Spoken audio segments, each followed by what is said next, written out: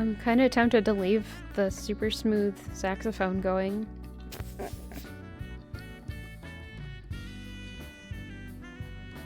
Hemio, thank you for resubbing at tier 1 for a 20th month! Here is your sip and thanks.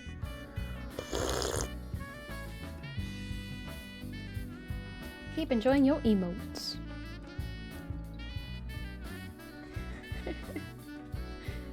Alright. And also, hello to Aaron2U2, Vampire MSX, Pemio! Hello. There were a lot of messages. Some of it was Nightbot. Blech.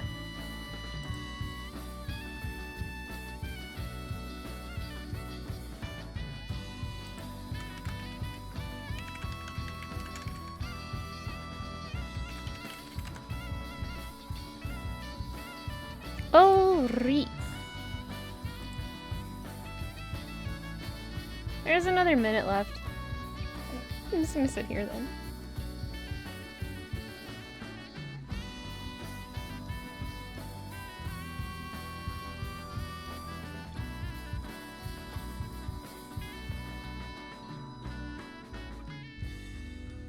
I'm fairly sure this is the right sim. In worst case, I have a few others I installed, just in case. I opted not to play what I was originally going to play today, because as amusing as it is, it might be a little bit too risque for this stream. As silly as that sounds.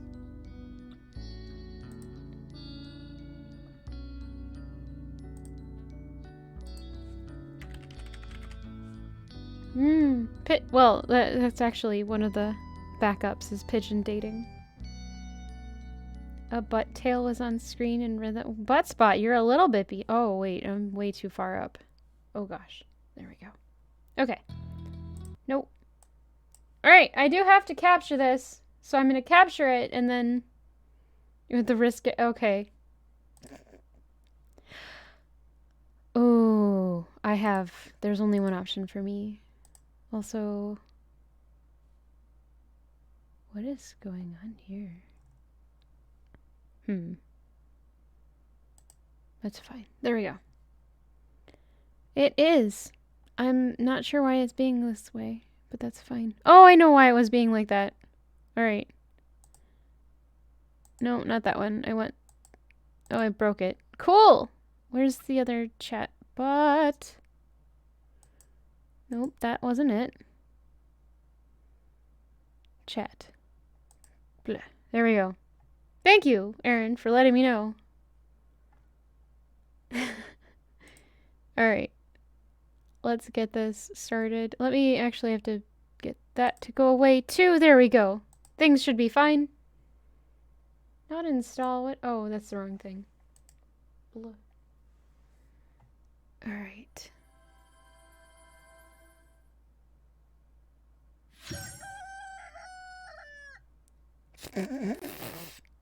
I know there's no game captured yet, sorry.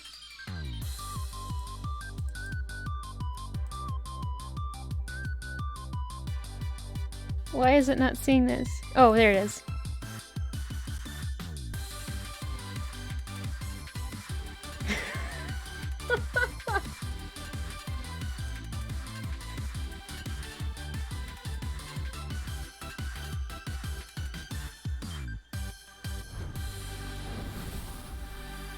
I'm very concerned about this, Aaron.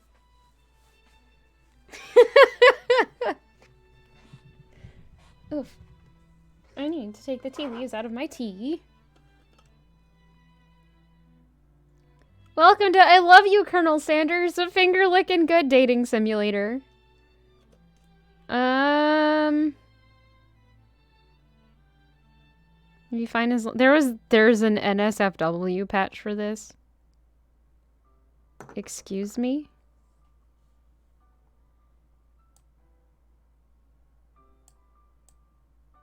Okay, I think I have to turn up the game volume.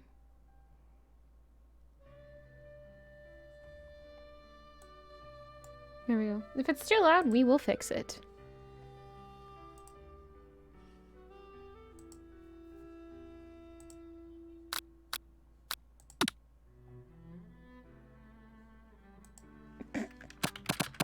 Oh gosh. Turn that back down a little bit.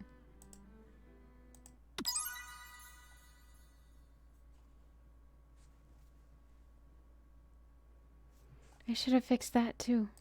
Give me a second.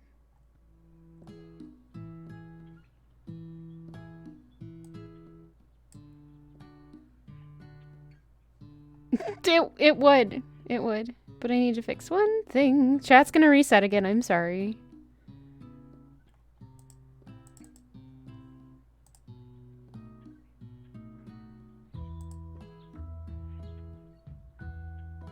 No.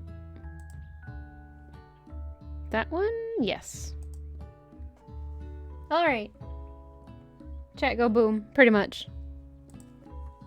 You sleep softly as the morning sun casts a warm glow through the window of your modest student apartment. The world is peaceful and serene. You could stay in the moment forever. Hello, wooden ducky. Ah! Or you could wake up. Now! Your first day of culinary school is no time to sleep in. Go away. That alarm is horrible. Lying in bed, you stare at the ceiling, thinking about everything that awaits you at the prestigious University of Cooking School Academy for Learning. Didn't you? I know it is super unrealistic. Your mind begins to wander. Who will be there? What will you cook? What should you wear? Time begins to fly by, and you find your imagination getting away from you. Ah, you bought me a chicken alarm clock. Thank you. I appreciate the thought. You'll need to take this seriously, or you allow yourself to daydream a bit, thinking about the future. Let's daydream. It's here, finally, your first day of culinary school. So many dishes to prepare, so many students to meet.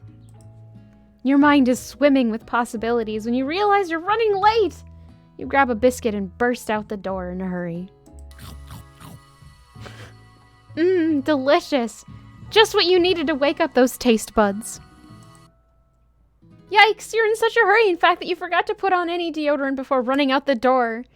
You're sweating buckets as you rush to arrive on time. Uh-oh. Standing in the quad, you gaze upon the magnificent University of Cooking School Academy for Learning. I'm gonna turn the game volume down just a little bit more. It was too quiet before. Here comes your lifelong best friend forever, Miriam. She's the most adorably awkward person you've ever met, and you absolutely love her for it. Good morning, Inari. Are you excited for the first day of the rest of our lives? Actually, because I sure am. Excited, a little nervous. Okay, a lot nervous. What's the...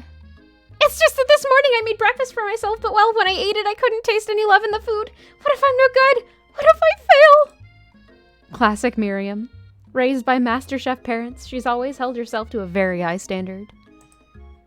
Ever since we were little babies playing together and you rescued me from that quicksand box, it's been clear to me that you're the most loving, caring person I know. You're going to do great. But with the University of Cooking School Academy for Learning's famous 3-day-only semesters, I'm afraid of being left behind and never catching up. Cardamom! Hooray! I did. Cardamom is so good. The sweet girl, Miriam has always had a flair for the dramatic. This summer, she got so nervous about her first kiss that she chipped a tooth practicing on a mannequin. Should you pep talk her or change the subject to give her some relief? Change the subject to school gossip. It's hard to see Miriam like this, and frankly quite exhausting. Rather than dwell on her anxiety, you try to change the subject to something more interesting. All summer, you've been hearing rumors about a dreamy, enigmatic mystery student who is enrolled at this school. Yeah, it's a little worrisome, but you'll be fine. Now, what about this mystery student we read about on the school message board? Any new deets? Oh, get this! I heard his name is Harland, and he's no ordinary student. They say he has powers. He's had them ever since he was born. From an egg. Oh no. Is this another pigeon dating sim?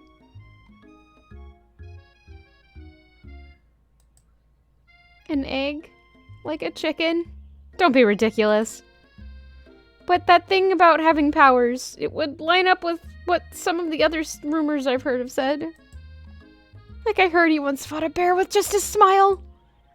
You both sigh, thinking about a student so handsome that the laws of physics don't dare to apply to him. Dreamy. Before you can get another word out, you're rudely interrupted when someone smacks your books and custom-engraved measuring spoons out of your hands and onto the ground. How dare you? Hey! It's Ashley, your arch rival. She's totally evil, but you can't help but be filled with jealousy. She can get anything she wants, and she knows it. Hello, Ashley. Ashley? I'm sorry. Oh, I didn't see you there, chicken shins. Who says that? You leave Inari's shins alone! They're perfectly normal shins.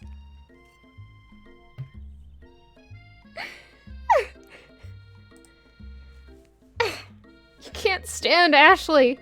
Even her name is annoying. You know for a fact that it's actually Ashley, but she had to add extra letters to make herself feel better than everyone. If anyone here knows what perfect shins look like, it's us. We're not going to let you or your really weird insults get to us. Across the quad, you see Ashley's best friend, Van the Man, has stopped to look at his own reflection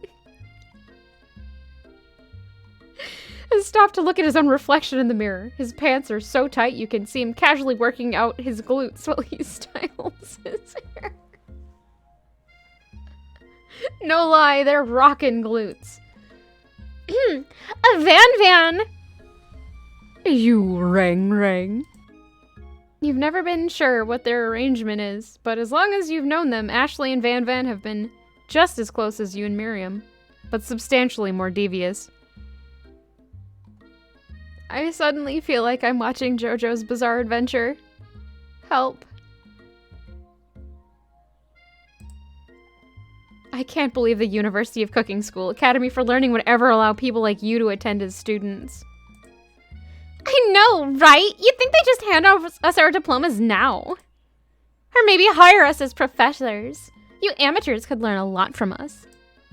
With the first day of school about to start, there's just not time to properly tell these two off. So you resist the urge. Let's go, Miriam. Psh, see you later, losers! Another student. As you approach the door, you see a goofy-looking kid pushing hard against the window directly next to it.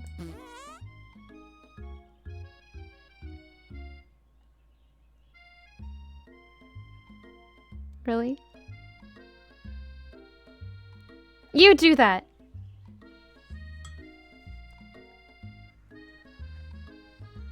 Perfect. Perfect, wooden ducky. Oopsie! I think it's broken. You reach forward and easily pour the door open.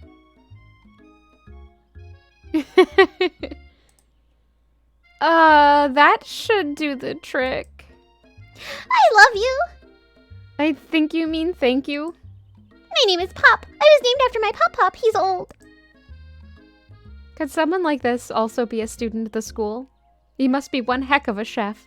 Also, his name tag clearly says Bob, but I guess he's reading it upside down. He's read it, is what I was trying to say. Hi, Pop. I'm Inari, so... Hey, sorry, wrong character. Are you going to make me hold this door all day? Nope.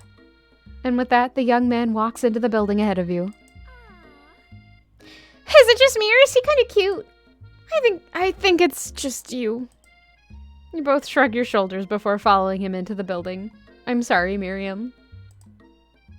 You stand at the edge of the room, unsure where to sit. Other students wander in and keep themselves busy chit-chatting. The first thing he did was toot. Aaron, the first thing he did was toot at me. What am I supposed to do with that?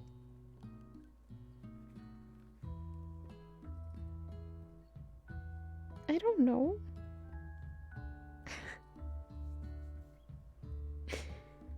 Oh no.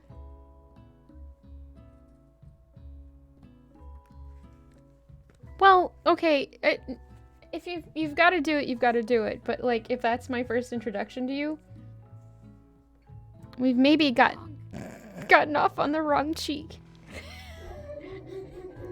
Synth Pop, thank you for the 100 bits. Here's your sip and thanks.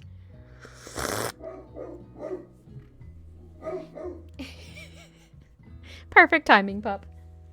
You stand at the edge of the room, unsure where to sit. Other students wander in and keep themselves busy chit-chatting. A scruffy-looking pooch takes his place at the podium at the front of the class. Adorable!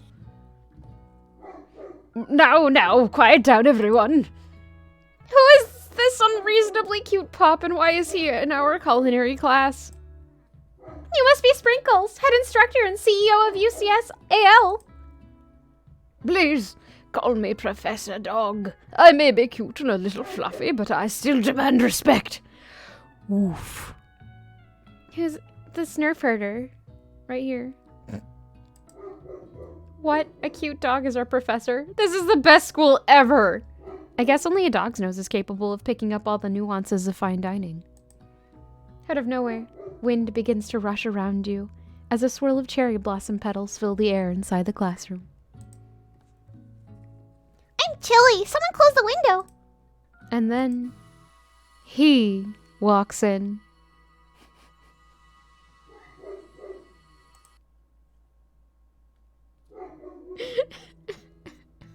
You're immediately swept up in the aura of this new student and his remarkable goatee. Who knew anyone could be so handsome? Time stands still. It's him! It's... If it isn't my favorite student, Harland. Colonel Sanders interrupts Sprinkles. Sorry, Professor Dog, before he can finish his sentence.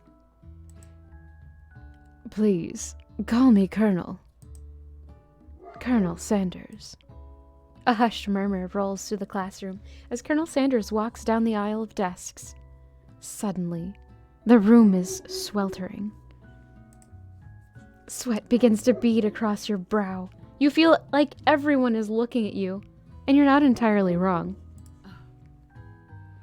And this over here must be sweaty sweats a lot. Maybe we should open that window back up before Faucet Pit smelts into a puddle and evaporates entirely. You two both know my name. We were in the same kindergarten class. What is with all your really weird insults? Faucet Pits. But he could learn so many things. Stolen valor. Yep. You turn to find Colonel Sanders standing right in front of you. Colonel Sanders, beautiful angel that he is, stands before you, smiling gently, his hand outstretched. Boy howdy, this classroom gets hotter than a Kentucky fryer. Oh, or do I need to give him a really obnoxious voice like, Boy howdy, this classroom gets hotter than a Kentucky fryer. You really want to know who the person in the picture in the back wall is? You know, so do I. Please, use my handkerchief. You freeze up. Colonel Sanders is talking to you. Wait. Colonel Sanders is talking to you about how sweaty you look? You're completely mortified. It's not good. Soulless Cat, hello. You wound me a little bit. Roger Eaton, former CEO of KFC. Oh, okay. Thank you. This can't be your first interaction. What if he never forgets this moment? How will you respond? Power move. Take the handkerchief. You stretch out your hand and Colonel Sanders places a fine silk handkerchief in it. It's so beautiful you hesitate to press it to your face. But when you do, the feeling is transcendent. Shouldn't be transcendental. It has his natural scent on it. It smells of the most delicious chicken you've ever smelled. Professor Dog steps in to settle the class down and get some good ground rules. And set some good ground rules. Welcome to University of Cooking School, Academy for Learning, the greatest culinary academy in the world. The birthplace of culinary legends past, present, and future. Many challenges await you. There will be tears. There will be blood. There might even be really adorable tiny food. Not the tiny food. And when all is said and done, there will be a battle. You will lift your sporks and compete in the broom cooking arena. He'd want to lead a life of his own and experience the world. It's not because of... That's fair. If that was what he wanted, I would allow it. Not that I could stop him. He could probably push me over pretty easily. Just then, another student enters the classroom and interrupts the professor's rousing speech. Who could it be? Oh no. Hi guys, sorry I'm late. I hope everyone had a good summer. I really miss... Quiet! Late to class is bad enough, but interrupting my monologue! You're on the fast track out of here, young men! Are you sure you're even in the right place? Don't you recognize me? This is my 3rd year in the school with you as my teacher. Everyone stares at him blankly. Does no one remember me? You're expelled if you utter one more word before I finish. Look at that little tail. He's too good. Get out, Rando. You're not anime enough. Except, given that, he's probably going to be the key to winning everything. Let that be a lesson to you, students, that tardiness is unacceptable. Hello, Litorius. Hello, Slitherman. I'm not working at KFC yet. I'm working on working at KFC. Even Clank made it here on time, rolling halfway across town on his tiny wheels. You turn to see the student Sprinkles, is referencing, who appears to be some sort of industrial kitchen appliance.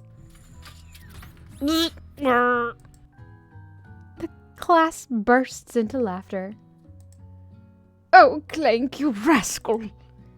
Sprinkles walks in the classroom as everyone stands in silent obedience. When he gets to you, he lifts his nose into the air and takes a deep whiff. Yes. Your diet is lacking. Based on what I'm picking up here, you definitely need a multivitamin. You should be taking better care of yourself. You've never had a talking dog as a teacher before, but Sprinkle's reputation for being smart but tough is well known. You decide to try and butter him up by giving him a treat from your pocket. But what kind? Clearly there's only one answer here, and that's chicken snack. Unless someone objects. A bachelor to get your foot in the door, right?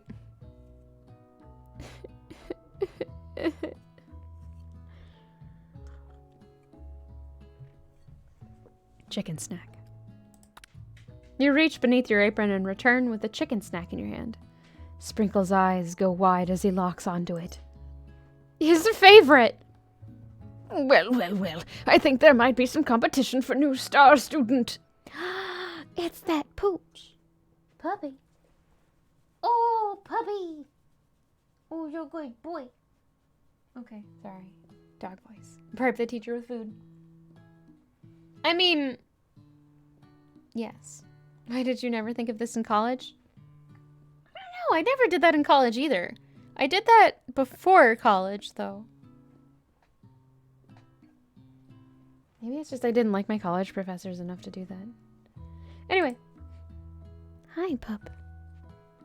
The furry professor immediately devours the snack, leaving your hand slick with a coat of warm doggy drool.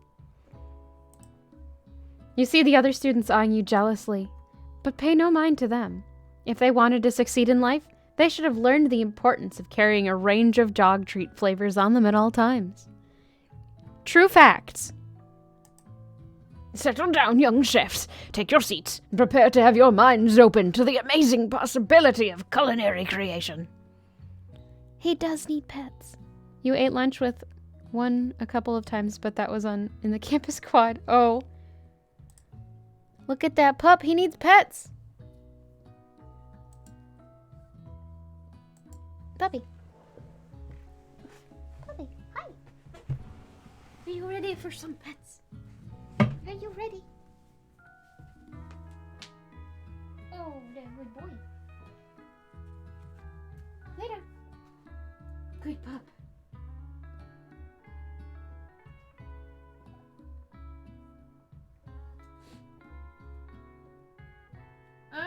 timer, sorry. There it is. Oh! We've got a minute of puppy pet time. There it is.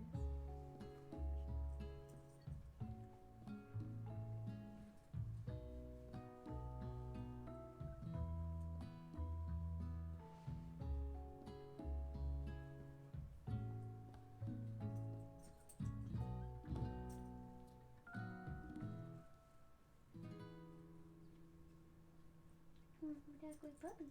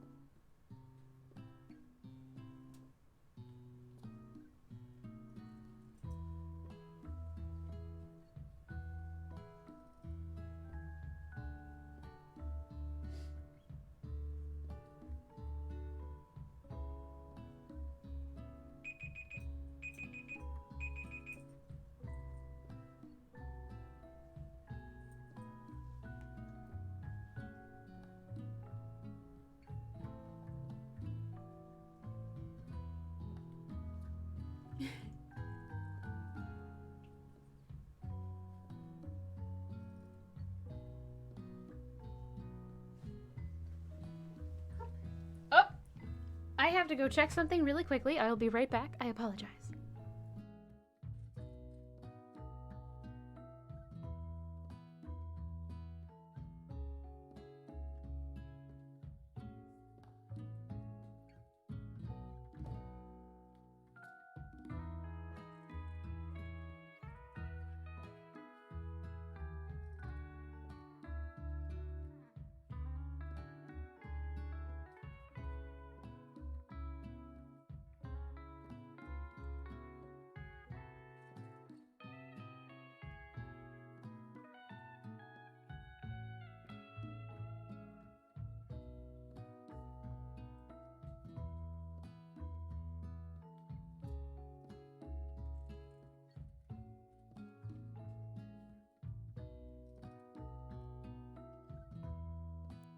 All right, hello. Thank you for waiting.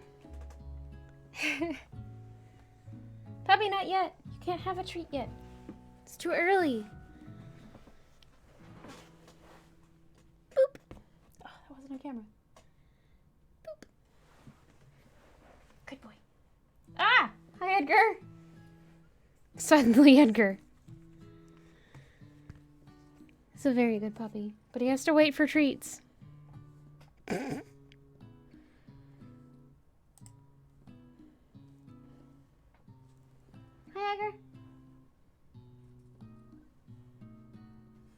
He's getting sneefed. Steam has a big RPG Maker sale going on. Oh, neat. All right, thank you to Wooden Ducky and Soulless Cat for those puppy pet time redemptions. He appreciated it, and so did I.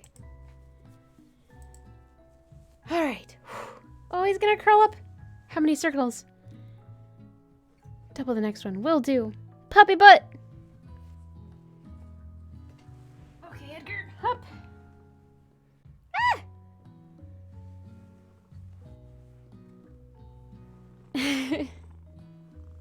Yes. What are you doing, Edgar? Sit. Do something other than thank you. All right, settle down, young chefs. Take your seats and prepare to have your minds opened to the amazing possibilities of culinary creation. As everyone rushes to claim their favorite seats, you're left standing at the front of the room. Only 2 options remain. Hey, Inari, there's still a seat here. It seems that no one has claimed the seat next to me, if you're interested.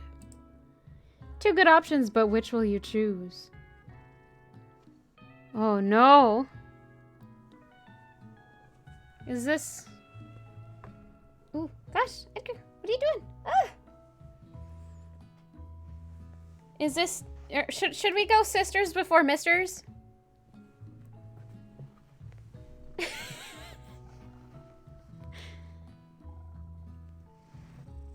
I feel like we're gonna have drama if we sit next to Colonel Sanders. Sisters before misters, then. You moved to take your seat next to Miriam. I'm so glad to have you near me to support me through this class. This is true.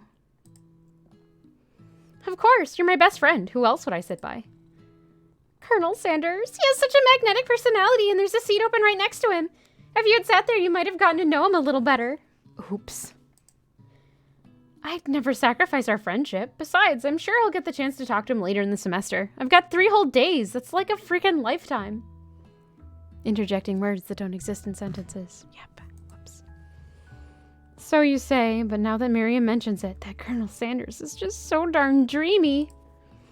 As soon as you've settled into your seat, the professor makes an announcement. Think fast. It's time for a pop quiz. I had to. Yay! A quiz about me! This incredibly important and surprisingly short quiz will tell me if you are ready for a life at culinary school. I am also furious that it didn't make that joke. How dare. How dare. Pub quiz. Thank you. Keep your knives sharp and your focus sharper. Here comes question number 1. If train A is traveling to point B and train B is traveling to point A, how important is it to wash your hands before cooking? Extremely looking at you, Pop. That's right. Forest is to tree as chicken is to.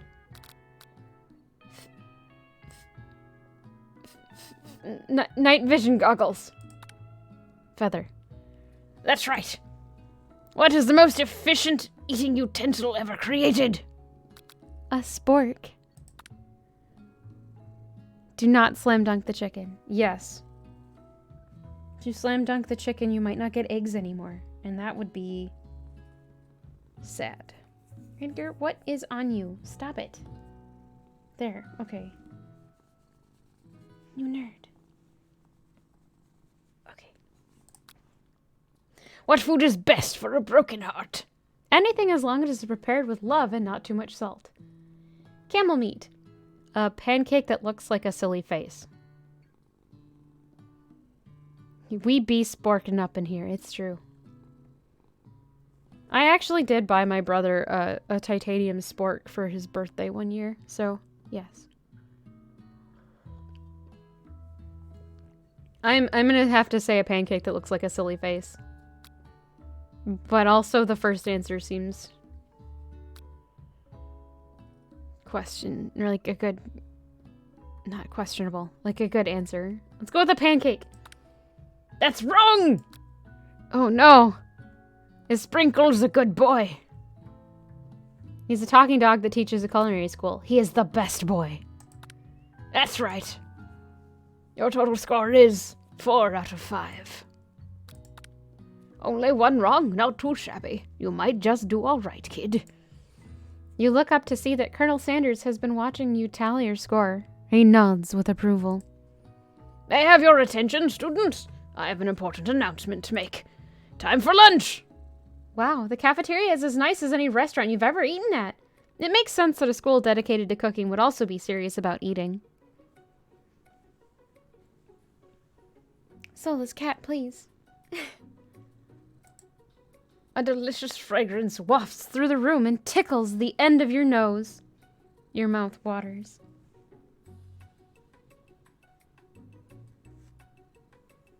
One moment. Edgar has a tiny mat, and I must fix this. Now he's going to bite me. No bite. No bite. No bite. No bite. Don't bite me. It's not my fault. You have this. Stop. There. Ah! Tiny bite. I'm good. There. Edgar bit. Because he had a tiny mat and I worked it out of his fur just now. It's fine. Now he's mad and he just left. He doesn't bite painfully. He just like kind of lunges at you and his teeth hit your arm.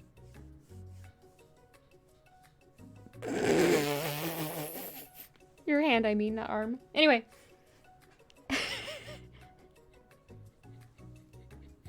I love that. Alright. Your mouth waters. Do you smell that? That must be our lunch. It smells crazy good. Everyone, can I have your attention? Is it about lunch? No, I just wanted to apologize for my tardiness. You see, I was... Howdy, folks. I'd like to make an announcement. Hey, I was... It's about lunch. Everyone cheers. But I... Shh! Lunch, lunch, lunch! She said shh. In honor of the new semester, I have prepared something special to share with everyone for lunch. That must be the smell I smelled! Indeed. That smell? You hold your breath, waiting to see what food this mysterious student has created. You've heard that he's very talented, but were the rumors true? Is this? Colonel Sanders lifts a large bucket above his head. Its contents glimmer in the light. Piled high are huge pieces of chicken, breaded and fried to a crispy golden finish. The aroma envelops you, and you begin to feel warm and safe. Colonel Sanders has filled a bucket with chicken? What a novel concept. Your stomach begins to grumble, as if to say, stop thinking and start eating. For years, I've been developing a secret recipe for the perfect fried chicken. By my calculation, nothing less than 11 herbs and spices are required to achieve the perfect balance of flavor. You look around and notice that every other student has a pen and paper and is scribbling notes as fast as they can. But that's all I'll say about that. What, you think we want your stupid secret recipe, dude? Pshaw! Nah, my dude, nah. Oh my gosh, I just noticed his pompadour is a star. Oh, for Pete's sake. This is so JoJo's Bizarre Adventure now. I'm just, drafting a last will and testament in case, one of those ingredients is, poison. Got him! He looks around nervously to see if anyone is laughing at his sick burn. You wait to see what zinger Ashley has prepared to follow up, but she suddenly takes a different approach. Yeah, and I was just, like, writing in my diary. Dear diary, today I smelled something beautiful. I knew at that moment that only the hands of a true gentleman could fry chicken so tender. You see her body language change from bitter and evil to sweet and innocent as she slides closer to Colonel Sanders. She realizes that he is destined for greatness and fame with cooking skills like this. She wants him all to herself. Bonnie, please. Oh, please. Well, then, the man, if you don't want any. I'll take his. Whoa, hold on. I mean, I guess I'll try it. He takes one bite, and his eyes grow wide. When you streamed this, someone called her Thisley. Oh, no. Oh, no.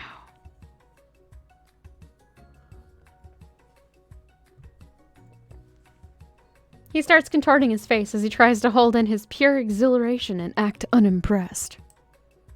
Easy now. There's enough for everyone. Please, my fellow classmates, dig in. You said it once. I know. You take one of the pieces of fried chicken out of this bucket and sink your teeth into it. It's amazing. Tasting Colonel Sanders' food transports you to another dimension. Alone with your taste. I don't know how old he is. Alone with your... No, this is anime. He's probably 25. Given his white hair and his aged persona. Alone with your taste buds, gripping a drumstick in your hand, you float weightlessly. Focus your mind and meditate on this moment. Try and identify every flavor. Savor the moment and everything that it tells you about Colonel Sanders' culinary heart. Swim towards the light. This is the first time I'm seeing this too. Do we want to identify flavors or swim? Okay. Swim it is. Swim toward the light. Somewhere up ahead, a bright light beckons you. The flavors are so intense, you become wrapped up in them. Unable to resist, you reach toward the light. It grabs your hand and pulls you closer, closer, until your fingertips connect with the end of everything. You are forever lost in the land of... It's totally going to be Colonel Sanders. You are forever lost in the land of tender, fried chicken bliss. Your mind dissolves. There is no Inari now. There is only herbs and spices. Though Miriam tries to revive you, this is the bad end! Ha! Game over!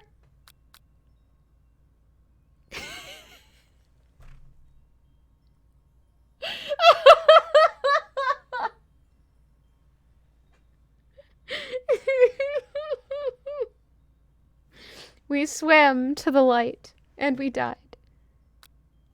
Try again.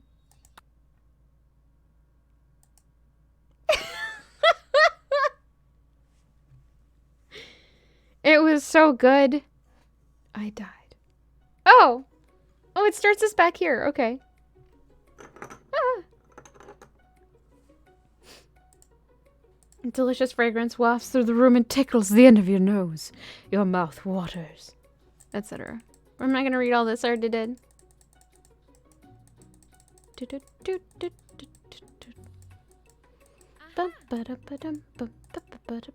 Oh no, is this song going to be stuck in my head now? It's chicken! Look at that chimkin!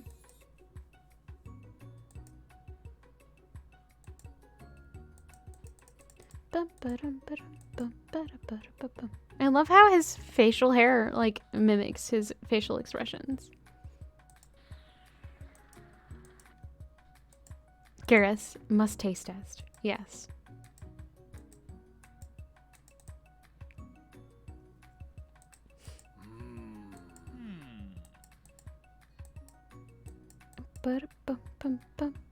Why are I just noticed that Ashley has chicken legs on her leggings. Not leggings. Van the Man. Yep. That's his name.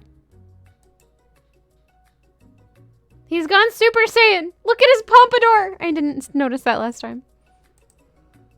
Take one piece. It's amazing. Okay, transports you to another dimension. So, let's savor the moment. Savor the moment. Don't die. I'll just swim towards the light again. It's fine. Toward. The flavors in your mouth are beautiful, pure, heavenly. What a guy! Alone with the flavors, you'll feel something that can only be described as love. For a man? For a flavor? Are they the same? After tasting his food, you try to get some one-on-one time with Colonel Sanders. You approach Colonel Sanders. Colonel Sanders smiles ever so softly as you approach. He stops what he is doing and allows you to break the silence. Colonel, I wondered if I could talk to you for a second. Anything for a fellow chef. I've done that before, Slitherman. Ada. That's not a good one, but there you go. What exactly was on that chicken? How bold to come and ask. You're welcome. It's an idea I had for a new combination of flavors that will make me my fortune, and establish my legacy for all time as I open a chain of highly successful fried chicken restaurants. No big deal.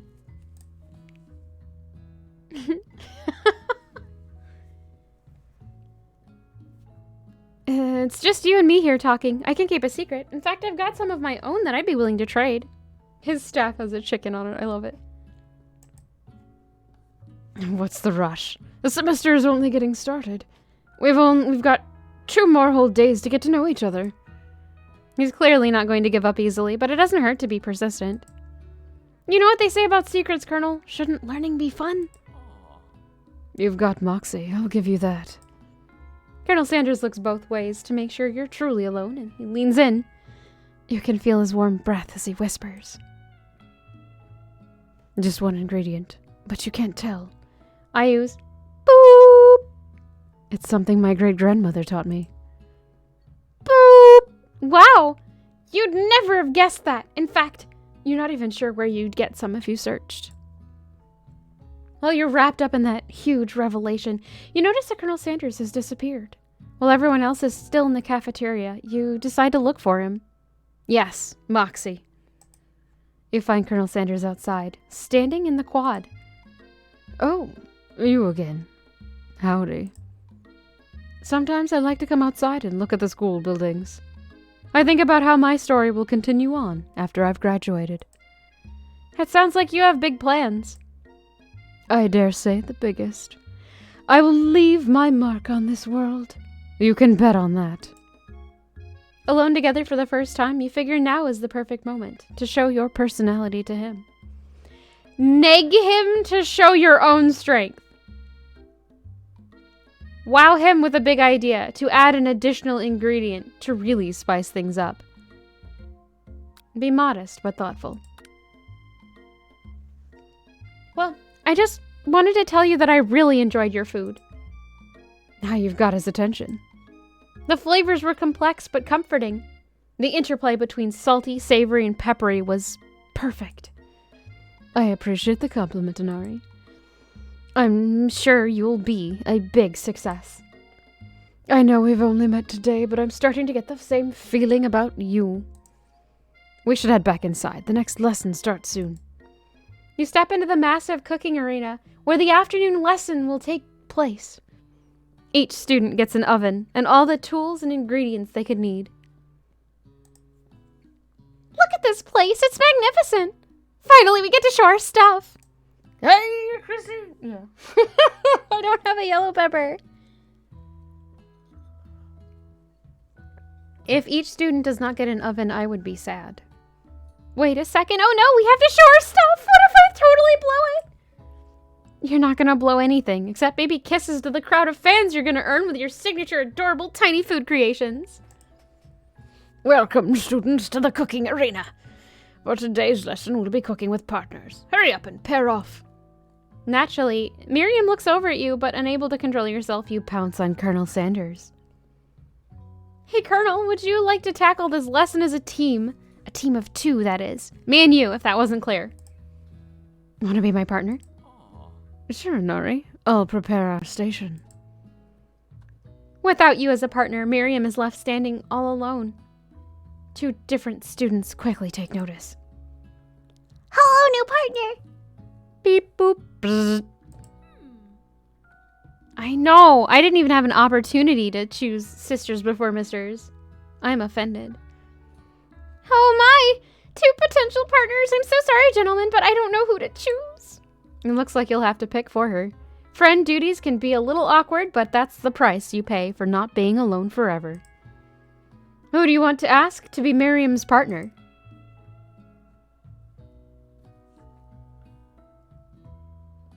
Pop or robot? Paul, please. Maybe. Yes, Fearlex. Friend duties. Is one of them an oven? It's highly likely one of them may be an oven. So you feel obligated to not vote. That's fair. Child or robot? I feel like child would be better because child has a heart. Sorry, robot. You haven't seen the wizard yet. Maybe.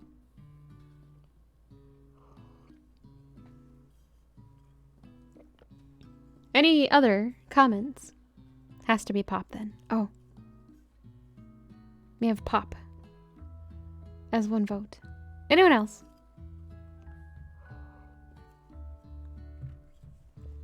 He, however, is a child and may screw up the food. But the heart is important. Bum, bum, bum.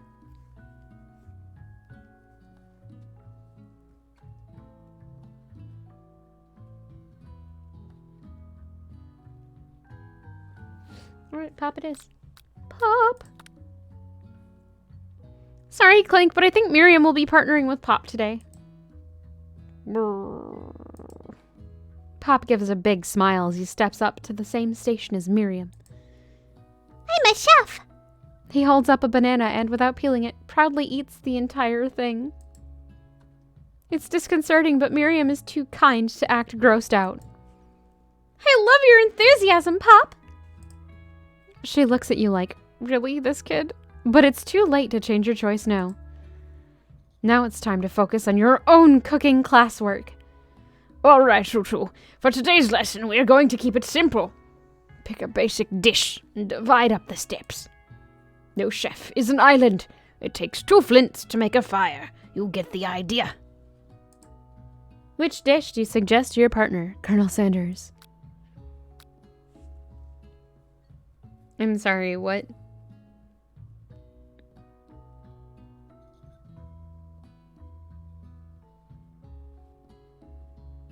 I'm sorry, what? Steak tartare seems easy enough. It's fancy, and you don't even need to cook it. Using octopus will blow Colonel Sanders' mind. Your grandmother's mashed potatoes and gravy. Mashed potatoes and gravy, please. I've always been something of a down-home chef. I was thinking we could make something warm, inviting, comforting.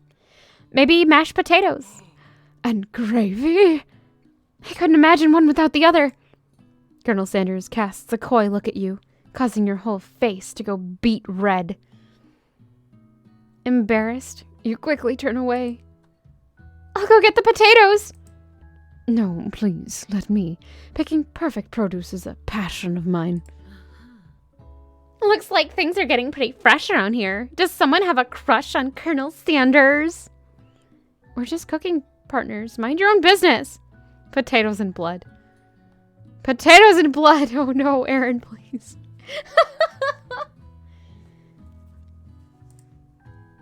Sanders' heart is my business, and you'd better keep your fingers off of my man.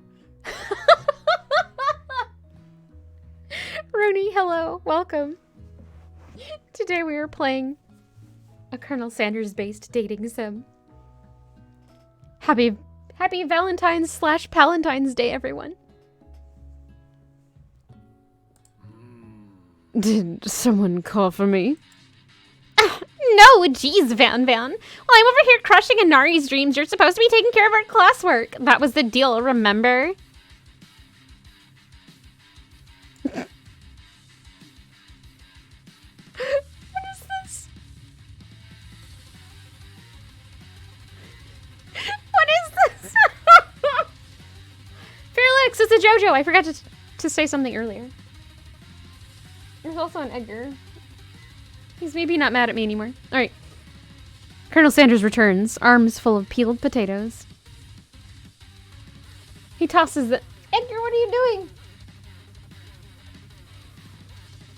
He tosses them into boiling water and turns his attention to you and your old friends. Oh, howdy there, Ashley. Van. Are we working on a quartet instead of a duet now? Actually, no. It looked like Inari was struggling, so we offered to give them a hand. You know how it is. These young amateur chefs need a lot of mentoring. Edgar, no! That is my plant. Do not eat it. I was going to say, Colonel Sanders, maybe I could also teach you a thing or two about fancy food. Maybe one day you might be able to get up to my level. Ha! Doubt it. Hi, Edgar.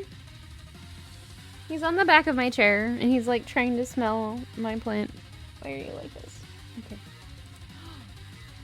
Don't be rude, Van. Oh, don't eat my plant. Don't throw up. Gosh. Personally, I have no doubts whatsoever about Colonel Sanders' ability to concoct creations worthy of admiration. After all, your fried chicken was quite spectacular. But Colonel, if you ask me, I might make a better partner for you than this thing that has positioned itself at your station.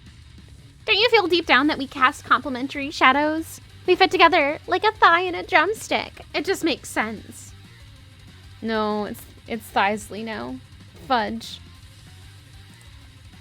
Nothing about this makes any sense, but one thing is clear. She's coming for the Colonel, if you don't watch out. Ashley is really going at you hard. You need to ask for some backup here before things get ugly. Turn to Colonel Sanders, hunk of hunks, in your time of need. Turn to Miriam, your forever bestie, who has always had your back. Sisters before misters. You turn to Miriam, and as soon as you find her, she senses it and looks back. This girl's friend in need radar is second to none.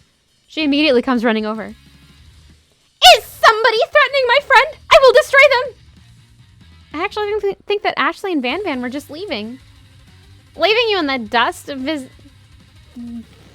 vis-a-vis. I know that's not how you pronounce it, but... My skills as a chef, perhaps, but stepping away from this competition, you are sorely mistaken. Miriam, your loyal friend. You're a loyal friend, but Inari is my partner for today's activity. Vis-a-vis? Okay. You look for Sprinkles in hopes that he might step in, but he's nowhere to be found. Darn those cute corgis and their short but sturdy stature. You look down at your station and realize that in the tension of the moment, your hands have been cooking on autopilot. Distracted by the drama, you've already crushed the boiled potatoes into a perfect creamy mash texture, with plenty of butter and cream for flavor. It's as if your natural passion guided you through the steps you know so well while your attention was elsewhere. I know just what to do. Colonel Sanders extends his hand. He's holding a beautiful white porcelain gravy boat out of which pours a smooth brown gravy, smothering your nearly finished potato dish. Gravy flows down the mound of mashed potatoes. The results look spectacular. Granny would be proud. Colonel Sanders holds a spork out to you. You reach out and grab hold of it, but he doesn't immediately let go. The two of you stand holding the same spork, and for that small moment, all of the madness and pressure in this crazy world stops. Your eyes lock. The moment is electric. Time stands still. If you love something, set it free. Together you dig the utensil into the mashed potatoes and lift a heaping sporkful up when you see Ashley with a sinister look. You know she's plotting against you to be with Colonel Sanders. And then, filled with rage and without thinking, you fling the sporkful of mashed potatoes right into Ashley's stupid, beautiful face. Van Van! Do something! Do something! Scooping up a fingerful, Van Van tastes the dripping mashed potatoes and gravy and realizes that it's delicious. Horrified by this revelation, he slinks away. Will he ever be able to cook something with so much love and integrity? Hold on right there, Inari. We do not waste food in the broom cooking arena. Colonel Sanders, I expected better from you. If you throw one more spoonful, you'd both better be prepared to eat it from wherever it lands. Can I has potatoes face? Van Van rushes back over. A covered dish in his hand.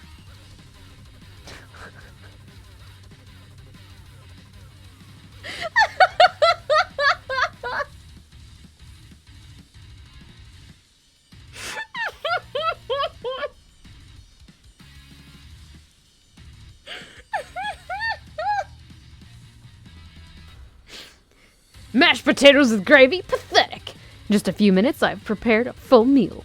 Gaze upon my specialty, braised tentacles of octopus in my silky saltwater sauce, plated on a battle axe blade forged by my supreme chef ancestors. You've ignored me for too long. That ends now. It is I who will have first bite, and you will all look on with envy. Oh no. Student is about to die, I think. The interrupting student rushes at Van Van and swipes a bite of his signature dish right off the plate. No! Don't! Something about this dish doesn't strike my nose quite right. I think the octopus was rushed. It may have turned in the process. The results could be toxic. Too late! It has been eaten! I think I left something in the oven. I don't feel so good.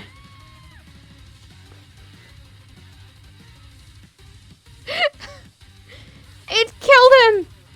Everyone step back! Don't take another bite! When you look back at the plate, the rest of it is gone. You notice the tip of the tentacle being slurped up in Pop's mouth. Pop winces in pain for just a moment, then is immediately back to his oblivious self. Oopsie! Tastes like poison! The entire class has gathered to watch Pop's final moments. Shock has frozen the whole crowd. They are as motionless as statues. The class bell rings, disrupting the moment and snapping everyone back to reality. It would appear that Pop's enthusiasm for trying new things, despite obvious danger, has inoculated him against poisons of all kind. He's spent years developing an immunity to iocane powder.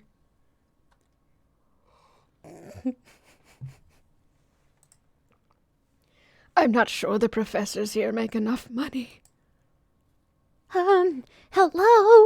I just turned into a ghost over here!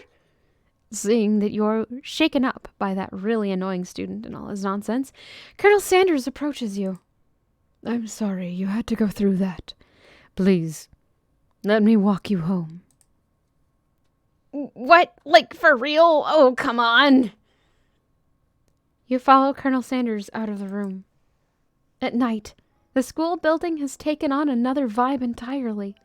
It's dark, and more than a little spooky. Colonel Sanders stands in the quad's neon glow and speaks softly. Those mashed potatoes you made in class today. Before you go on, I want you to know they're not a great representation of my skills. I didn't even realize I was making them. They were amazing. Tasting them, it reminded me why I became so passionate about food to begin with. Colonel Sanders is getting choked up. Cooking is obviously important to him in a way that you find inspiring. Now might be the perfect time to tell him you're developing feelings for him. Colonel Sanders? Yes, Inari? There's something I need to tell you. Hold it right there. There's something I need to tell you first. Oh, geez. You see, when I was a boy, I had a dream that one day I would be the greatest chef the world has ever seen. I don't think it is, Fearlex. And every day since, I've been working toward that dream. Day and night, never stopping, never resting. It's also lifting a lot of weights. Like so many weights. We should follow our dreams with all of our hearts, that our souls may grant them, like wishes floating on a shooting star. It was? Was it really, Aaron? Oh, no.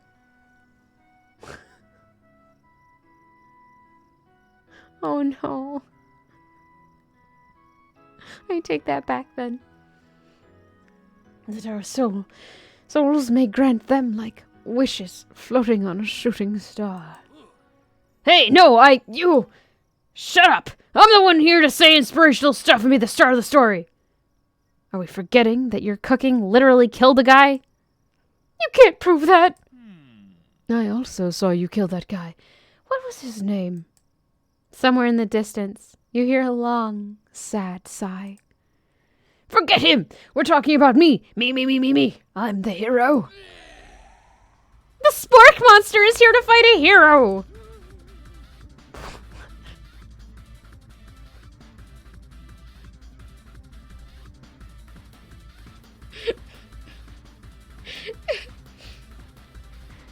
Aaron, this is the same situation where I didn't realize a game that I was playing was M-rated. No, I didn't notice!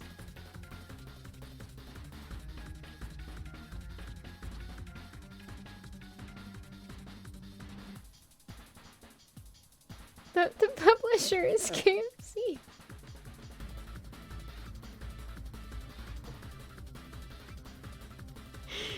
Is that supposed to be like a biblically accurate Spork Angel?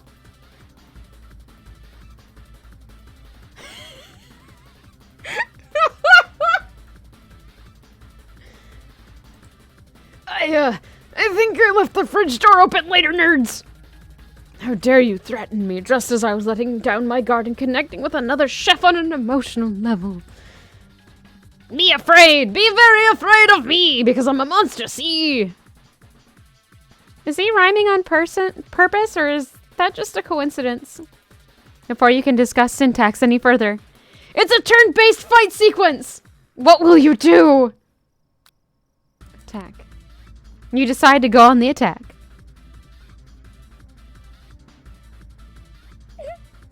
No, it's in the New Testament.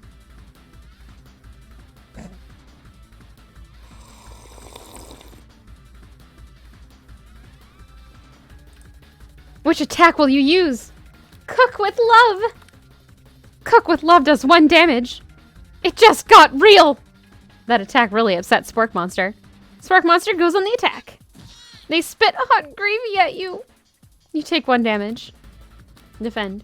You decide to defend! Which defense will you use? Trepidation! I was making a bad joke, I'm sorry. It's the one that came out since Pastafarianism came out. I'm shutting up now, I'm sorry. I'm being blasphemous, I think. You continue to stay back and endure whatever comes your way. It seems like a pretty weird strategy, but okay, sure. You do you. Spork Monster focuses their mashed mind, and it draws in energy from Mother Earth itself. They grow larger and more intimidating. How will you respond? I'm sorry. You decide to go on the attack. Which attack will you use? Cook with love again. Spork Monster is no quitter. Buffed up and ready to rumble, they go on the attack once again. Spork Monster uses Utilitensile. You take 2 damage from the attack. If you take much more damage, you're not going to survive the battle. Pets!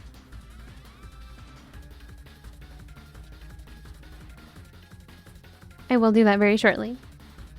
Attack again. You decide to go on the attack. Cook with love. Cook with love does 1 damage. Spork Monster is oozing cheese sauce onto the lawn of the quad. Wonder who's going to have to clean that up. Feeling vulnerable, Spork Monster prepares for its ultimate attack. Rounded Edge. Vile villain, your reign of terror stops here. Colonel Sanders summons the energy of 1,000 chickens. Pot pie power pinch. Why is his shirt open? Oh no. Pot pie power pinch does 10 damage. Spork Monster is defeated. You saved me. An injured Spork Monster spews steam into the night. Spare this wretched beast. You manage to tamp down your disgust at the sight of this gnarly beast long enough to realize that he is still a living creature with a pure soul who deserves your pity, not your wrath. Begone, beast! Don't you dare come back for a follow-up encounter tomorrow! I won't forget this, and I certainly won't be back like you said. The Spork Monster scuttles off into the night. The defeated monster left behind a special item. It appears at first to be a cookbook, but upon closer inspection, it is so much more. It's a book of magic spells, with a golden chicken on the cover. You open the cover and find a library card tucked inside. The last name to have signed it out is Borko. Borko. That name sounds strangely familiar. Your blood is pumping as you stand in the quiet of the night, holding the mysterious book in your hands. As you come down from your battle buzz, you realize that your final attack has left you completely depleted. Are we swooning now? The world around you begins to fade away. Without any energy to keep your eyes open, darkness overtakes you. The image of Colonel Sanders flashes before your eyes as you fall asleep. He must have helped you get home. In your tired state, you don't know if you could have made it without him. What a guy. You want to thank him, but you don't have the strength to utter a single word. You feel your covers being pulled up over you as you are tucked in tightly. Good night, my Colonel. In your dream, you're together with Colonel Sanders. For some reason, Sprinkles is also there, instructing your love. Dreams are weird.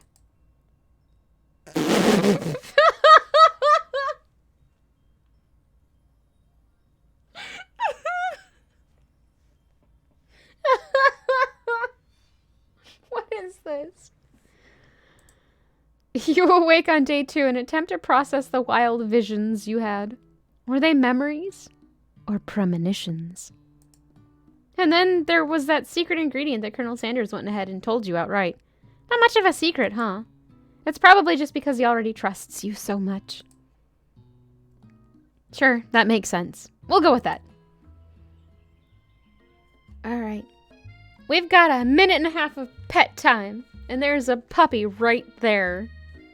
Oh my gosh, he needs the pets. I don't have a minute and a half timer anymore. Add.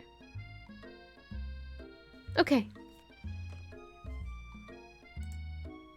Puppy!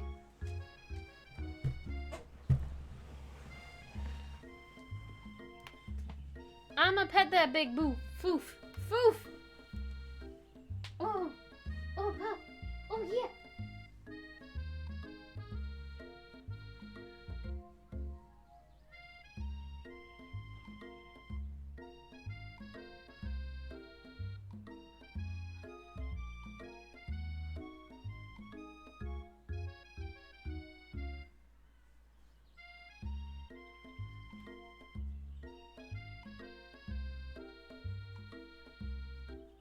Oh no! We have 2 minutes now!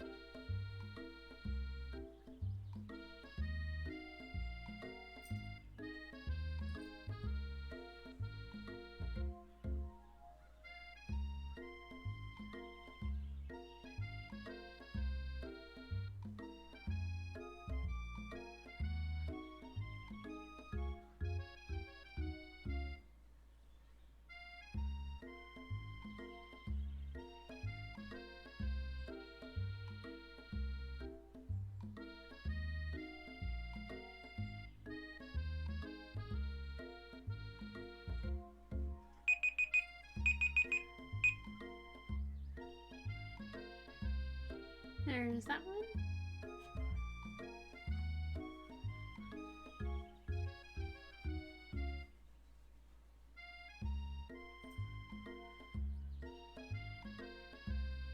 Boop! Big boy! Thank you.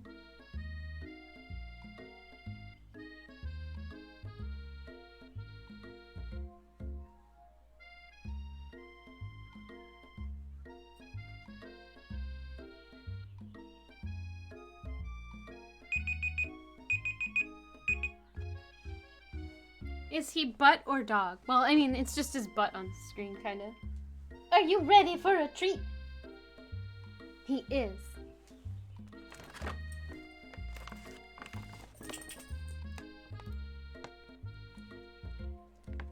Zip bag open! Thank you. Nope, not open yet. Are you ready, puppy? Are you ready?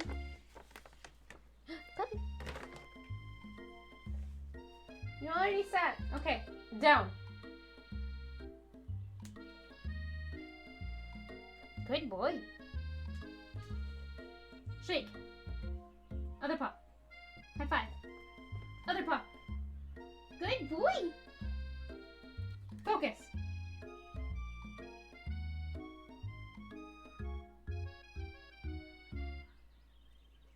Stay.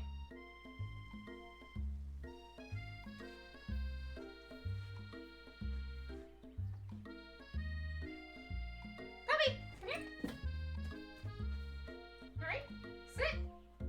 Stay.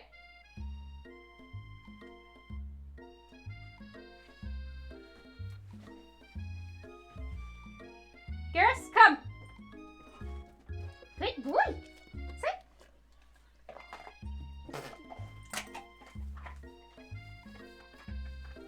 He does. He just doesn't generally like doing that. He's so excited. It's peanut butter flavored. He loves those.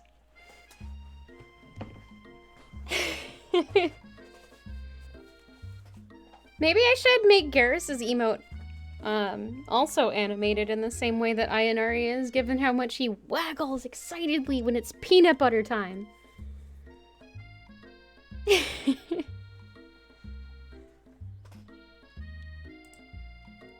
Alright, you meet up with your bestie in front of the school.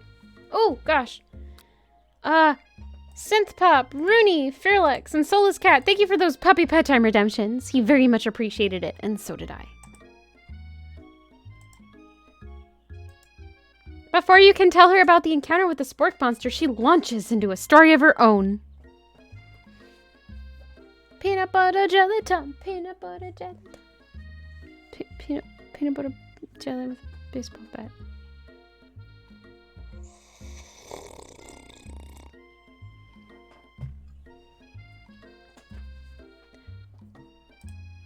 Okay, I know this might sound a little strange, but I think I might be, I think I might like Pop. Like him? Like? Oh no, he's gonna steal your shield. I know it sounds like it's moving too fast, but there's something about him. I like him. Like him. I got to talking after class, and he's actually a totally sweet guy. Not only that, but he's really smart. He told me all kinds of stories about Colonel Sanders. I did. Did you know that Colonel Sanders enlisted in the army when he was only 3? Not only that, but he founded a special unit of super soldiers who all wears the same hats just because he put a hat on one time and thought it looked cool. Hello, Earth Scum, by the way. But Colonel Sanders doesn't even wear a hat. He wears a ribbon tie. Either way... Oh, wrong character. Either way, maybe it'd be best if you took it slow with this new boy. Like I am with Colonel Sanders. You and Colonel Sanders, the coolest guy in school? The most famous student to ever attend University of Cooking School Academy for Learning? You're a thing now? We definitely connected yesterday. Sure you did. You're great. Why wouldn't he be into you, I guess? Laughing at the implication that you and Colonel Sanders might be a thing is definitely not cool. You are great. Thank you, game. You have an idea about how to prove that your love is real. Well, if he's not into me, why did he tell me one of his secret ingredients? Your bestie's eyes light up. A secret ingredient? Yeah, I just said that. A secret ingredient. Is there a dramatic echo in here? Miriam checks to make sure you're alone before continuing. So this summer, while I was on vacation with my family, a lovely man approached me in the botanical garden while I was wandering. This can't be good. He told me about all his passions for spices, secret spices. And even gave me some to show what he meant. He said it was a powder created from super duper rare dried flower petals, and that if I did him a big favor, I could have some of my own. Please, Miriam, don't tell me. So he filled my suitcase with them and brought them home. He was so nice. He even met me at the gate when I arrived. Later, when I cooked with him, a very strange feeling came over me, and the flavor was unlike anything I've ever tasted. I think you're being very liberal with the meaning of spices here. Really?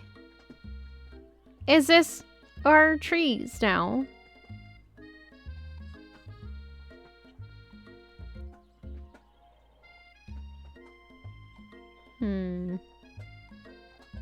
Whatever, anyhow, we both share an interest in cooking, so we've stayed in touch, like pen pals. I bet he would love to know more about new spices. Well, I'm definitely not supposed to share Colonel Sanders' secret recipe, and besides, I only know one of the ingredients, so I doubt it'd be much use to anyone. Febber. Please, please, please. It would mean the world to me. No one has to know it came from you or from Colonel Sanders. What do you think? Should you protect Colonel Sanders' secret or share it with your bestie? Protect the secret at all costs. You quickly think of a fake ingredient name. I don't know, how about... I have Newt! I know, sounds like some kind of witch's potion, but what can you do? Oh no, what was that actually supposed to be an analog for? Like it was... There's an actual spice, or not spice, herb that's... What was it? Is it mustard seed?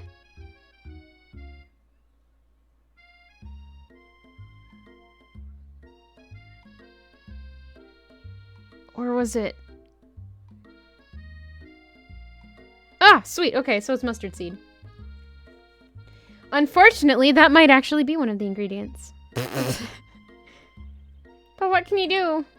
I have Newt! Wow! Her eyes light up, imagining such a thing, and you figure that you've satisfied her curiosity and she'll move on. However, she immediately turns around and does some thumb typing on her phone that you can't quite see. That's probably not good.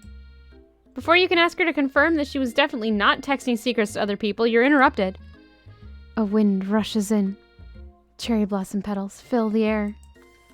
It's Colonel Sanders. He's arriving at school. Stand back and admire his majestic glory or run to him.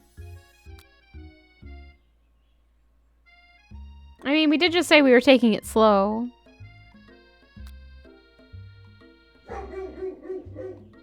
I know, puppy. Let's stand back and admire his majestic glory. Colonel Sanders' horse is truly a thing of beauty. Why is Edgar screaming at me? Edgar! Yodelger, come here. I have lied before. What? Oh, fair.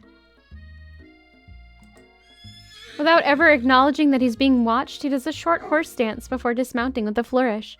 He then slaps the beautiful creature gently on its rear, sending it running free into the countryside. You are so struck by the sight of him that you lose the ability to speak coherently. Oh, I didn't realize anyone was watching.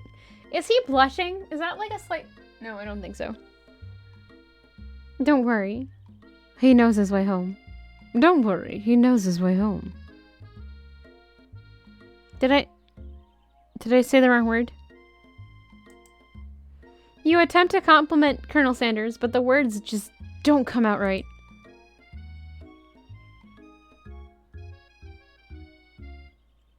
What a horseful beaut what a horseful beaut you have. Dang it, that's what I just said. Being a good friend, Miriam attempts to cover for you. Oh, Inari just gets really nervous around people they like. What? I say things wrong all the time, so I wasn't sure. No worries. Thank you, though. This is not helping. I mean, they got food poisoning and were up all night. It was gruesome. You should have seen it. She gives you a wink and a smile as if to say, situation handled. Can't blame a girl for trying. And with that, Colonel Sanders disappears into the school, leaving you and Miriam to follow. When you enter the classroom, you can see your two rivals, Ashley and Van Van, are doing something bad. By the way they're hiding, you know it must be really bad. Like counterfeiting recipes bad, experimenting with restricted ingredients bad, summoning a demon bad. You try and get a peek over Van Van's hulking shoulders. But he sees you coming. Oh there, little one. I'm not sure you're ready to handle this. Why don't you make like a bee in my own wax, honey? How dare you? Tell them to stop acting immature. Act like you're not interested in them, but really try and get a closer look.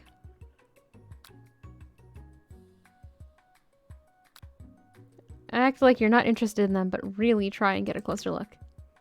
You stand near their rivals, but leave your back turned to them. You even hear Van Van mutter something that sounds a bit like a magic spell. However, he notices you eavesdropping. You try and cover your tracks and improvise an excuse. It's time for a class and you're distracting the rest of us who want to learn. Now you've upset them. Oh, and you're the emperor of cooking, are you? You make the rules? I'm not sure you know a good meal if it ate you. Excuse me, my potatoes yesterday were glorious. Being the best chef in the world takes more than just culinary skills. It takes creativity. It takes panache. They should have said ganache. It doesn't hurt to use a little evil. Evil? That's how you killed somebody yesterday. You finally get a look at what it was they were hiding, and you instantly recognize it. It's a book, just like the one you found after your encounter with the spork monster. It's the same book that I found last night in the quad. Ashley immediately elbows Van, who hides the book behind his back. I don't know what you're talking about. That book is a family heirloom and its contents are secret. You notice that they haven't just been studying the book. They've got Pop pinned to the wall and they're tossing potato skins at him as he tries to catch them in his mouth. We're playing.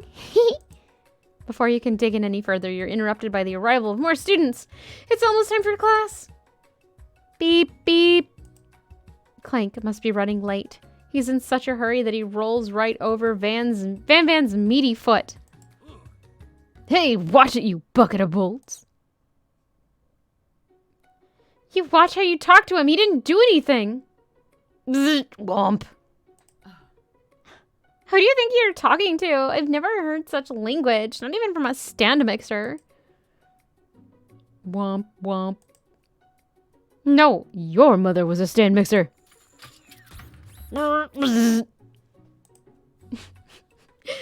Van jumps to attack Clank, but Clank shocks Van, sending him flying across the room. Protect me, Colonel Sanders! These crazed men are about to come to blows! I think it must be over me, but I'm not interested in either of them! Ashley's tone has completely changed in an instant. She bats her eyelashes at Colonel Sanders.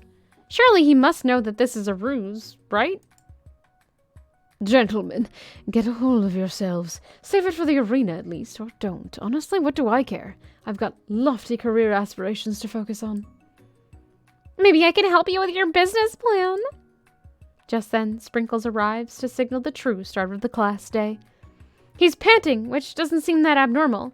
He's a professor, but he's also a dog. What? When did they tell us the teacher was a dog? This is news to me.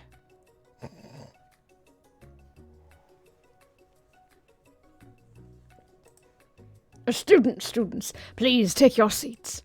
I apologize for my late arrival. I spent the morning chasing a car all around town and my tiny legs are very, very tired. But I'm here now, and I hope you're ready to learn. Rub his furry dog belly. He loves it. After he catches his breath, Sprinkles regains control of the classroom. Without further ado, we'll review the global history of my favorite fowl, the chicken. You want to pay attention to the lesson. Truly, you do. Which is why in 1776, at the signing of the Declaration of Independence, it was a chicken who first signed their name. You can't help but daydream about Colonel Sanders, and you miss most of the important parts. When you come to, Sprinkles is holding a tray of food in front of you. Well, Lenari. Naturally, this appears to you to be a sample platter. Which item do you want to sample? A simmering pepper? A dog biscuit? Or a glass of water?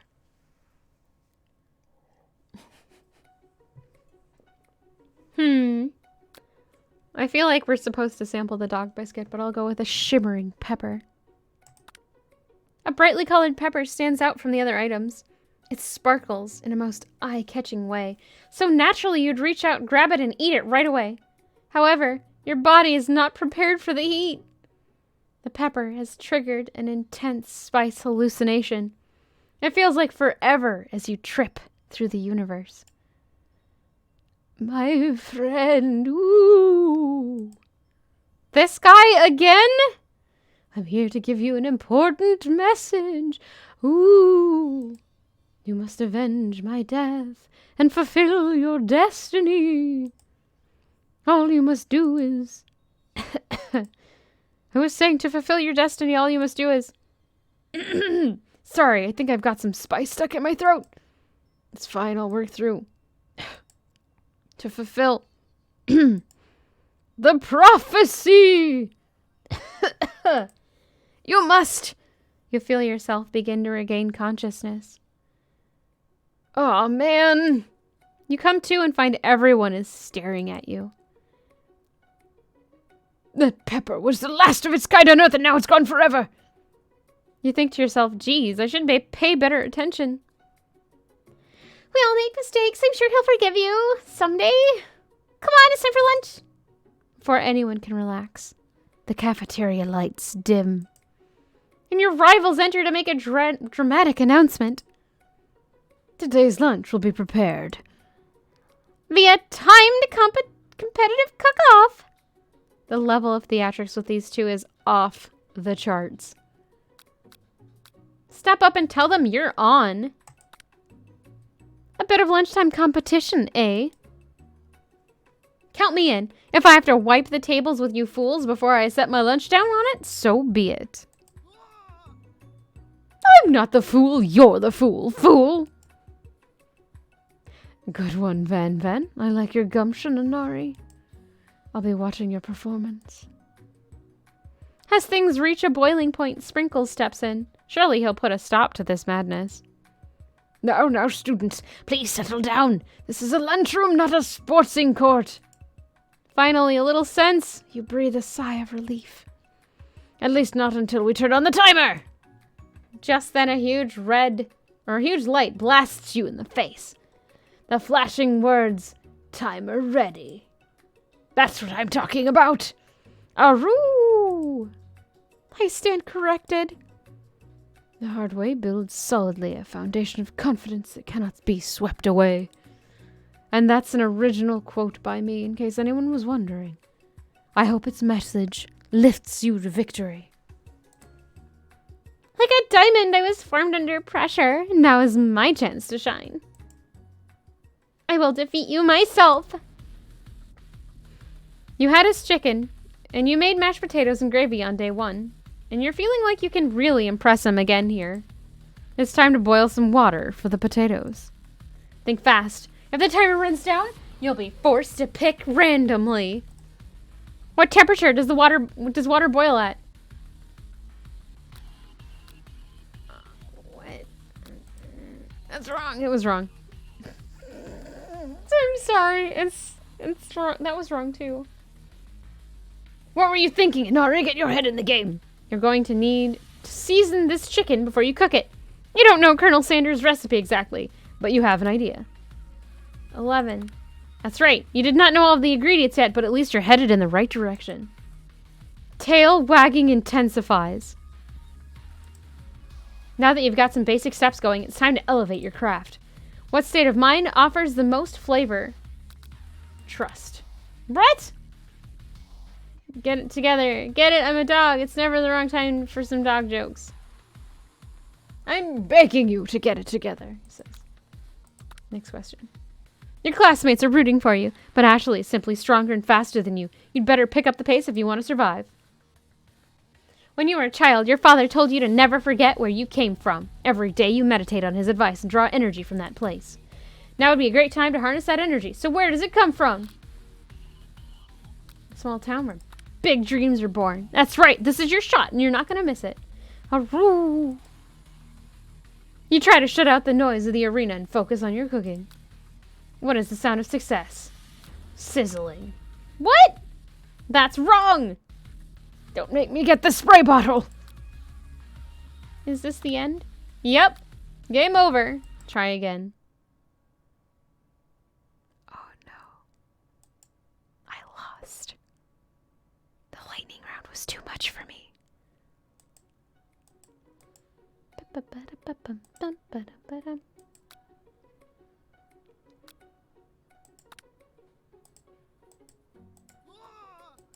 I did. It's like she has a power source that just helps her to move with power. I know!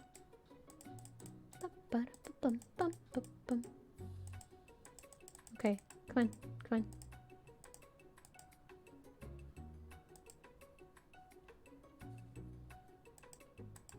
I don't like your eyes here. It's a little much.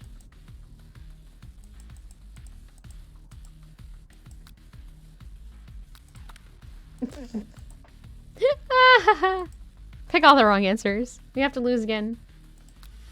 How many herbs and spices? 11. What state of mind? Gratitude. Yep. Stronger and faster. I'm trying to lose. Thank you. So where does it come from? Small town. Bubbling. I know, in silence. I know. I'm leaving you, Inari. He's actually cheering you on, which would be awesome, except knowing he's watching you makes you totally forget what you were doing. All you can think about is Colonel Sanders. How many spoonfuls of gravy would it take? Wait. I didn't click on it. Stranded on a desert island with only one dessert cookbook. What do you take? What a hunk. Oh no.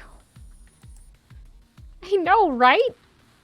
You know what, shouldn't you be focused on the challenge of falling behind?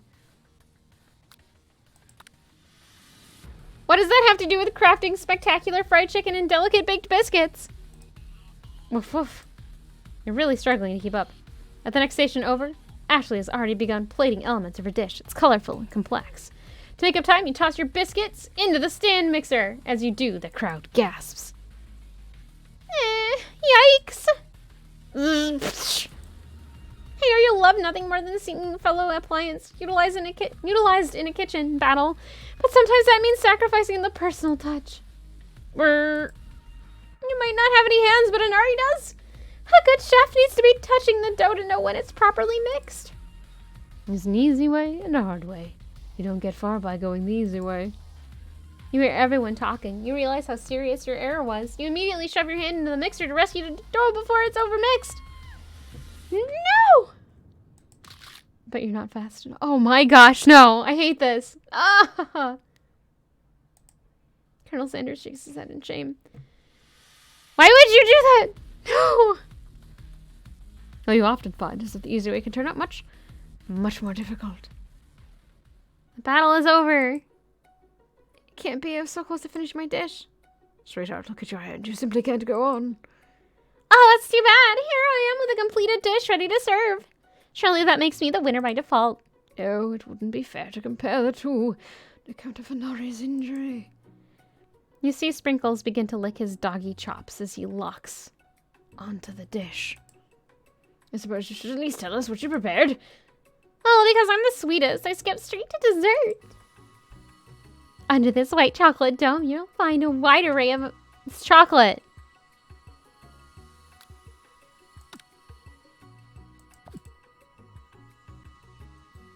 Oh no, but it's white chocolate. So I think dogs can have white chocolate because it doesn't have actual chocolate in it, but don't feed that to them anyway. So yeah, no. You'll find a wide array of delights, taking you on a journey of flavor that tastes good and tells a story of excellence.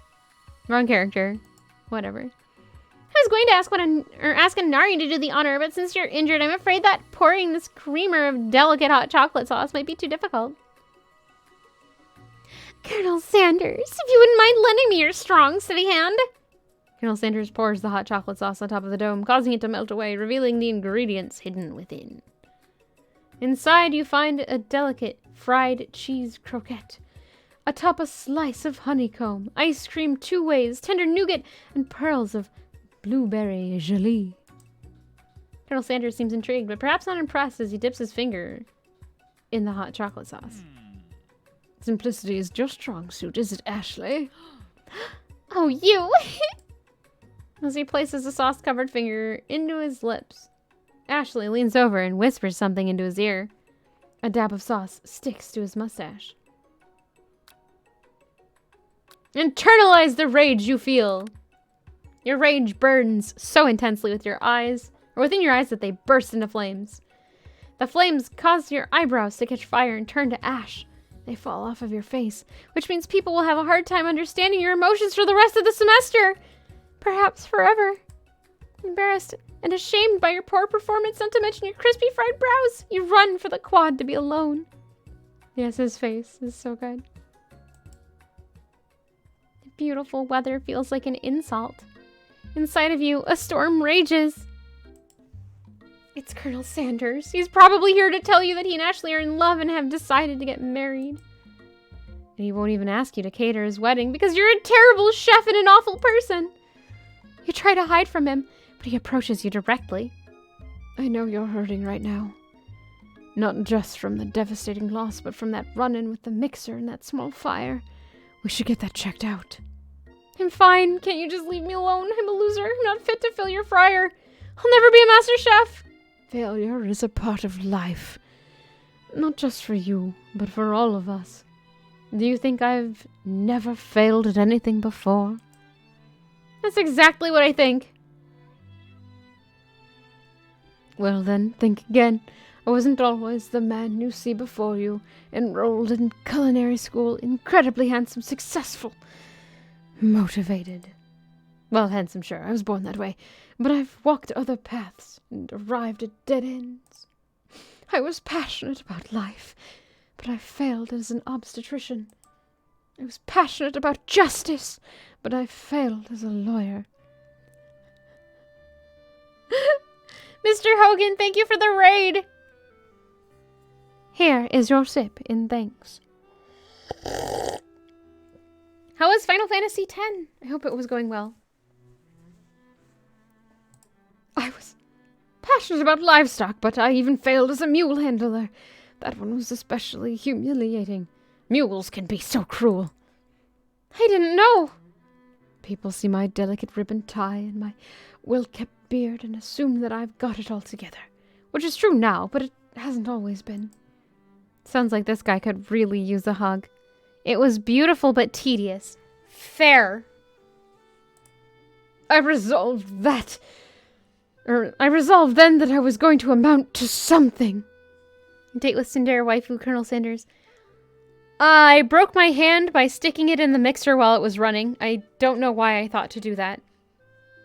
But otherwise, it seems to be going well, I think. I resolved then that I was going to amount to something. No amount of hours, labor, or money would deter me from giving the best I had to give. Also, he died at one point, but, you know, rewind buttons. As Colonel Sanders changes focus, you can see something ignite inside of him. A burning passion.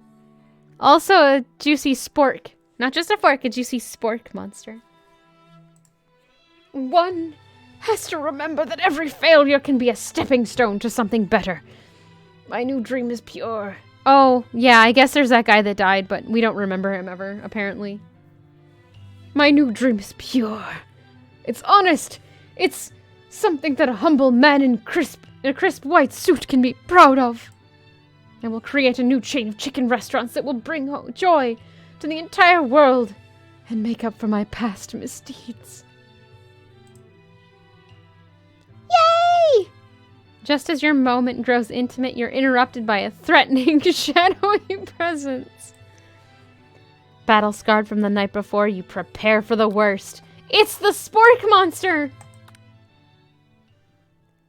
Porco? It is I.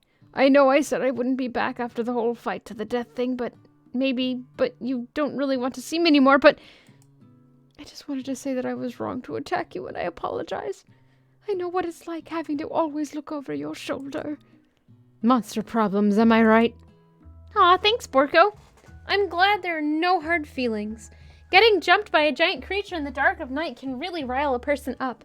I also want to apologize for the way I switched right into attack mode. I know that you're strong, and cooking school can put a person under a lot of stress. I actually used to go to the school. I wasn't always a Spork monster, you see. I don't believe it. You were human once? Well, no. I was a golden retriever, but I was still a student. Till one day some mean kids with a magic spellbook cast a dark enchantment on me, and I was forever transformed. A magic spellbook? Precisely. I'd procured a copy for myself, but somewhere along the way, I've lost it. If you find such a book, I beg of you, respect it. You're a powerful chef. Shouldn't rely on such dark and evil magic. No, you should be protecting the innocent from those who would cheat them through sorcery and guile. If you need me, fear not. Don't fear, I will be there. It sounds like there are some bad cooks in the Kitchen of Light. Anari, together I am sure we can defeat them. Come back to my hideaway and we can discuss. A personal invite. You can't imagine what Colonel Sanders' home must be like, but it sounds like you're about to find out. Stepping inside. Oh, this is not what I expected at all. Look at his baby photo! He had a goatee before! Oh no.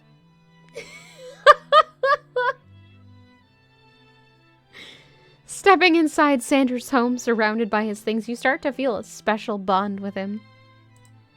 It looks like you live such an exciting life, Colonel Sanders. Every day can be an adventure if you approach it with the right attitude. Long ago, I made the decision to never stop searching, never stop working, never stop imagining. Have you been working on any new recipes of your own lately? I'm always excited to talk about food with another ambitious chef. Well, there is something. It's just a side dish that I've been tinkering with, trying to find the right balance of flavors and textures. I'm not sure I've nailed it yet, but I'm close. Colonel Sanders' eyes perk up as he starts to wonder what dish you might be describing. Is it coleslaw? It's meant to pair with something spicy or something crispy. Both, perhaps. Now you've got him right where you want him. Should you reveal your new creation to him or keep it a secret just for you? Oh no. Chat, what do you think?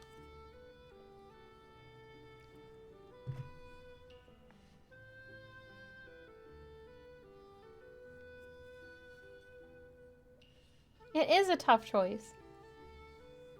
Is he just gonna steal all of our things and end up being the bad guy, though? Probably not.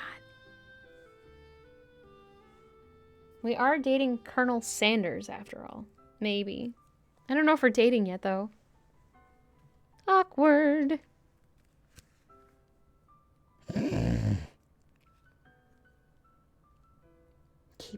Keep it a secret. Fine.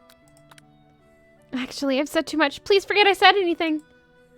You can practically hear Sanders' heart beating in his chest. He tries to act demure, but his facade begins to crack. I can appreciate a good secret, of course.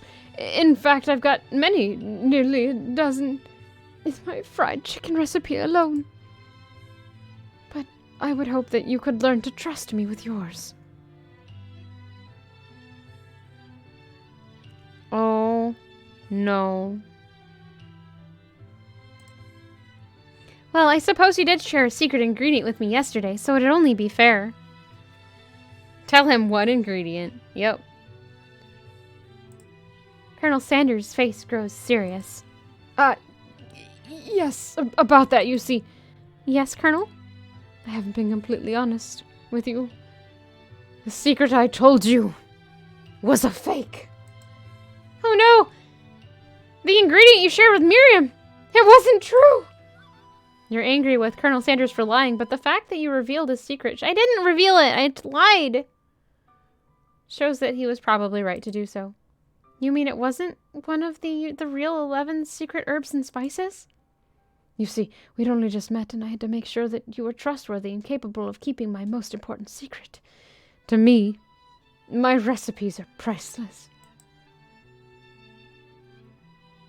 Well, I have something to confess. That secret ingredient you told me, I shared it with Miriam, my bestie. I lied to her! I didn't tell her what it was! What is this game? Rude! Unfortunately, I already knew this. I was very disappointed, but now that you've come clean, we can start building our relationship as fellow chefs again. I promise to be honest from here on out, I really do. I'm counting on you. And then in that case, I present to you my original coleslaw. The shredded cabbage dish glistens in the light of Colonel Sanders' luxe hideaway. Magnificent. Together you chow down on the creamy slaw until just a spoonful remains in the bowl. Do you mind if I hold on to the last bite? I'd like to have it around so I can admire its taste later and think back on this moment. You could offer to make him more, but he seems like a very sentimental kind of guy. Sure, why not? Please, make yourself comfortable. I'll be back in just a moment.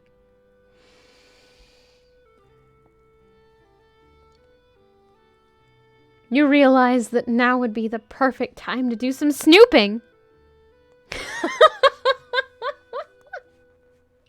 Oh, good. Around the room are various items that you can look closer at. Each item seems to radiate memories and emotions. Is he getting in his chicken suit now? Ta-da! Tap on an item to discover more about the Colonel.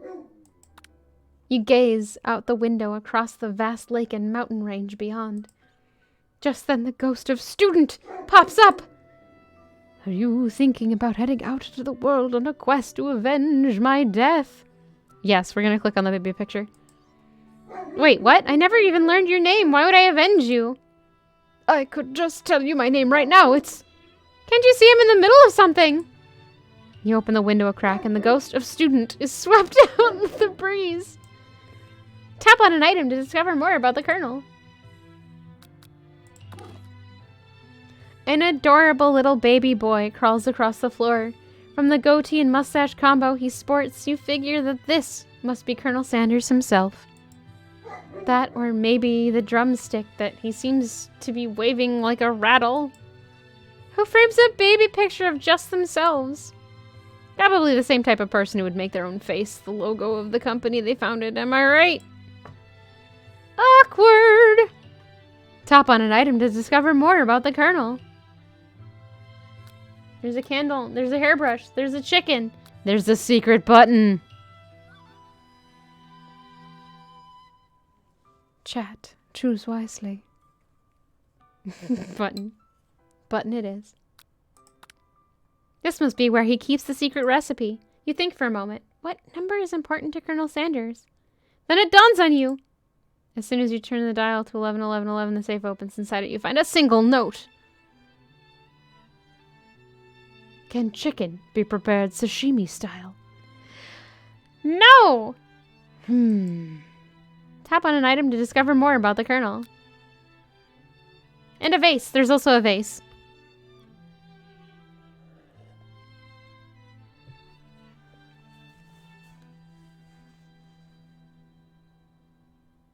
Oh, it is an urn. Oh. You take a closer look at the large urn sitting on a nearby pedestal. There's a plaque on it. It evolves. It's dusty, but when you wipe it off, you can read the inscription. It says, "Here lies the ashes of all my past careers and business failures." Poor guy. Tap on an item to discover more about the Colonel. Oh no, a door opened. Candle. Comb. Well, there's also a comb here, but... The chicken. I want to click on the chicken. You notice a very realistic stuffed chicken sitting on a corner table. When you pick it up, you realize it isn't just realistic. It's real! Taxidermy. Must have been important to Colonel Sanders when it was alive. A little note clipped to the chicken's foot reads, "The true state bird of the greatest state of Kentucky." Tap on an item to discover more about the Colonel. Okay, so we have a camel. A painting. Not a painting. Another photo. A door. A candle and a comb. What's on the table? A candle and a comb. Like a hairbrush, but a comb, maybe. What's in the box? What box? Is it a red snapper? Or is it absolutely nothing? I hate that movie so much.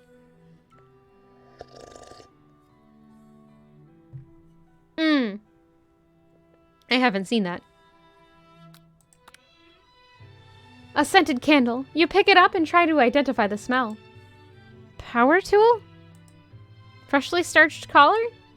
Piece of wood floating in a lake? Summer of '69. No, it's one of the secret recipe ingredients. It's boop. Tap on an item to discover more about the Colonel. A lock of silver hair is woven through the teeth of the comb. Upon further inspection, you realize that the hair therein isn't just silver in color. It's actually made of spun silver. Yes! Tap on an item to discover more about the Colonel. Okay, there's 2 paintings. I can't go upstairs, though. And a door. Might as well just go in order. From the window to the wall. One of the framed photos shows an old man who looks a bit like Colonel Sanders standing with a friend. They hold fried chicken drumsticks and appear to be cheersing them. No, they don't. You look closely and see that there's a short inscription. I wonder who my friend Pete is. Tap on an item to discover more about the Colonel. The photo appears to be Colonel Sanders, except he's an old man visiting the pyramids of Egypt? Is the Colonel a vampire? Maybe this is where he discovered one of his secret herbs and spices. The door. The door. The door, the door, the door. You open the door to Colonel Sanders' closet and find a row of his signature white suits hanging within. You take one off its hanger and try it on. The jacket is a bit big for you, but it's soft and comfortable. You give yourself a deep hug, breathing in his scent. They say that home is where the heart is. Is this what they meant? Before you can look any further, you hear Colonel Sanders returning. He has a new dish that he's been working on, and he wants you to taste it. You try to act casual until he asks you why you're wearing his jacket. I don't usually loan those out, but I must say, it does look good on you. The first person Colonel Sanders shared his recipe with. Oh, okay. Oh crap, the jacket! You forgot to take it off! You fess up and tell the truth. You tell him you're cold. You decide that now is your moment and make a big move. Chat, I don't know what to do.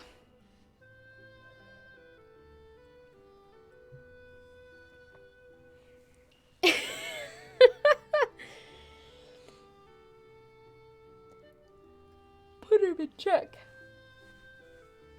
What does my heart say? Oh no! I am cold. Put him in check. How do I put him in check? What does Inari want? I want my tea.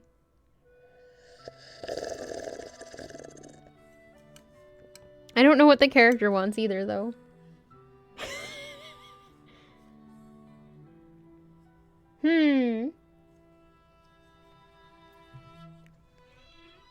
He did invite us over. Let's do it! Make a big move. Whoa, whoa, whoa! This isn't that kind of game! Not that we blame you for trying. But still.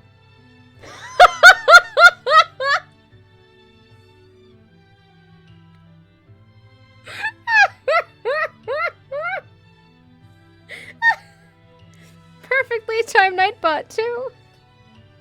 Try again.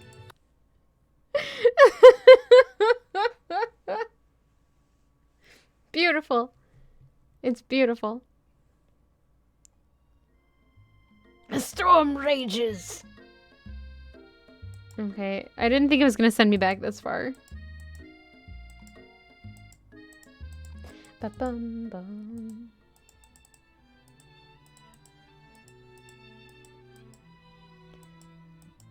Oh no, he was born this way. I tried to make a move. And it was like, whoa, whoa, whoa, whoa, whoa.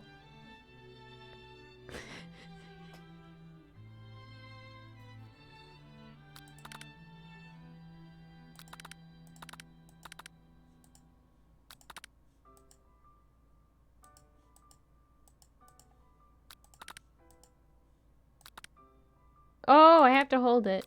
I see. Borko! Gotta let the romance simmer. Yeah, it's exactly. Yep. It's like, whoa, whoa, whoa, whoa, whoa. This is not that kind of game. Not that we blame you! But no. Game over.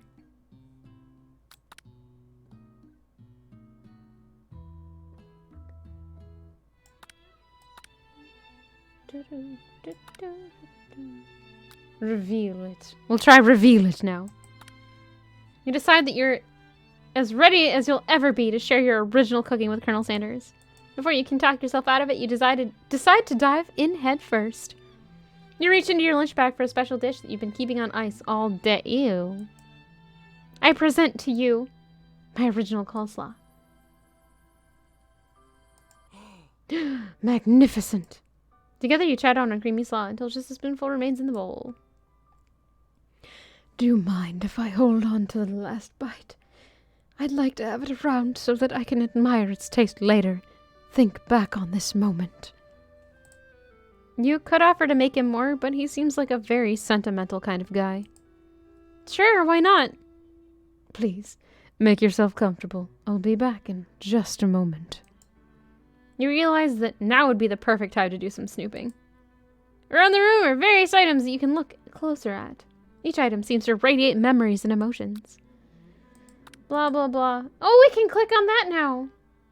Or did I accidentally click on that and that was the ghost? Just then the ghost of student pops up. Blah, blah, blah.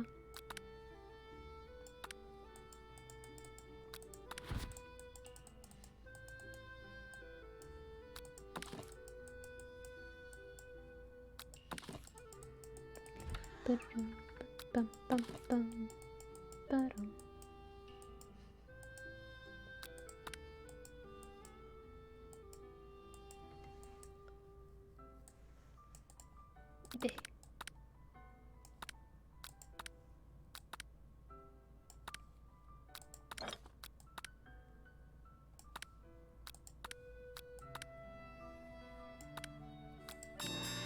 Okay, the jacket once again. You open the door to Colonel Sanders' closet and find a row of his signature white suits hanging within. You take one off its hanger and try it on. The jacket is a bit big for you, but it's soft and comfortable. You give yourself a deep hug, breathing in his scent. They say that home is where the heart is. Is this what they meant?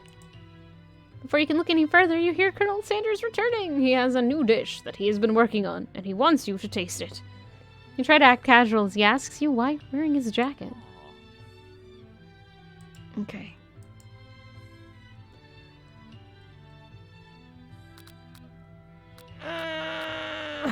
So should we tell him we're cold or fess up and tell him the truth?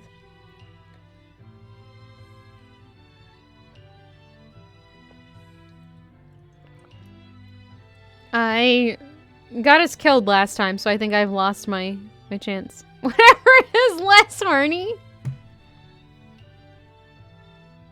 Butt spot. No. I don't know. They both have the potential, Aaron. I don't know which one is better here.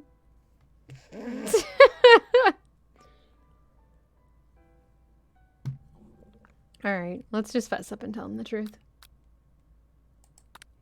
You confess. I think I've developed feelings for you. I might be developing feelings for you too, but I'm concerned. I can't let anything get in the way of my dreams. Overwhelmed, you take off the jacket and run for the door. But the thought of leaving Colonel in the midst of such an emotional breakthrough gives you pause. You stop yourself. Colonel? Yes, Nari. I honestly think this may be the beginning of something wonderful. I think you're right. We should take things slow. You talk late into the night and drift off into a slumber. Dream sequence! Hello, Munoz. You awake to a beautiful morning in Colonel Sanders' hideaway. Did you make the right decision on how to respond to Colonel Sanders? Only time will truly tell. All night long. Today is a day that could change the rest of your life. You think about the new secret ingredient you just learned about. Boop! In some jurisdictions, boop isn't even legal. But if a recipe is a secret, how long will they know? Is it sassafras? Your thoughts are interrupted when Colonel Sanders emerges into the room. He's holding a gorgeously plated breakfast, and your mouth waters at the sight of it. Here's a simple breakfast I just whipped up.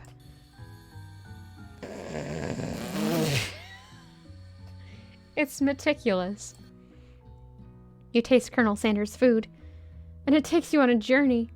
When you return, he's waiting to ask you an important question. So, would you say that we're the perfect match? How presumptuous! My cuisine and your taste buds, that is. Such confidence, such grace. Could he be the world's greatest gift to cookery? Take him down a peg? Oh no. Let's flatter him.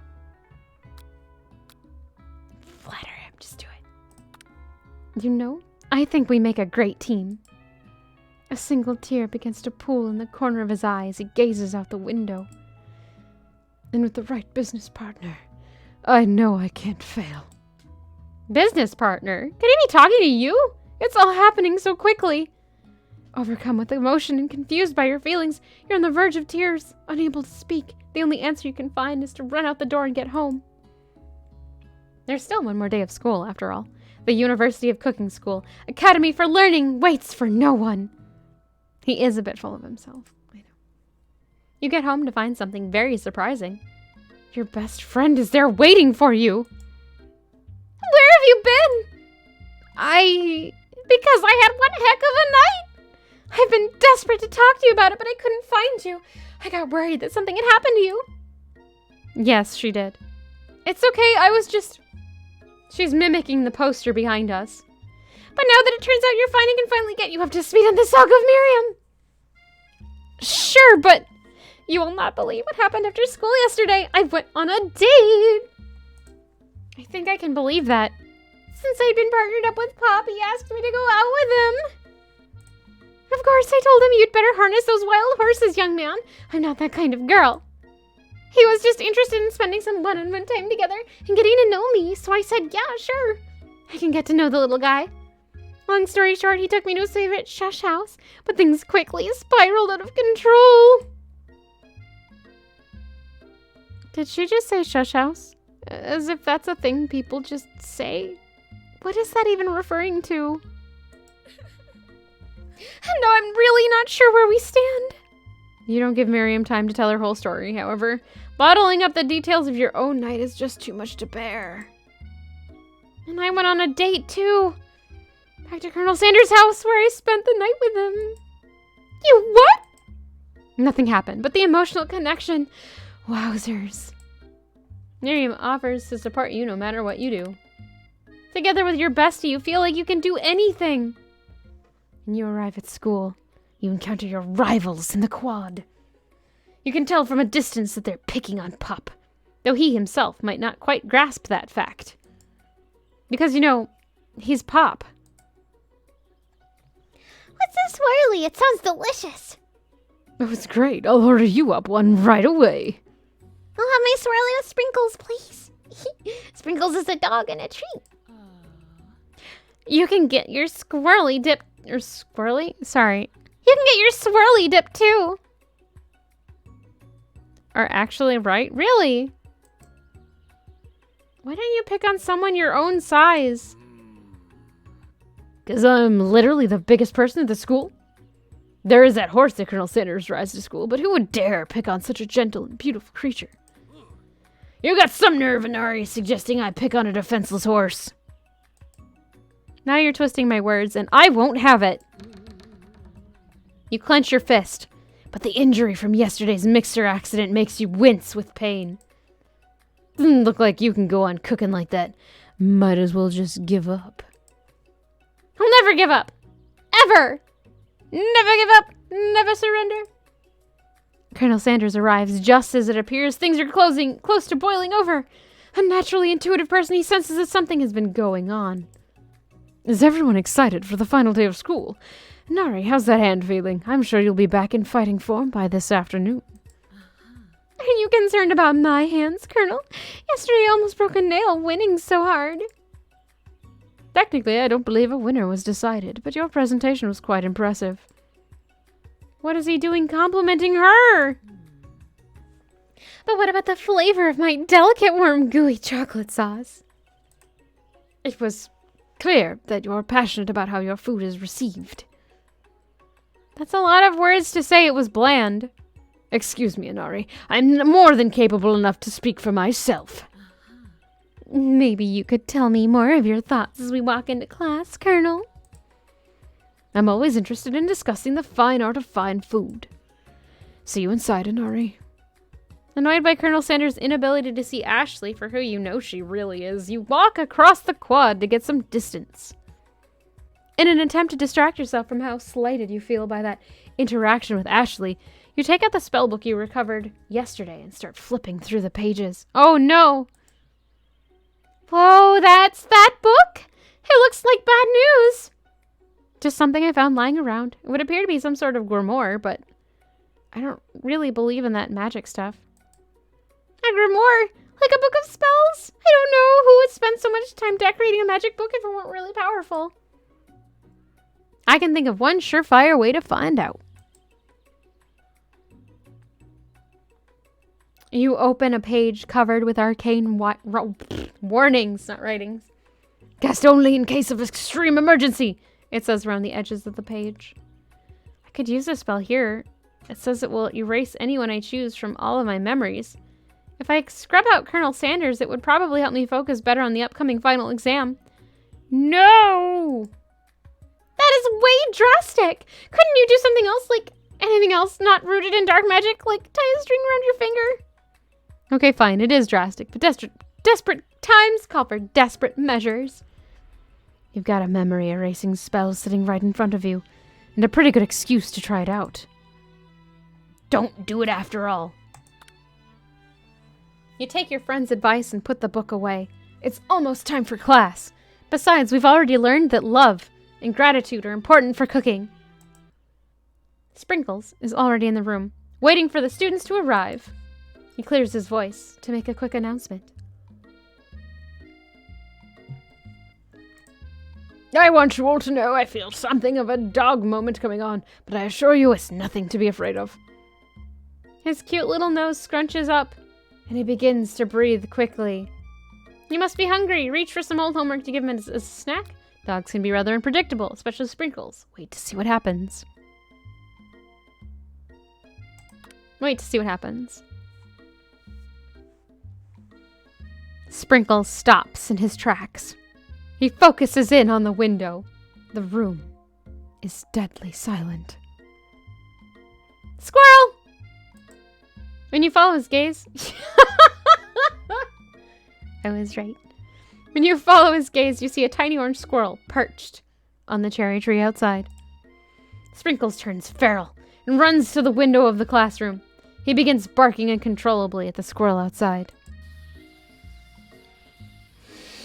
Terrence, I told you never to come back here! Terrence, I will destroy you, Terrence! Sprinkles is barking ferociously, drool flying off his face. The squirrel looks over, but he doesn't say anything back. You wonder, is that even a talking squirrel? Who named him Terrence? You'd better not show your chubby cheeks around here ever again!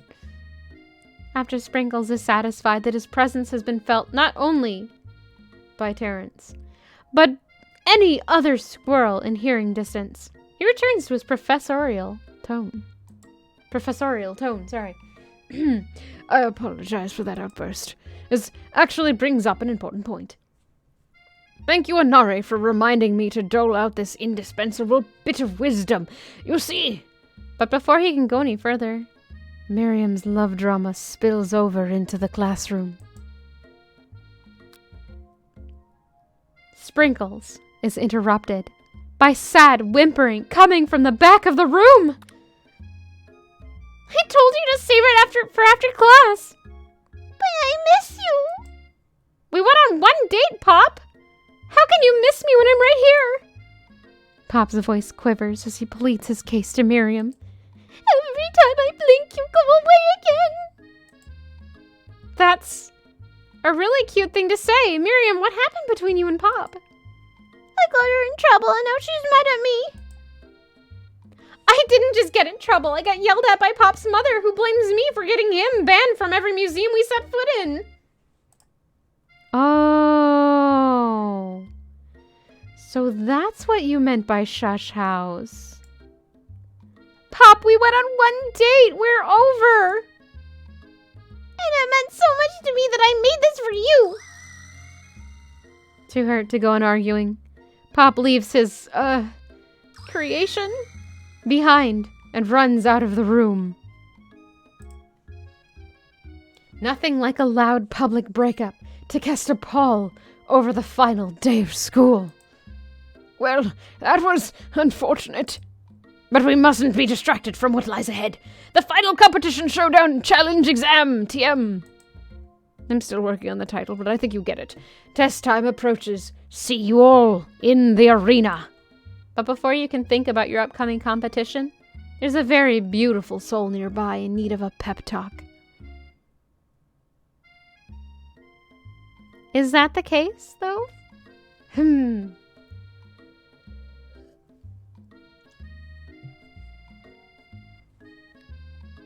I think there's a certain amount of immaturity that everyone needs to have in relationships. Otherwise, it just gets stale and old. At least for me. Alright. Hey, Miriam, are you okay? Okay, I'm so mad I could smash a tiny mug, spilling several droplets of hot cocoa over the floor. How could I embarrass me in class like that in front of everyone? Her tiny cocoa is a delicious treasure, so you know that this breakup is no joke, even if the source of her frustration is such a silly boy. I know that you know this, but I'm gonna say it out loud. You don't need anyone. Me and you, we're gonna cruise through this final test and hit the carpool lane to Success City. Miriam brightens up, imagining the wind rushing through her short bangs, but she hesitates to embrace the feeling all the way.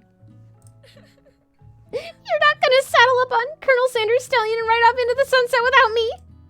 Of course not. Well, maybe sorta, but I'm sure there's a pony out there with your name on it, and a ranch big enough for both of us and whoever else we want to bring along. If it's not Pop or Clank or anyone else you meet today, tomorrow, or this whole year, so what? You're a special person who shouldn't settle for the first person to show a little interest anyhow. Miriam gives you a big hug and wipes the tears from her cheeks. I should really review my menu for today. I'm gonna make a very special soup. And I bet that Professor Doc is gonna love it up. Oh, that was me, not Miriam. Oh well. While you were pep talking Miriam, you completely missed lunch. But that's okay because you had a better idea of how to spend the time before your exam. You decided to head to the arena early to practice a dish. This is it. The location of your final challenge. A test of will. A test of courage. A test of talent. And a chance to beat the pants off of Van Van and the supposed Man-Man and his eviler counterpart, Ashley. As planned, you begin to run through a quick test of a recipe you've been working on. Inari's famous chicken pot pie! After practicing for months, making this dish comes second nature to you, and you're able to quickly get a fresh pot pie in the oven. But as soon as you do, your cram session is interrupted by Colonel Sanders. Inari, what are you doing here? There's still time before the final exam. Oh, just taking it all in. I'm big into visualizing success. I'm looking at my station and picturing victory. The pot pie has begun to bake and the smell is slowly filling the space around you. Visualizing, huh? That's too bad. I was hoping you were here cooking something delicious. You'd usually happily share your food with anyone who is hungry, but the last time you let Colonel Sanders get in your head, it cost you a cook-off. You decide that it's time to put your cooking above your romantic desires, but that decision gets hard to stick to when the oven timer goes off behind you. Ignore it like there was no sound at all. Fess up about your practice dish. I think we should fess up. Okay, you got me. I'm doing a little bit more than visualizing. Dun dun dun! I know. My nose can smell a pot pie from 400 yards. That's an oddly specific distance, but you'd expect nothing less from such an oddly specific man. You knew it was a pot pie just from the smell? Not just a pot pie, but a chicken pot pie with an all-butter crust. Then my nose is telling me something else. Oh no, is it burning? No, I can smell it was made with a heaping helping of TLC. But it'll probably start burning any second now if you don't pull it out. The moment of truth. Wow! It's the best pot pie I've ever tasted. I've always loved country cooking, and I could eat this all day. There's no time left. The final showdown is about to begin. Sprinkles lays down the ground rules. There are no rules. That is, except to cook with everything you've got. You step up for the cook-off of a lifetime. You decide that mac and cheese plus the pot pie you've been practicing are just the dish that'll push you over the edge to victory. Meanwhile, both Van Van and Ashley are prepping wildly elaborate dishes per their usual over-the-top selves. Miriam has her giant magnifying glass and several sets of tweezers. She's definitely prepared to go big, going small. Colonel Sanders seems to be harnessing his 11 herbs and spices, but he's trying to find a way to improve on something perfect. His original recipe, fried chicken. The intensity of the room starts at a full 10 out of 10 with a frenzy of action.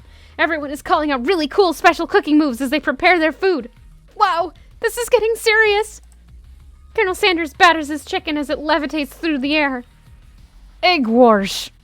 Miriam furiously injects ingredients into an itty-bitty pot of broth. Best friend, Baster. Best friend,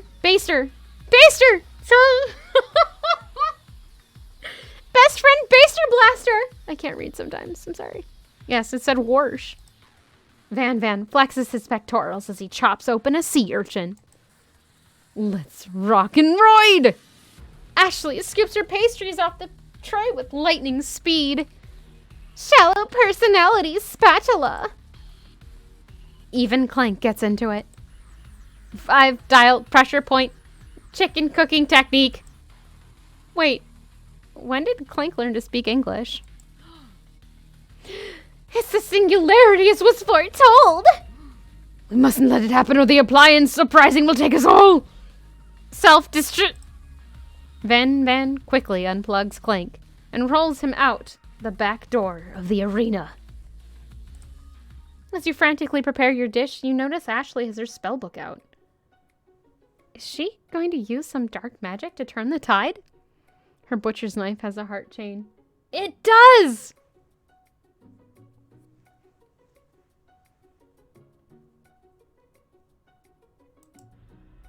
You've got a spellbook of your own, and you're desperate not to see her win another battle. Should you take this opportunity to fight magic with magic, even if it's most certainly evil magic? Do it the hard way. Who needs magic when you've got passion? I'm gonna do it the hard way! Colonel Sanders sees that you've chosen to win on your own terms, and he gives you a subtle wink from across the room. I believe in you, Inari. Miriam notices too. I've always believed in you, Inari, since we were little kids, because I'm your best friend forever. You turn to notice that Miriam is at your station, cheering for you. Miriam, what about your dish if you're cheering who's cooking?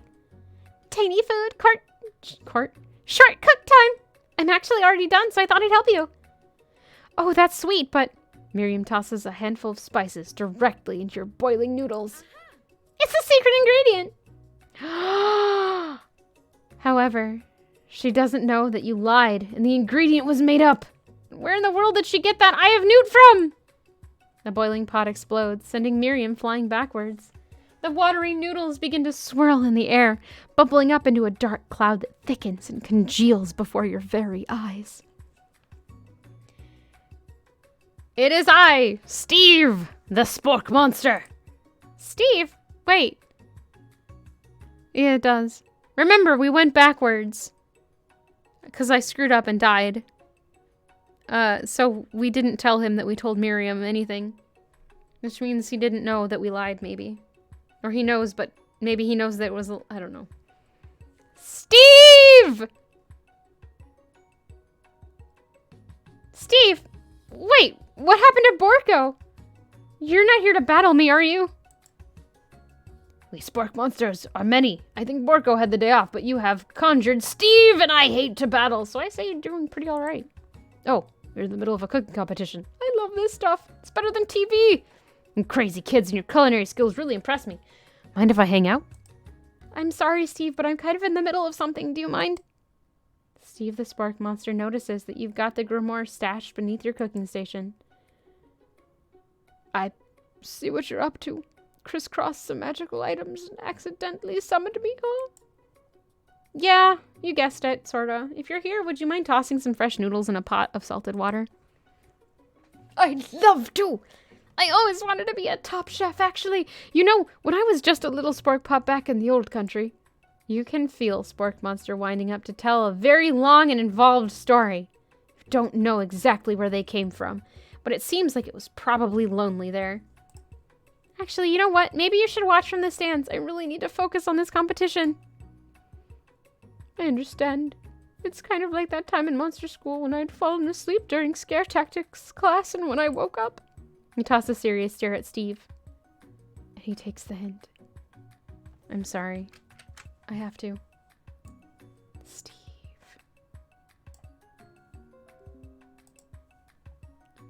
It's Steve. Steves are important. Everyone, I need you to know that Steves are very important.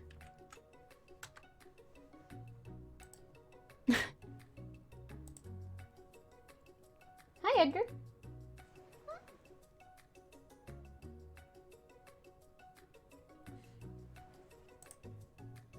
Never mind. I'll see you later. Good luck. Having suffered this huge setback, you don't know how you could ever win. Give up and drop out of culinary school? Excuse me, no. I didn't get all this distance in for nothing. Summon extra power from deep within yourself. I can do this. I have what it takes. I came here to win. Your hair turns mac and cheese orange as culinary energy flows through your body. My heart is pure. My hands are steady. My taste buds have been preparing their entire lives for Edgar in my lap. Yes, Inari, you're the chosen one. You will avenge me. The power you've been summoning immediately fades back out. Oh no. You interrupted my inspiring monologue.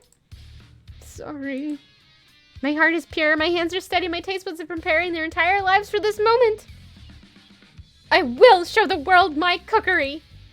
You begin to levitate off the ground. Energy courses through your body. You know that with this power, you can do anything.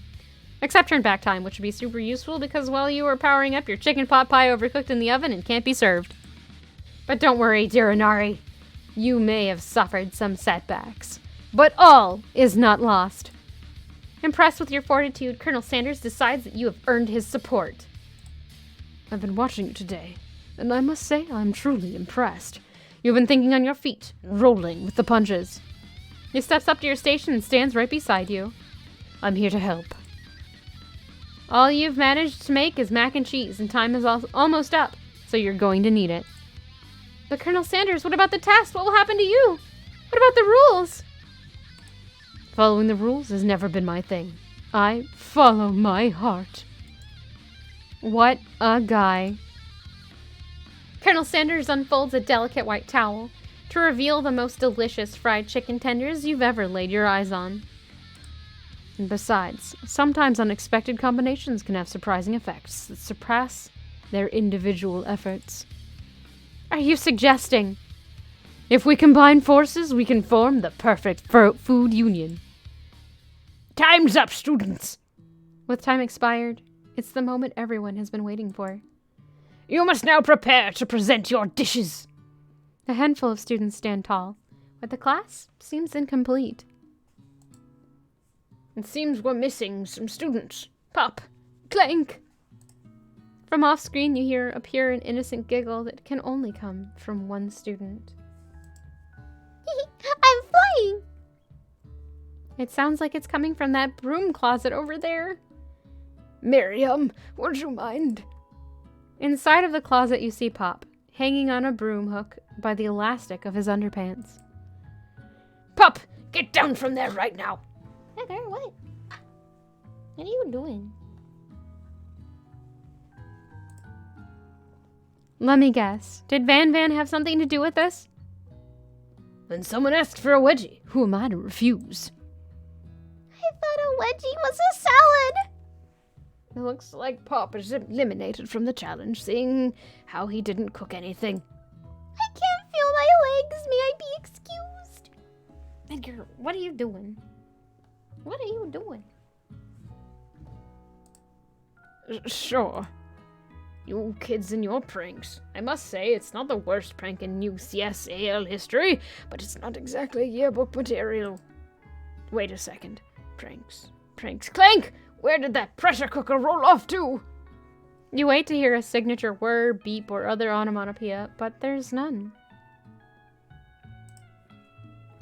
Somehow he must have gotten unplugged, I guess. We'll have to figure that out later. That leaves only 4 remaining students. Please collect your final projects. Yes, it has been a long semester.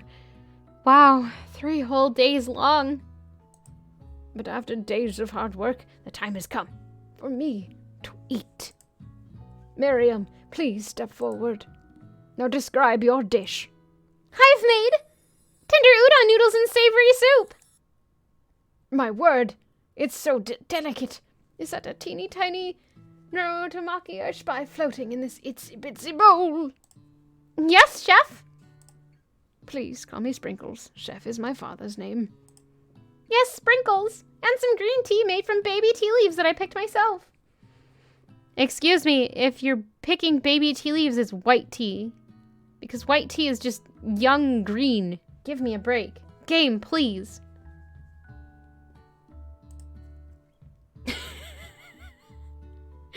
Sprinkles carefully sniffs around the dish before opening his mouth and letting just the tip of his pink dog tongue dip into the bowl.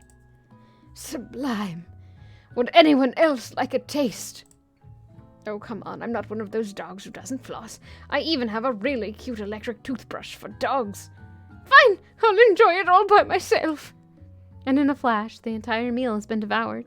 Not that it took much. It was less than a thimble's worth of soup. A+. Rarely do I taste a dish with as much love poured into it as yours. Miriam is overjoyed. She gives you a huge hug. Thank you, Anari, for helping me to believe in myself. Van, you're up. Now describe your dish. I made uni over smooth egg custard in an axe-hewn urchin shell topped with caviar. Did you skewer one type of urchin with spines from a second different colored type of urchin? Yes, Sprinkles.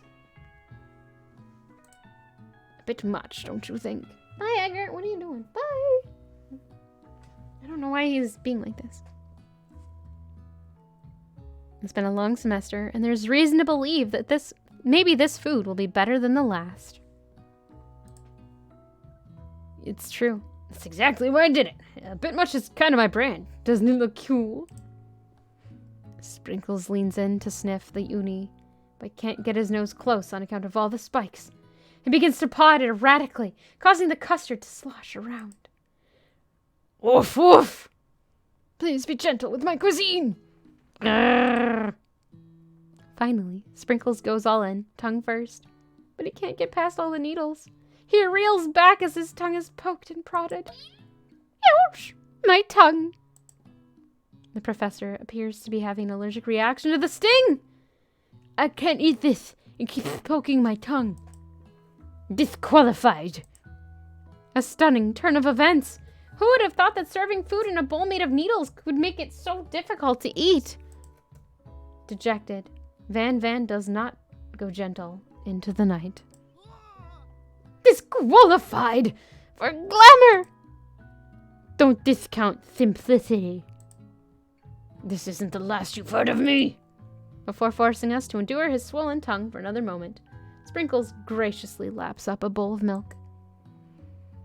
I know, I'm a dog and I drink milk. Get over it. Sometimes. It helps calm my agitated tongue. Next student, Ashley, it's time to step up. And describe your dish. I made orange blossom Turkish delight in a light Wrong question. I don't know why that would be weird. Orange blossom Turkish delight in a light rosewater syrup, topped with French meringue and connected by sugar glass. That actually doesn't sound too bad. Indeed, it's quite delightful. However, I'd ask that you please refrain from eating it or attempting to taste it in any way. It's very fragile and meant to be a display piece.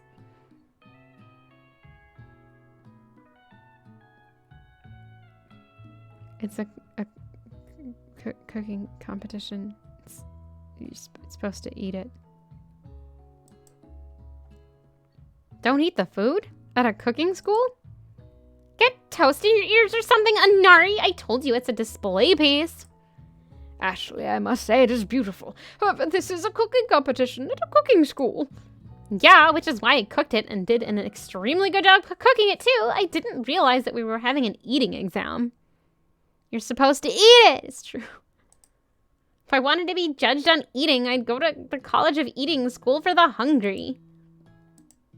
I suppose you could smell it if you absolutely insisted, but don't breathe on it too hard. You might disrupt the sugar spiral. If the food cannot be eaten, it cannot be judged. You are disqualified! Rage overtakes Ashley as she finally cannot keep her two-faced routine up. You wouldn't know high-end cuisine if it cooked you! With that, Ashley storms off to rededicate herself to being the best. But this time without being shackled by trying to be fake nice and liked by everyone. This isn't the last you've heard of me either! If this class gets much smaller, I'll be teaching myself. You and Colonel Sanders, the final cooks, step up together. 2 chefs. What began as a delicious bowl of mac and cheese has become Something else. Theisley has been defeated, it's true. He examines it closely, sniffing and eyeing the bowl. Uh-oh, I don't have a good feeling about this. From somewhere in the room, a literal drum roll plays.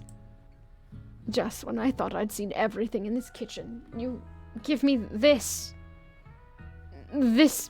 thing. and completely blow me away. In my 49 years of life, I've never tasted anything so delicious and perfectly balanced. It's so delicious, in fact, that everyone passes the class. You pass, you pass, and you pass, and you get a pass. Everyone gathers around and partakes of the mac and cheese bowl. They all seem to transcend this reality into another dimension. You win. Together, you and Colonel Sanders have made a new menu item. The new menu item is so impressive that even Van Van and Ashley are drawn back in by its magnetic fragrance. When they gaze upon your mac and cheese bowl, they admit that you are indeed an excellent chef. Sprinkles declares that you have passed. Everyone has passed. There were supposed to be more battles, but come on! How could they be better than this one? Now that the school year is complete and everyone has graduated, the students return for one last assignment. To get their groove on. Mac chicken and cheese, yes. The cafeteria has been completely redecorated in order to serve as the site of the school's graduation dance. Compared to the massive high-tech cooking arena, the humble decor seems downright cute and cozy. Colonel Sanders got his groove back. Oh no. DJ Dog is in the house! Ow, wow, woo! You knew that Sprinkles was a master chef, but also a world-renowned turntablist? Turntablist. What am I saying? I'm so sorry. Who says you can't teach an old dog new tricks? Van Van and Ashley are telling everyone they've committed themselves to righting the wrongs they did while they were villains.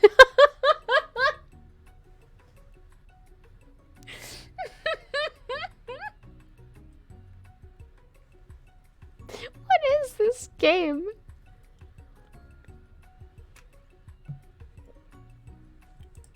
For a moment, you actually believe them. Not another haunting. No ghosts allowed at graduation. It's clearly written in the school's bylaws. It was never actually a ghost. It was all a trick to get you to finally notice me. Oh, amusing. And now that everyone is together... It's a spork monster! He is totally mellowed out. Oh, thank you, Katja. I forgot what it was called. I really appreciate you telling me. Everyone, the spork monster is no more! From here on out, I prefer that everyone referred to me by my new name. Party Monster! Student tries to finish what he had to say, but everyone is too wrapped up talking to Spork. Sorry, Party Monster. Dejected, student walks off. Maybe things didn't work out for Miriam romantically, but she found the love in her cooking! And you know, she's gonna do great. A red carpet rolls out across the floor of the ballroom. It's like a Hollywood movie premiere. Who could command such an entrance? It's Pop! He's arrived late to the party, or to the dance, but apparently for good reasons. Walking the carpet, you see, perched up top his dirty chef's hat. A crown? Welcome back, Pop. I know you weren't able to complete the final exam and accept your diploma, so we had it mailed directly to your father. We figured it was the least we could do for the school's dean. Oh, now I get it. And we get a new wing on the school, not to mention the honor of educating the son of the chancellor of such and such. Miriam, will you be... Oh, Miriam, will you be my lady king? What an incredible turn of events! An offer to join the royal family! It's like a dream come true. You'll get to be a princess, or maybe a queen. I'm not sure if he even knows. But either way, crowns and gowns, baby! I'm sorry, Pop, but I'm not interested. Not now, at least. I've got so much to do with my life. A twist on a twist. So many more 3-day universities to attend! So many tiny foos to meticulously sculpt and then watch get accidentally blown away by a single sneeze. Okie dokie.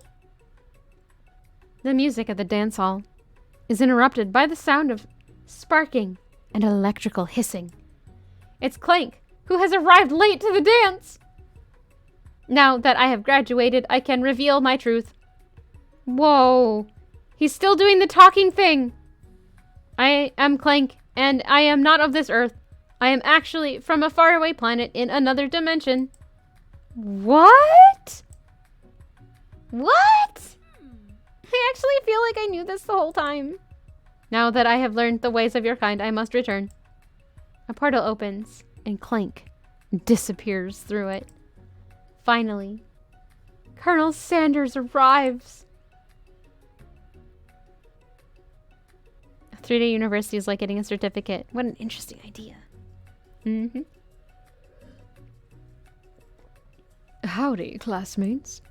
Just like the first day you meet him, he has come prepared to feed the entire class. However, it's not enough to just give them a bucket of chicken. This time, it's a full meal. I didn't get to be the most famous chicken man in the history of chicken and men by not reminding people to go out and buy my chicken.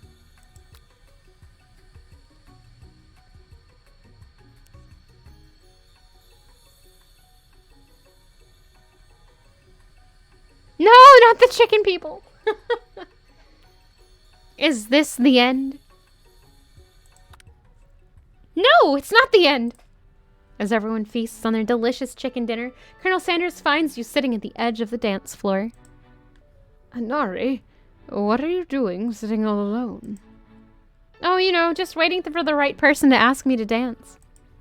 I wonder, might you tell me what are the qualities that you would expect to find in such a lucky person? Off the top of my head, oh, I don't know. A spicy musk, a tidy goatee, and a degree from the University of Cooking School Academy for Learning. Just to name a few. It truly is my lucky day. Would you dance with me?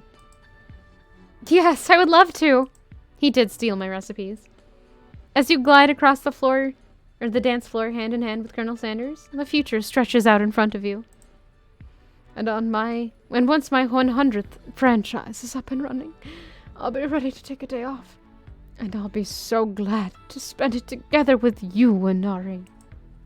How sweet. We'll work together and play together. Colonel Sanders stops dead in his tracks. Work together? I think this is something I'll just need to do by myself. But who will help you run your restaurants? I don't believe I need help. Besides, based on your time here at school, do you really think running restaurants is the best path forward? Could it be? You found a love connection, but failed to earn Colonel Sanders' respect. as a chef. Can you live with only half of him? Will you be able to endure sharing him with his other love? The life of an entrepreneur. I suppose I could enroll at pastry school. Oh, my dear Inari, I'm sure you'll find your place eventually. And along the way, you'll have me by your side. The end!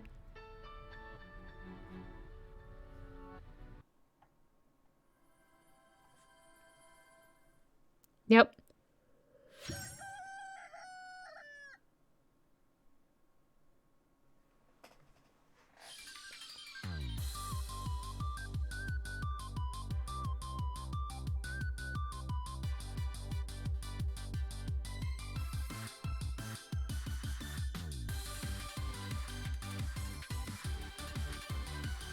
I guess.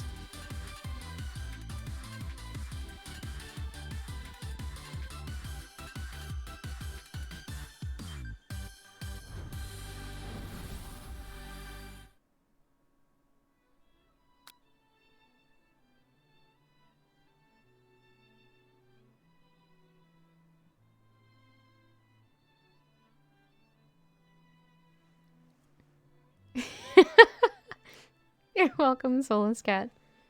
Alright. I'm gonna take a quick break. And then we're gonna start the next dating sim in the collection.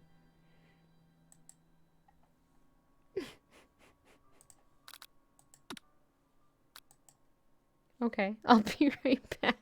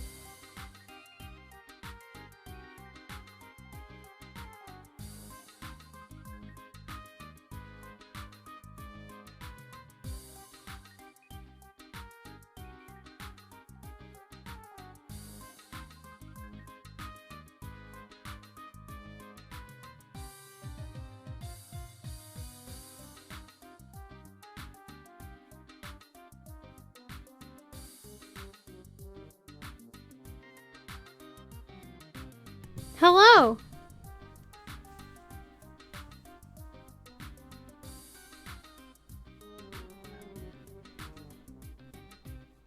I have a Fiona as well. I have returned. Alright. We're gonna play something very silly now. That is a cat! She's got her tiger shirt on.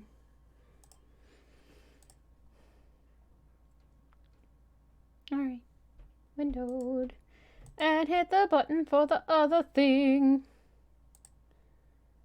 Okay, so I have to start this up. Bloop. Video capture.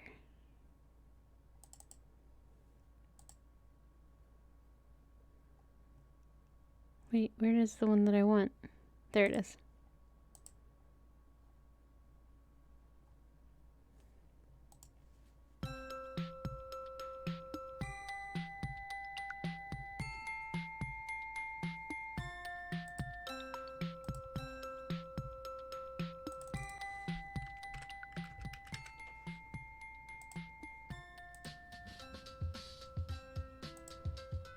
We're playing Perfect Date now. Do I like saffron flavored stuff? I'm not sure I've ever actually had saffron.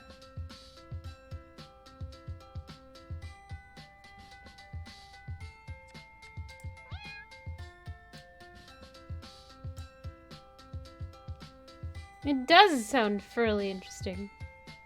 Nice. New game.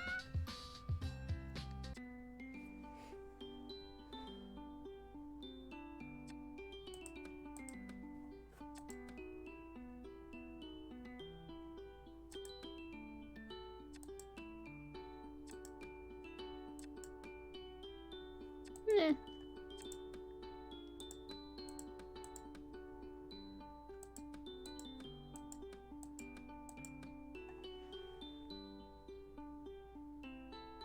What are you doing? If you want to be on my lap, you gotta come here. Ugh. There we go. Hi. Hi.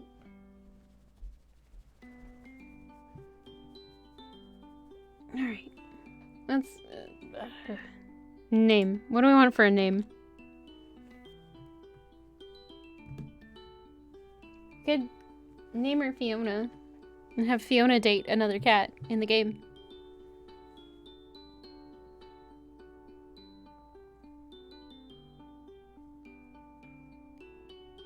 What do you do? Stop. Eh. What?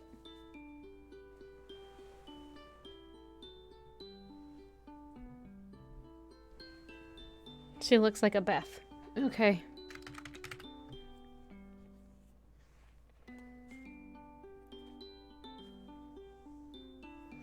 Some cat pun name? Claudia?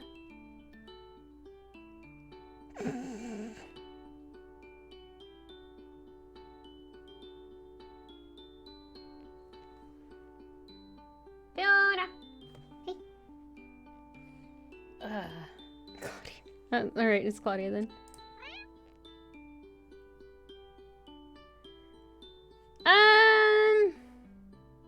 I'm an angel and I accept.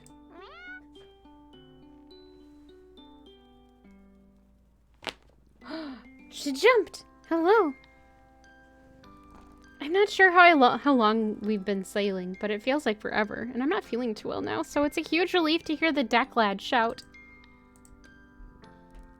Island approach! Make yourself ready! I'm finally here! I applied last month!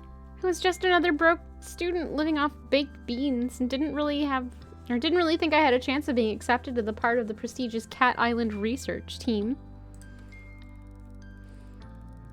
Yet, here it is. The little black dot in the distance growing bigger by the second is the infamous Cat Island, the place I will call home for the next few months. Is this like Hatoful Boyfriend but with cats? I think it might be. Fiona, stop. Why are you licking me? Stop it! My heart momentarily skips a beat. What if there's been a mistake? What if they accepted someone else's application and accidentally sent the offer to me? I rummage around in my bag until I find the papers. Dear Claudia, we are pleased to be able to offer you the position of research assistant to Professor Popper at our research facility on Cat Island. The position will be for an initial period of 8 weeks. Your contract will be sent separately. We look forward to working with you. Sincerely yours, Professor Popper.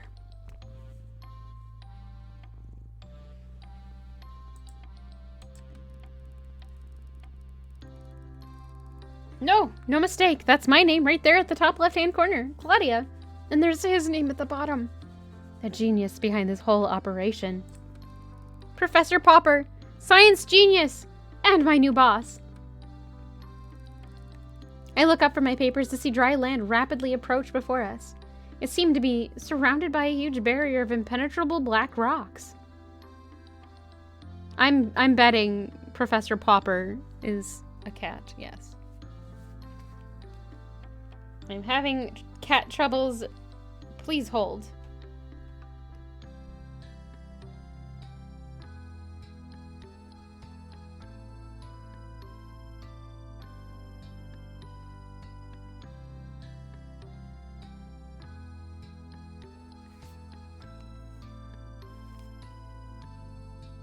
Fiona. Okay, I think she's done. As we get closer, we're not slowing down, and I begin to worry that we're going to crash into them. Then at the very last moment, we take a sharp turn to the left, and suddenly we're sailing smoothly towards a jetty through an opening in the rocks. I blow out the breath that I've been holding and break into a smile. Nicely done, Skipper! The ferryman comes out from behind the steering wheel, ignoring my attempts at camaraderie, and shouts rather brusquely, "Take all your belongings. We'll be back for days, so don't leave nothing you'll need." Thank you. I smile weakly at the ferryman and his son and pick up my bags, ready to disembark. We glide seamlessly up to the wooden jetty, and the son leaps ashore to tie us off. He's greeted by a bulky man in a uniform, who I take to be a security officer of some kind.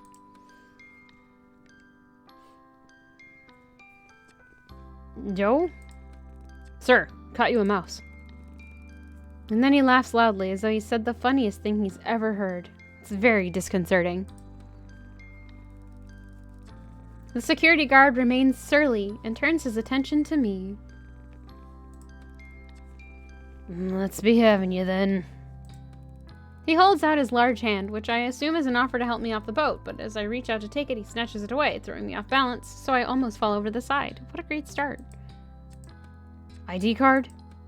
Oh, I see, of course. I reach into my back pocket and hand over the laminated card I was given on the mainland.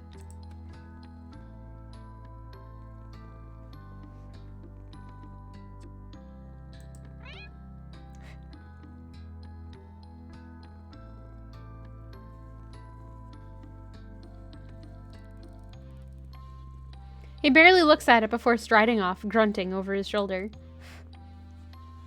This way.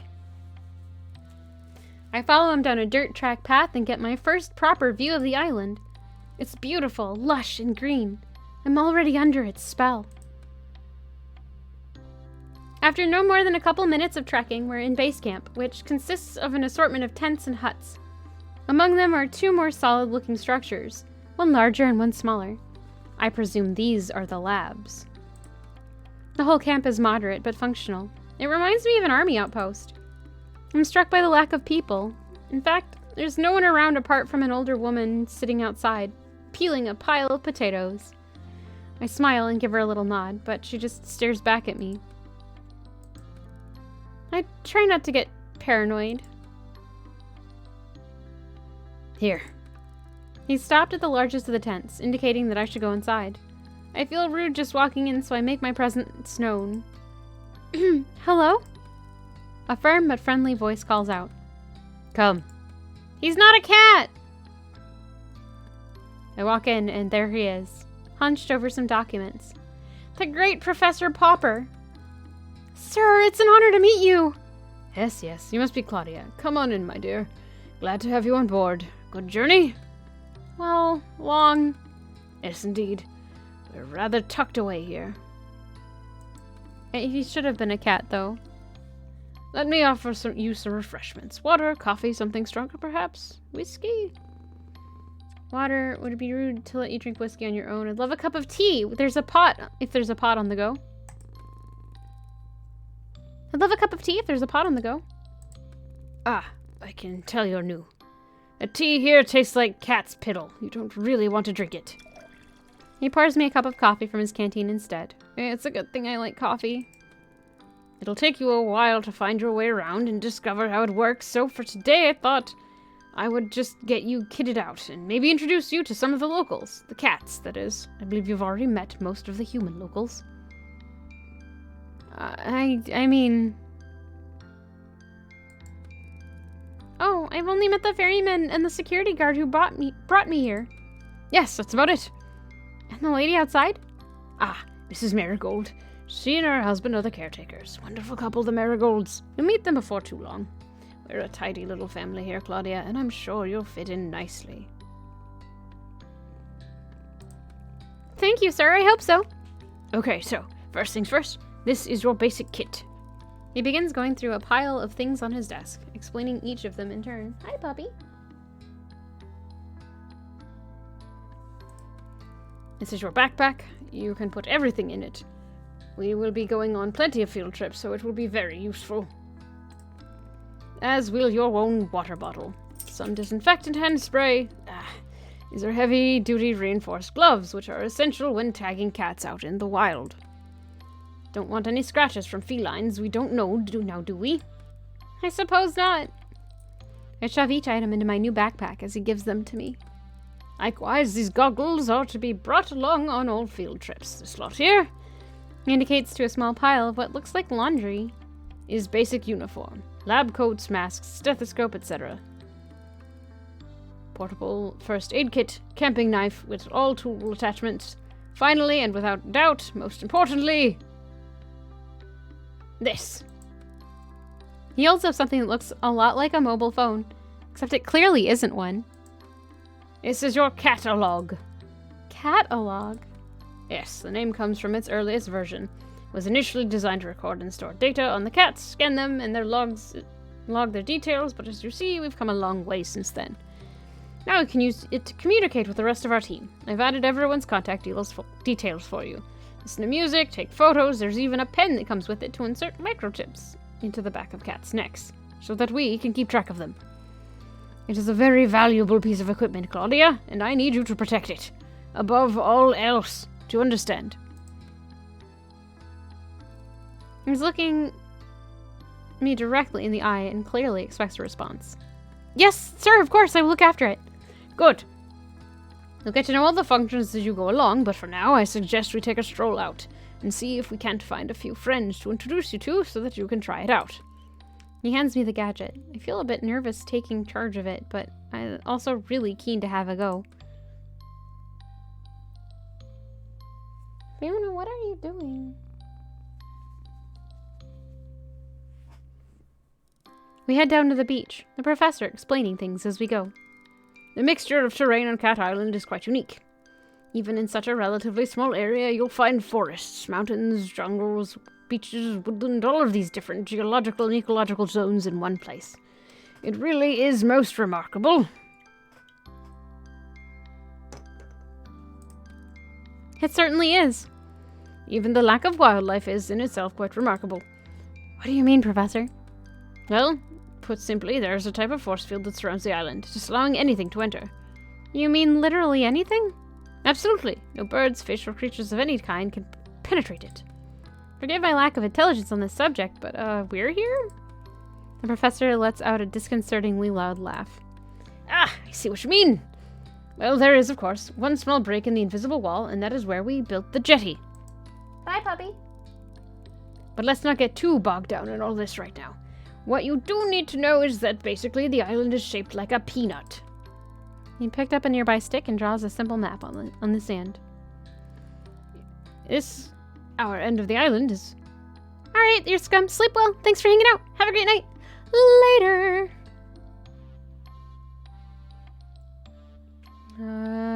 This, our end of the island, is very well known to us now. We've been researching here for many years. The other end is... Yeah. That. The other end is not so familiar to us. We have encountered difficulties that have hindered our progress in the region. What type of difficulties, Professor?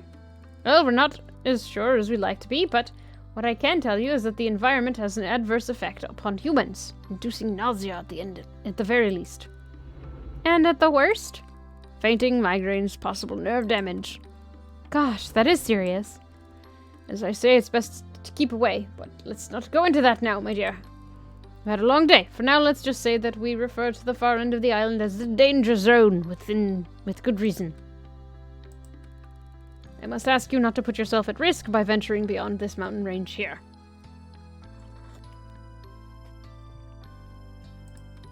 He refers to the map once more, drawing a line just past the center with an X through the end section.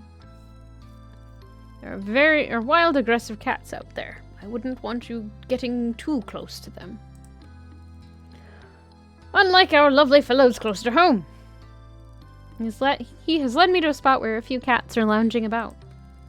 What do you say we try out your catalog now, He stoops down and picks up one of the animals, a disgruntled-looking cat who was sleeping under the shade of a palm tree. The cat lets out a displeased mewl, but doesn't struggle. Its large body, billowing with long orange fur, just sort of hangs in the professor's arms in lazy resignation. Would you like to have a go at scanning this delightful chap? I find the on switch and somewhat timidly activate it. Ha! That was startling. The gadget immediately comes to artificial life, emitting a boop boop boop sound with a red pulsating light. I select the app labeled Cat Scan, and it loads instantly. There's no delay on this thing. The professor holds the cat towards me with arms outstretched. I'm sure he said the scanning chip is implanted in the back of the neck somewhere, but it's difficult to find this one's neck amidst the thick cloud of fur. I blow to make a parting and press the catalog to its skin. It's a bit like scanning groceries in the supermarket, where I used to work. That should do it. He plops the Marmalade Tom back into the shade. Sure enough, upon withdrawal, I find the cat has been successfully scanned. Meow. Fluffy Butt? Oh no. Fluffy Butt. Name, Fluffy Butt. Gender, male, age 10 years, 4 months. Breed, Red Tabby, Persian. Eye color, red. Amazing! Clever, isn't it? A big part of your job here will be to tag and scan the cats, such as Mr. Floofy Butt here, but it looks like you'll have no problems at all in that area. Excellent work, Claudia. It is Garfield. Thank you, sir. I can't wait to get started. Well, why don't you get a bit more practice with the catalog and scan the rest of them while we're here? These 5 spend a lot of time together. They're kind of like a little family, aren't you? Oh, yes, you are. Thank you, Aaron. I did, in fact, scan that butt. The professor seems to be a genuine cat lover like me. I think we're going to get along great. Okay, here goes. No hope this time. The professor steps back. The first cat I approach is very friendly, with beautiful calico markings. It comes toward me, already purring. Meow. Trixie, 3 years, 8 months, calico, green eyes. Next is an elegant, sleek, hairless cat sitting gracefully in the sun. She doesn't pay me much attention and allows me to scan her with minimal fuss. Meow. Meow. Snooty booty. Oh no.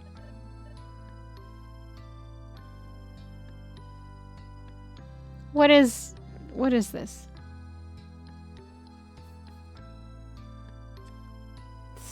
It's a Sphinx cat. The fourth cat I approach is a noisy one.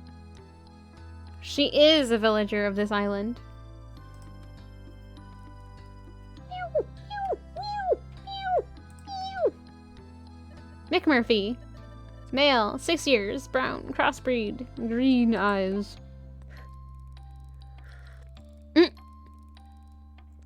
And finally, the one I've deliberately put off until last. He's been skulking around the edges of the activity, eyeing me suspiciously, as though he could pounce at any moment.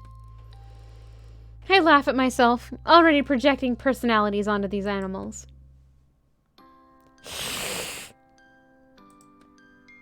I've been hissed at. Kibbles. Male. 3 years. White, British, long hair, green eyes. All done. British, of course. Yes. It's a cat. It's a sloth cat. All done. I hope you enjoyed meeting some of the locals. The professor lets out a little laugh. I have a feeling you'll get to know them quite well in time. It's probably enough for your first day, don't you think? It's quite a lot to take in. Oh no. I am suddenly exhausted and grateful to be heading back to camp.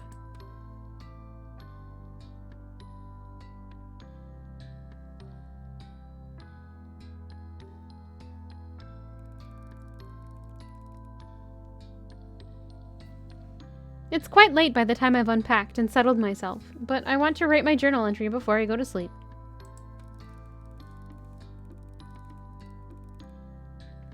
I've only watched like 3 episodes of Letterkenny. And one of them is The Turlet. Just so you know. I'm surprised at how chilly it is. I've pulled my sleeping bag right up to my chin, but I still feel goose pimples bloom under my arm. Shivering, I rub them to warm myself up. It makes me smile to think that this inherent reaction to the cold is what will be keeping my new feline friends warm tonight. My eyelids close, thinking of cats and the island and the professor. The world around me drifts away as I float up into a dream. I don't like that it's doing that weird thing.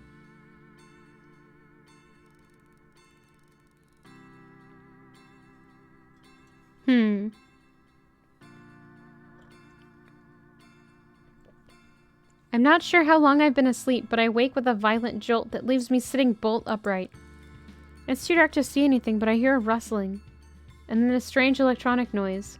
One that, in my sleepy confusion, I can't place right away. Boop, boop, boop. The catalog! Acting on instinct, I scramble to my feet and follow the noise out of the tent. I look around me, and my fears are confirmed when I catch sight of a pulsating red light getting fainter in the direction of the forest. I snap into action, running as fast as I can. Barefoot, dressed in my pajamas, running at full speed into the forest in the dark of night. I must be crazy. Speaking of late night and crazy, everyone in my Discord server, tonight I will be showing a movie. At 8 o'clock. Starting at 8 o'clock p.m. Eastern Time. So, if you like to be there, be there.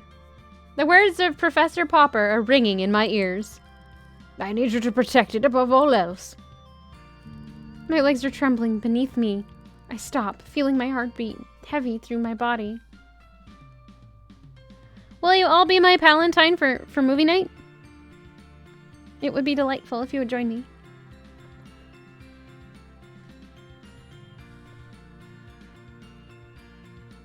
I stop, feeling my heartbeat heavy throughout my body. I wheeze in and out, my breath billowing in front of me in white puffs. I shouldn't feel like this. Why am I so dizzy? I try to get my bearings and realize I've blundered perilously close to the danger zone.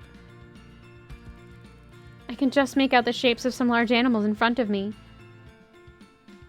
before my eyes close and I drop to my knees.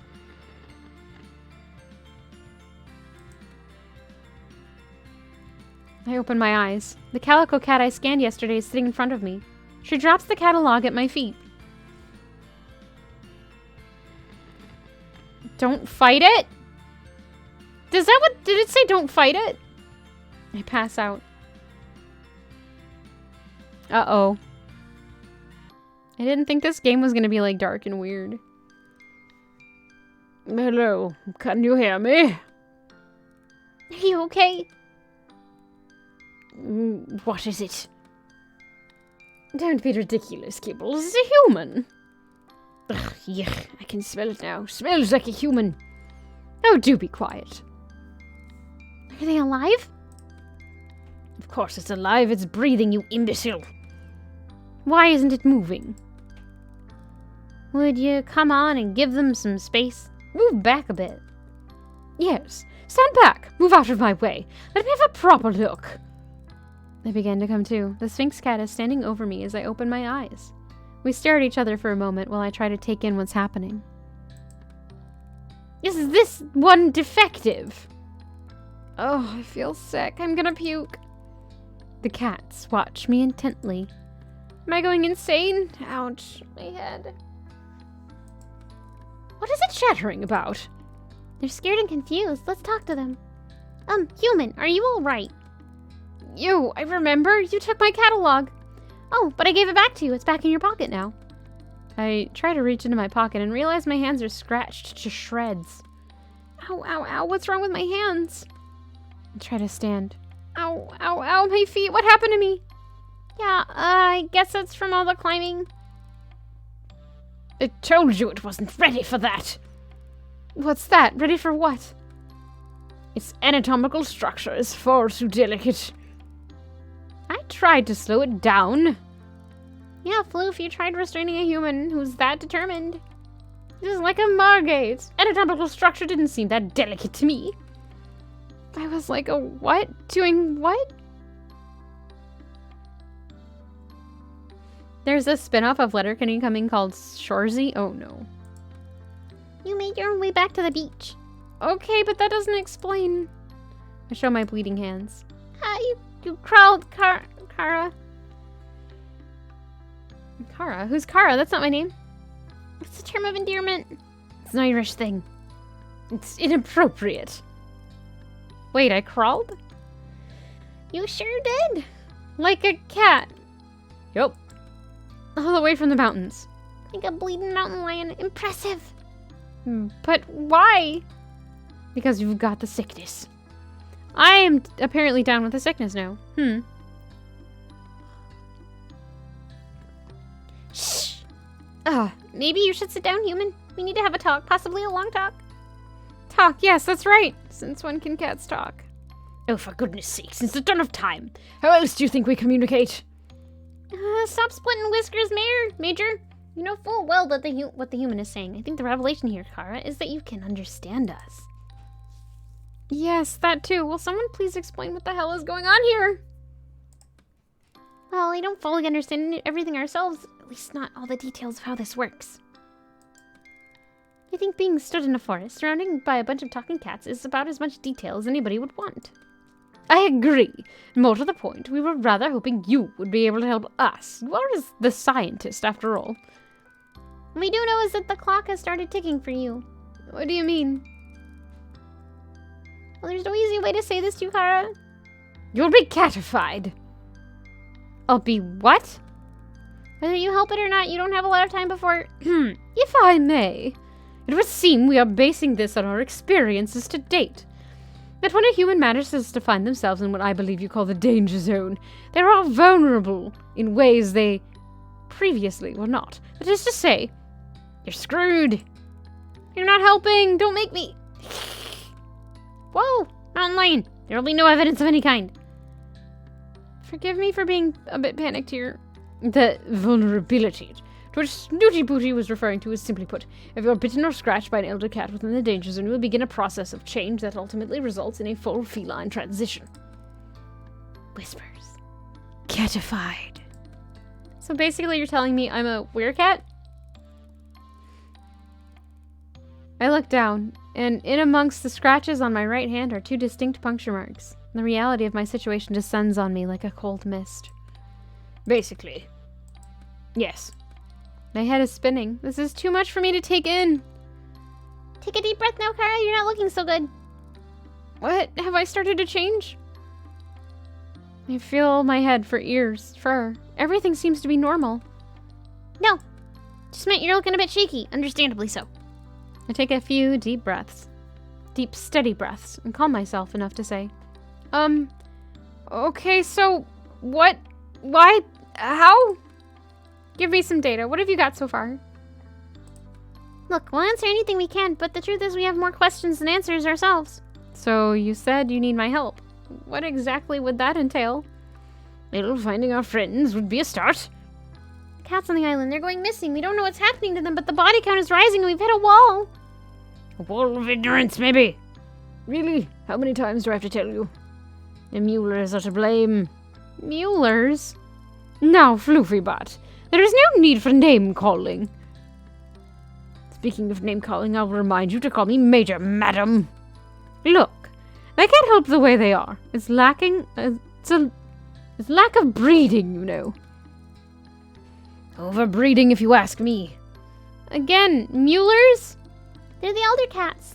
The island originals. They can't speak the way we can, hence their derogatory term Muellers. And how are they to blame exactly? Well, if I knew that. Is the Professor evil? Possibly. We don't know yet. We've only, talked to him once.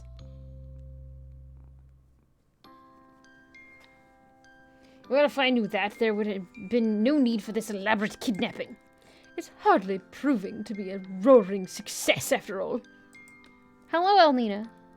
It is a dating game, because it's dating day or something. It's Palentine's Day. Fiona, don't get stuck to my cardigan. No. No. No. They are. Fiona, stop. You expect the occasional mishap. We live in an undomesticated world here, after all. El Fuego Gato. Why the fire cat? Why is the cat on fire?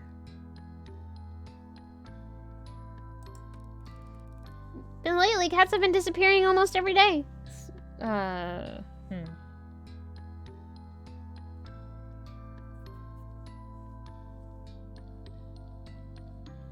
get it. Because it's hot, but still. Anyway, sorry. The cat of the fire. But lately, cats have been disappearing almost every other day. Or every day. Even the last human we catified went missing. I'm sorry, what? It's not open wounds, Kibbles. Yes, onwards and upwards. It's Hattie and Priscilla. Oh! I didn't know that. Gato and gata are male and female cats. In Spanish. Probably. Well, first things first, this werecat thing. Catification. Transition. Whatever. How does it work? Time passes, and you transform into a cat. Nya. Nah. It's a gradual process. It's different for everyone, but you won't just turn overnight. The clock is ticking, however. And also, oh. Oh, okay. The first side effect of the transition is being able to understand us. Well, some of us. Not the elders, obviously. Not all the domestics either. And you have the whole heightened senses thing, the increased agility, the crazy body hair stuff. Let's not worry the human with all the details just yet. I assume there's an antidote. I'm afraid you're going to be disappointed in that assumption. Hang on, you said there was someone else who you'd put in this position? Well, let's hope you're a bit better than they were. Unfortunately, they weren't able to discover an antidote or get our friends back. I know where their notes are, though.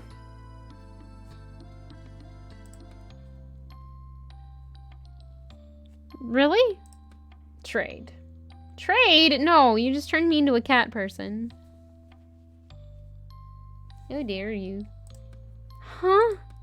You help us, and I'll give you their progress reports. So what do you say, Kara? Will you help us? I'll help you. They are vampire cats. Definitely. Not much of a choice, really, is it? I'm afraid not.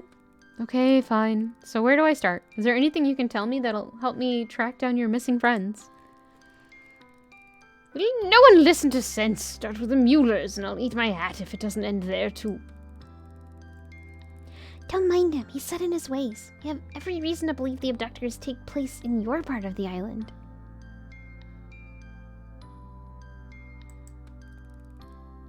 Yes. Nowhere near the danger zone or the elders. Well, that doesn't make much sense. But I suppose nothing else does around this place.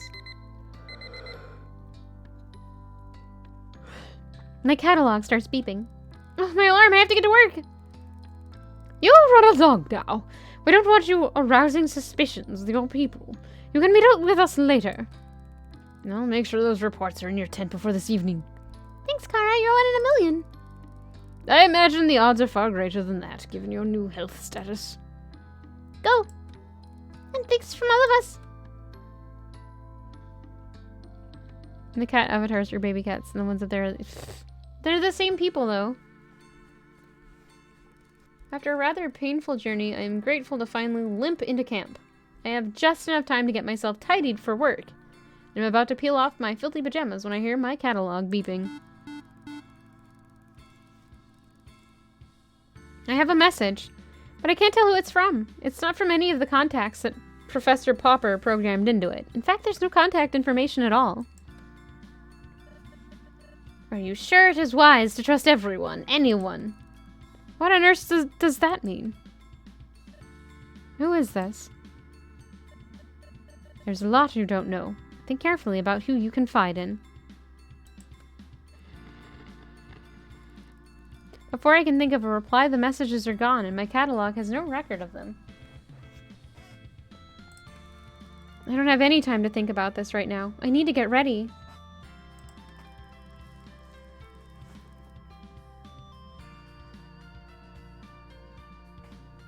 She just jumped down. I have to help her. Where's your head? You just jumped down! Oh my gosh, cat. What is going on?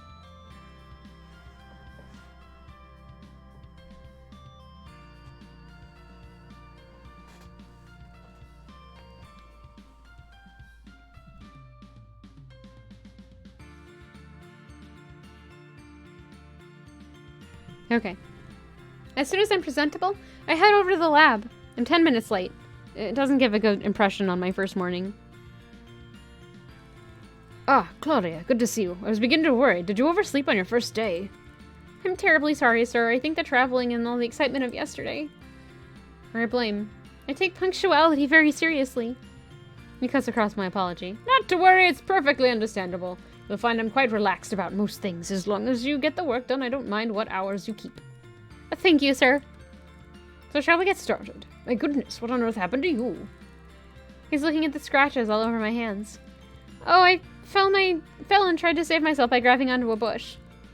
Not a secret drinker, are you, Claudia? Oh, no, sir. I'm a bit of a lightweight, to tell you the truth. Just teasing. We have to get those hands sorted out, though. They look pretty nasty to me. He goes to a tall metal cabinet in the corner and takes out a bottle and some cotton wool and begins cleaning and tending to my hands while he talks. For today, I'd like you to help me with a few tasks around the lab to get the hang of things, but from tomorrow, I'll let you make your own choices about how best to carve up your time. Hey, Fiona.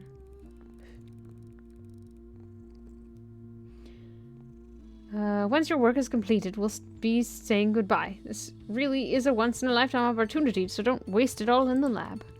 Naturally, I need your help around here, but I'd also like you to get your hands dirty with some field work. Make sure you spend time exploring the island. It's a beautiful place, and there's a lot to see. It is a bit of a cataclysm, isn't it? Oh, Fiona, hello. Take the time to get to know the cats. A full understanding of their behavior is crucial to our research. There is plenty to see and do. However, you must be careful not to overwork. Take regular rest and relaxation. We don't want you to burn yourself out now, do we?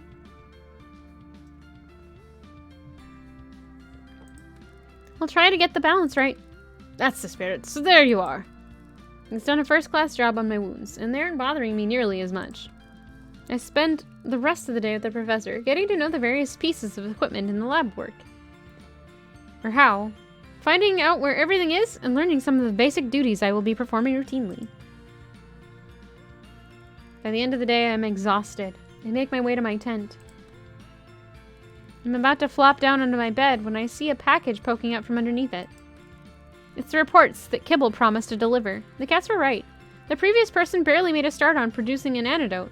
I'm gutted and worried. What if I can't do any better? Will I just turn into a cat? I decided that's not an option. I'm resolved to get going on my own research and do it tomorrow. My instincts tell me that the cats will be a good starting point. I have a feeling they know a lot more than they're prepared to tell me. I need to gain their trust and see if I can't get them to open up a bit. I'm sure I'll make more progress if I focus on one at a time. I'm optimistic that one-on-one sharing will prove fruitful. It's a small glimmer of hope. Tonight, I'm not fit for anything. I can barely even write in my journal before I fall asleep. The first morning of waking up on the island. I'm so excited to discover what the day will bring. Should I jump straight into lab research? Or maybe it would be wise to start investigating a way to help these cats and find a cure for myself? Perhaps a good starting point would be to get to know the cats a little better on a one-to-one basis.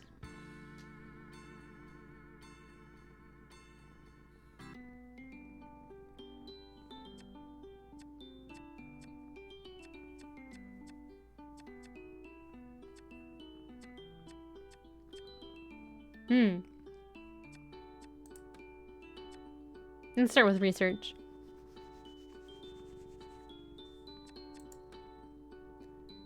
Round up kitties. Slow day. I've got to organize a few samples from previous field trips.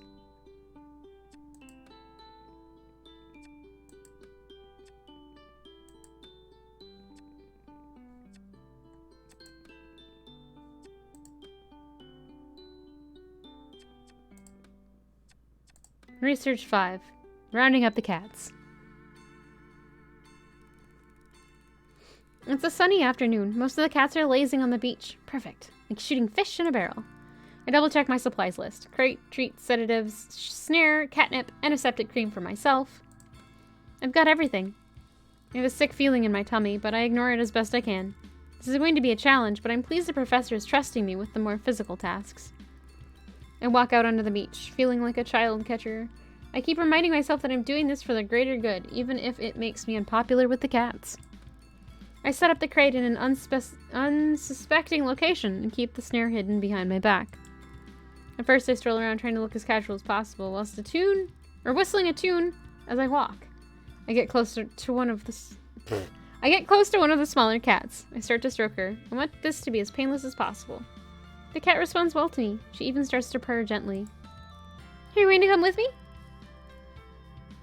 The cat looks at me with big, wide, loving eyes. Come on then. I pick the cat up, carry her to the crate, and gently place her inside. And lock it shut, even though the cat makes no attempt to escape. Well, that went better than expected. This may be a good day after all. Emboldened by my success, I approach one of the slightly larger cats. Hey, matey, shall we get in the basket? I give him a little stroke. He doesn't respond badly, although he doesn't seem particularly interested either. I put my hands on either side of his body, ready to pick him up. He doesn't look happy about it and growls a warning at me. Hey, mister, it's going to be okay. We're just going on a little trip, alright? As soon as I start to lift, all hell breaks loose. Yowling and hissing, he scratches my arms to ribbons. I try to get him into the basket, but he stretches out and I can't fit him in. Ow, ow, oh no! No, I know when I'm defeated. I have to let him go. He scarpers off into the distance. I look down at my ravaged arms. Note to self, wear long sleeves when on caging duty.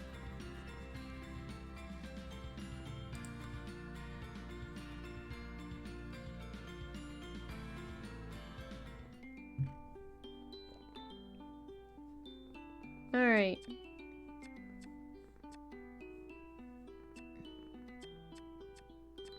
Let's do recon now.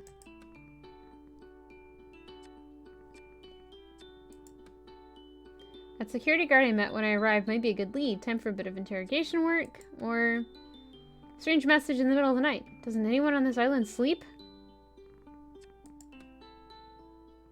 Let's start interviewing staff.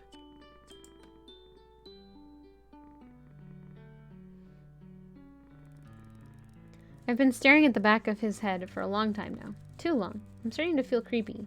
I just don't understand it. All he does is sit in that chair by the dock, eating egg sandwiches and doing crossword puzzles. How does a man like that become the security guard for a place like this?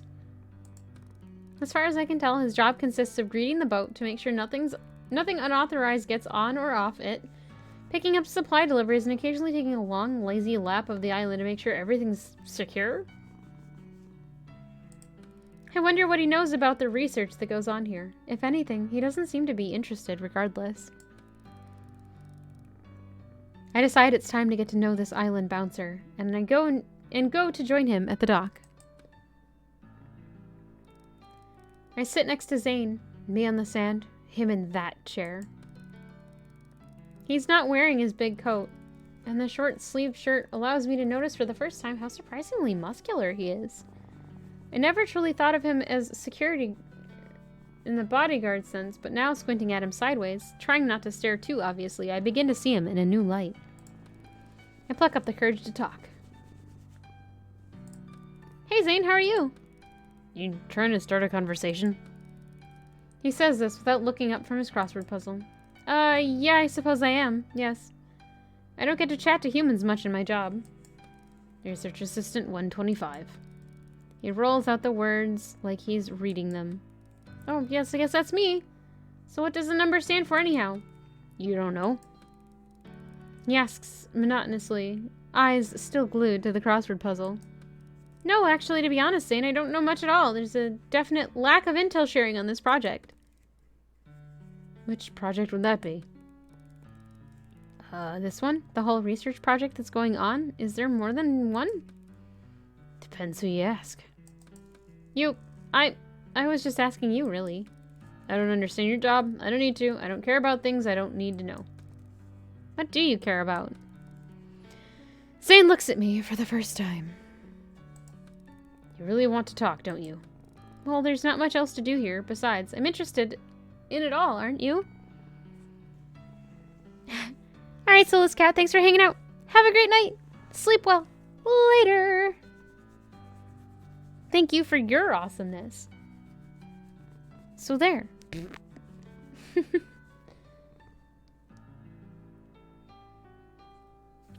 Let's see, there's not much else to do here. Besides, I'm interested in it all, aren't you? My interest consists of what's for dinner and when my next puzzle book's coming. And it's coming. You get it delivered. Comes with the mail. He's back to not looking at me again.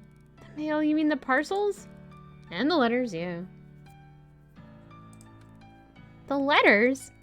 Who would go to the trouble of sending mail all the way out here when we have email? I laugh, but Zane looks very serious. It's safer sending mail the old-fashioned way. With email, there's viruses, hackers, worms, cyber terrorists. I get the feeling he's not very tech-savvy.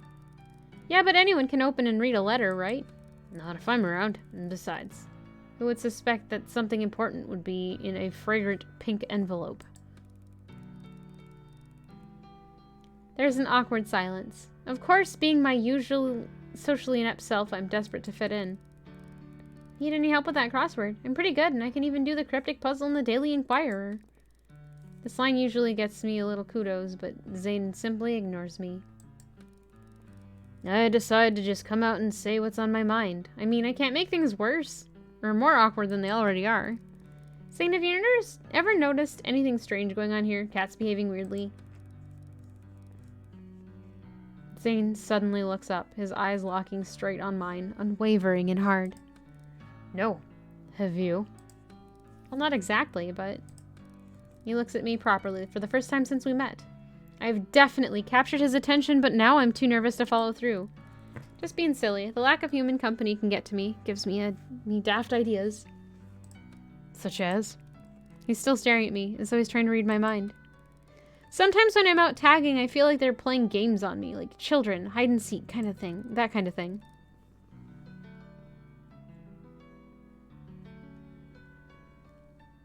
Fiona, what are you doing? Stop. Some of those cats may be cleverer than any of us give them credit for. Now it's my turn to be intrigued.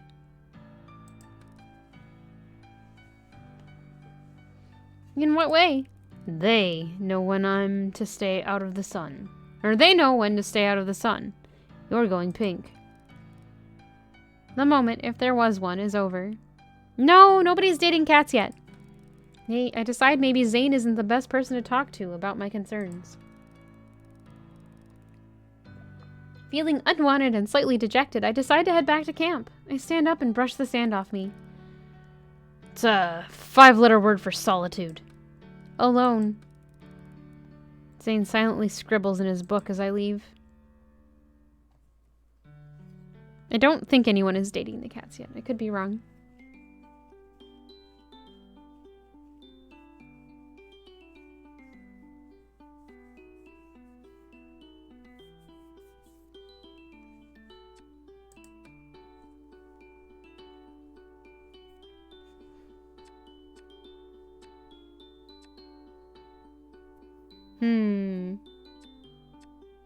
McMurphy.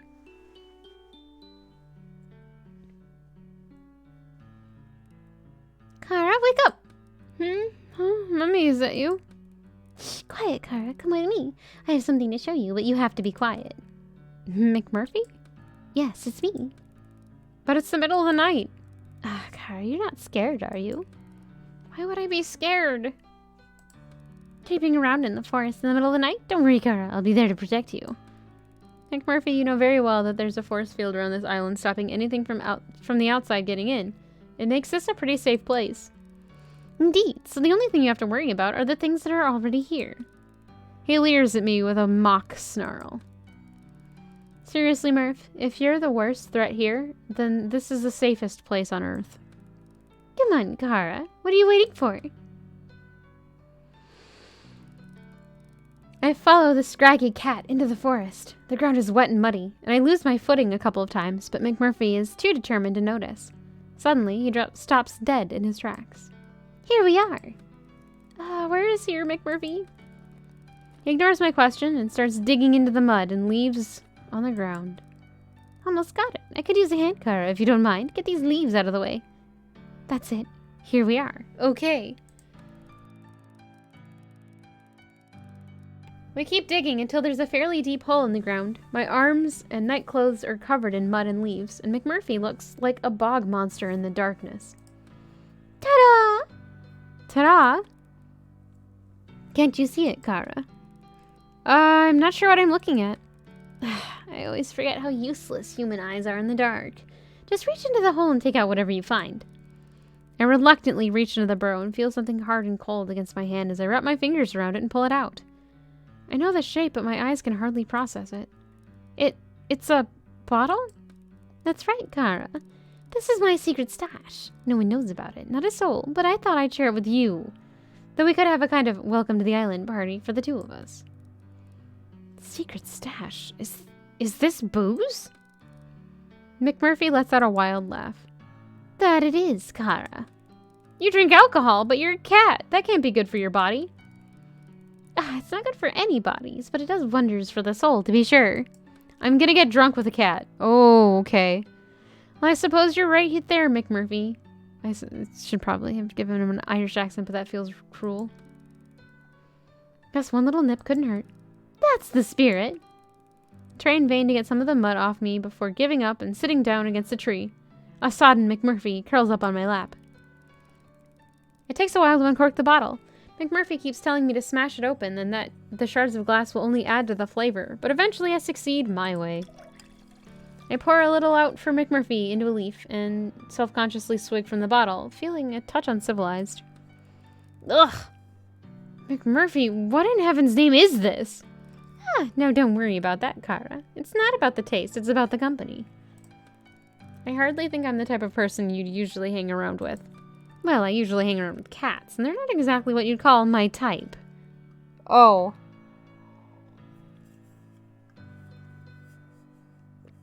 Alright. I respond by widening my eyes as I take another swig from the bottle. Somehow it tastes less terrible the second time around. I find humans much more interesting. They usually have a lot to say, present company accepted. McMurphy winks at me with his huge green eyes, and I blush, trying desperately not to show how boring I feel compared to him. Don't take it harsh, I'm only joking, Kara. McMurphy, I've been meaning to ask you something for a while now. Anything, Kara, ask away. I'd love for us to get to know each other better. This Kara thing, you know my name is... Just my sentences drowned out by McMurphy's howls of laughter. You make me laugh, Kara. You really do. I know exactly what your name is, Claudia. Kara's just it's like a pet name, you know? Kara means friend, buddy, amigo. It's something my mama used to call people, and I guess it just stuck. It's one of the few things I remember about her, actually. That and her beautiful smile. Look at his little hands in his picture. Hey, flash me your pearly whites. I smile at McMurphy awkwardly. He bursts into fits of laughter again. That's a lovely smile to be sure, but you need to grow into it yet. Could I have a top up over here? I don't need... know if I feel comfortable giving you more alcohol, McMurphy. I think you've had more than enough. In fact, I don't even want to give you any didn't even want to give you any in the first place. Did you not know that cats have 9 lives? And you want to waste them all on booze. Why not? Besides, the night is still young and we've only just begun our conversation. Come on, Kara. We've a lot of chin wagging to do yet. Are you gonna pour or not? Cheers. Part of me thinks I ought to be a responsible human here and cut you off. But I believe in a true democracy. Would you care to expand on that? Perhaps pour the drinks as you do. The true democratic principle that none shall have power over the people. Cats, whatever. How inspirational. I'll toast to that. All right, McMurphy, but on your head be it. For the rejection of authority comes the responsibility for bearing the consequences of your action. I pour some more of the suspect liquor into McMurphy's soggy leaf. I don't know what that is. I don't know how things work in cat protocol, but in human terms, you are a very mature... Wait. Very grown-up adult. Oh, fiddlesticks. You're over a certain age. And as such, can take responsibility for your own choices. I like it. Spoken like a true libertine. Well, I wouldn't go that far, but I can shake my tail when I feel the vibe. Puppy? What? Puppy!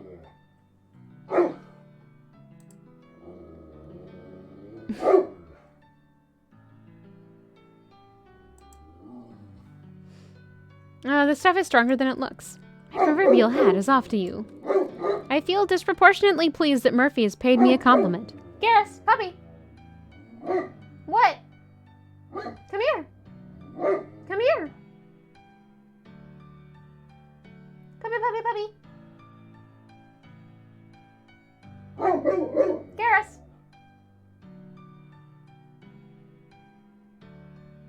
Garrus, come here! Or he can keep yelling. I apologize. Double. I will double when there is another one. I feel disproportionately pleased that Murphy has paid me a compliment. Say, Kara, have you ever been in love? McMurphy, that second leaf has gone straight to your head. The cat smiles shyly. Slyly. I'm going to take that as a guess. Are you still with them? Well, I was never technically with them to begin with. Ouch. Well, that's definitely their loss. Oh, I don't think so, McMurphy. We've never actually met. Ah, you're not saying you're one of those, Thank you for the GG. Internet stalker types, are you? Them catfish that Kibbles tells tales of? No! McMurphy, gosh! It was Bowie, okay? I was in love with David Bowie, you know? McMurphy frowns and shakes his furry head. Oh, no. See these eyes so green, it can stare for 1,000 years, you know? Ah, that's a charming song, but I'm afraid I have no idea what's going on anymore. Oh, come on, McMurphy. Everyone knows who David Bowie is. Red hair, lots of makeup, one blue eye, one brown. Well, I did know one sweet soul with a blue eye and a brown eye, but I can assure you they wouldn't be caught dead in makeup. McMurphy snorts. Well, how about you, McMurphy? Who's the love of your life?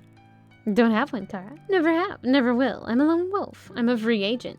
And I'm a big old yeti out in the mountains, all hairy and smelly and alone. I feel like I should have gone with the other game suggestion I had. Not that this is bad, it's just weird. Hello, Fiona. For some reason, I find that very hard to believe, Mr. McMurphy. Fine, you're right. I'm a fool. Lovesick fool. I've had my heart broken more than once, Kara, and each time hurt more than the last, I tell ya. The thing is, though, Kara, I can't remember a thing about any of them. Any of what? I don't know. What were we talking about? David Bowie. Ah, that's right. So tell me how the two of you met. McMurphy, I think I'm drunk. What the hell have we been drinking? Nah, leave me alone. I haven't touched a drop. Ugh, think I'm gonna vom. We wake up in the forest with a half-empty bottle in my hand, and McMurphy is nowhere to be seen. How the hell did I get here? I can't remember a thing. I look at my catalog. Whoa, is that really the time? Crikey, I need to get to work.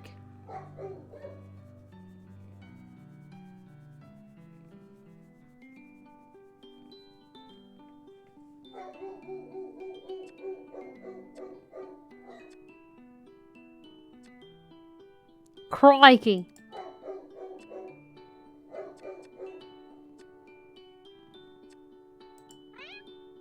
Oh, I guess I should rest today. Garrus, what? You had a lovely nap and wake up feeling revitalized. Your energy has been restored. Magic!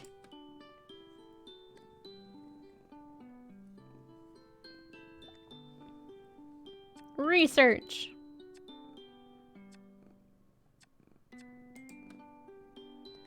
Got a few samples from the previous field trips. Start! Today I'm in the lab doing flora research. It's not the most exciting job, but if I keep my head down, I can get through it quickly. What are you doing, Fiona? Oh, okay, she's cleaning. Today I'm in the lab doing flora research. It's not the most exciting job, but if I keep my head down, I can get through it quickly enough. Yes. Probably, actually. It really just consists of unpacking the new samples of plants and flowers that the professor and I have collected on our foraging expeditions, and logging them into the database of organic substances on the computer. Most of them are commonplace plants that grow abundantly in the forest, but occasionally we come across something more rare, exotic even. One of the samples I'm looking at today is Calendula incana maritima, which is very interesting indeed. I can't help speculating that it's been cultivated in the Marigold's little greenhouse and then transplanted to open ground. I'm distracted momentarily by the sound of drinking or clinking glass, and I turn to see the beautifully manicured paw of a sphinx cat tapping on a beaker, nudging it perilously close to the edge of the counter. Boots, stop that! You're not supposed to be in here! She laughs as though I've told the joke. That's a frightfully pretty flower. Calendula incana maritima, if I'm not mistaken. You never cease to amaze me, Boots. How on earth did you know that? Why, I make it my business to know all about rare and valuable works of art. Art? Why not? It has been created like a sculpture or a painting. The Marigolds are true artists in the garden. Yes, her name is Snooty Booty. Ah, I wonder if they had something to do with this. It's so unusual, even in its natural swampy habitat, but to have it growing here in the forest is very out of the ordinary. Yes, its properties are extraordinary too, human. The indignity, I know. Well, I'm quite new to the botanical science, so I probably don't know the half of it. Why don't you fill me in? Although I'm always happy to facilitate your learning, human, I simply can't stay here a moment longer. The air is so stale, don't you find? I ignore her sideways glance and upturned nose. Let's go to the beach and drink some coconut water, and I'll tell you everything you need to know. Snoots, I'm not going anywhere until I finish this. Don't be ridiculous. You can tinker about in here any time, but the sun will be gone in an hour or two. I'm not tinkering, this is my job. If I don't get it done, the professor will want to know why. Then explain to him. You had better things to do. Snooty Booty, I won't tell you again. If he catches you here, Popper will cage you. Careful with that flower, human. It doesn't do to inhale the fragrance too deeply. What? I turn to ask why and see her flounce out, knocking the beaker with a swish of her tail as she does. You did that on purpose! She's gone, but leaving me to clear up the broken glass. Cat, please. How dare you?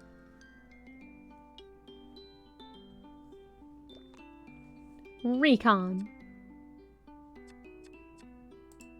I don't really want to go on another date right now. Cats. A strange message in the middle of the night. Doesn't anyone on this island sleep? I hear my catalog beeping. I presume it's the professor. Tumble out of bed, half asleep, and fumble around looking for the device. Look at the screen. My eyes struggle to focus. The message isn't from the professor at all. There's no contact information. Come outside. Who is this? Come outside. They obviously aren't going to respond to my question. Should I do as the message tells me? No, but yes. My curiosity is roused. I have a feeling there's something important to learn from the strangers, so I throw on my clothes and crawl out of my tent.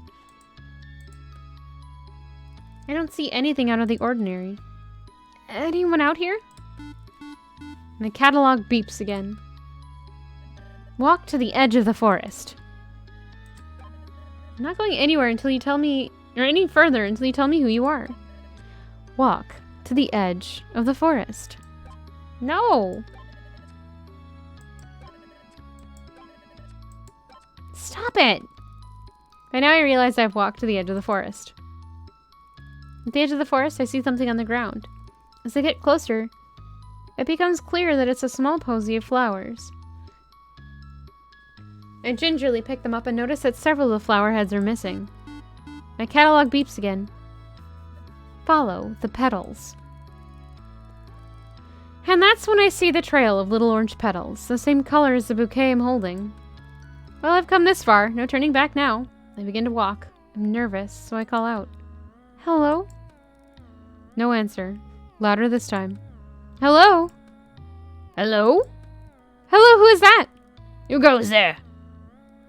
Major, is that you, Floofy Butt? I really wish you wouldn't call me that, human. What on earth do you think you're playing at? Cavorting around the forest in the dead of night, causing a ruckus. Oh, Major, you don't know how pleased I am to see you. I need your help. And this can't wait until a civilized hour? I'm afraid it can't. I'm the one investigating this, and I've been getting messages from an anonymous source asking me to follow them into the forest. Look, they left this trail. Ah! Calendula maritima. Marigolds, herb of the sun. They're said to represent creativity, although some believe them to be the symbol of cruelty and grief. Your knowledge is always so impressive, but I have to say on this occasion it's not very comforting. Floofy Butt goes striding off with purpose. Come along then, Claudia. Are we going to follow this trail or not? I shuffle awkwardly behind him. Before the sun comes up, eh? We continue for a short while, and notice that the petals are getting more sparse. It's become more difficult to see them, until eventually they seem to run out, and we find ourselves at a small clearing. Well, it appears someone has been playing a joke on you, Claudia. I sadly agree. This has been nothing but a wild goose chase. Seems so, Major. I'm sorry for dragging you out into this. Let's get back to our beds before we waste any more precious snooze time on this fool. I turn to Floofy Butt and notice that his back is arched and his fur is puffed up, making him look even more floofy than usual. Something wrong, Major? Tell me, human, does that pile of rocks look suspicious to you? Amongst myriad rock piles, I notice a small, contrived-looking cairn. Floofy Butt's right. It looks far from natural. That looks to me like it's asking to be inspected, Major. Well, get to it, Claudia. You're the one with thumbs. I begin to dismantle the small mound rock by rock. It's not until the foundation stone is removed that we find a manila envelope. Major, look, it's a letter. Looks rather large for a letter, my dear. I think you ought to open it. Thumbs are underrated. Here, we're back at the base. Having got you this far, I think it's only fair that I have equal share of the spoils. Spoils? Yes, perhaps we should look right now, Major. As I'm speaking, I've torn into the envelope. Well, out with it. It looks like drawings? What sort of drawings? I'm not sure, but they look quite old. Antique, even. Do they have value, human? Probably to someone. They appear to be sketches of people here on the island, but I don't recognize anyone. Why would someone lead me to these? The cats would know who they are, maybe. How do you know you were meant to find them? Because we followed a trail and it led us here? Actually, the trail ended a while back. This could be a mere coincidence. I see the intrigue in a few old scribbles. I hardly see the intrigue in a few old scribbles. They show no artistic flair at all. Even so, I'm going to hang on to these to see if they prove relevant to whatever mystery is unfolding here on the island. Fluffy Butt rolls his eyes. You really ought to focus more on the clues that matter instead of running around in the middle of the night on wild goose chases. Let's head back before anyone discovers you're missing.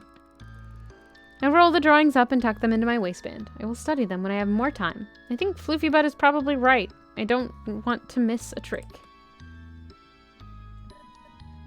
Get some rest now, Claudia. Finally, a sensible suggestion. Head after Floofy Butt, struggling to keep up. I really need some sleep.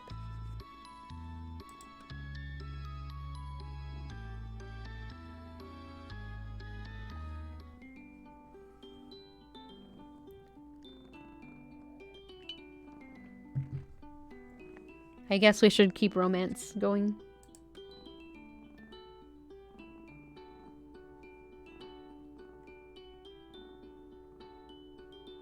I can't date Snooty Booty. Snooty Booty hates me now. Why does Snooty Booty hate me? I don't want to date McMurphy again. Let's research some more. Maybe. Oh. What?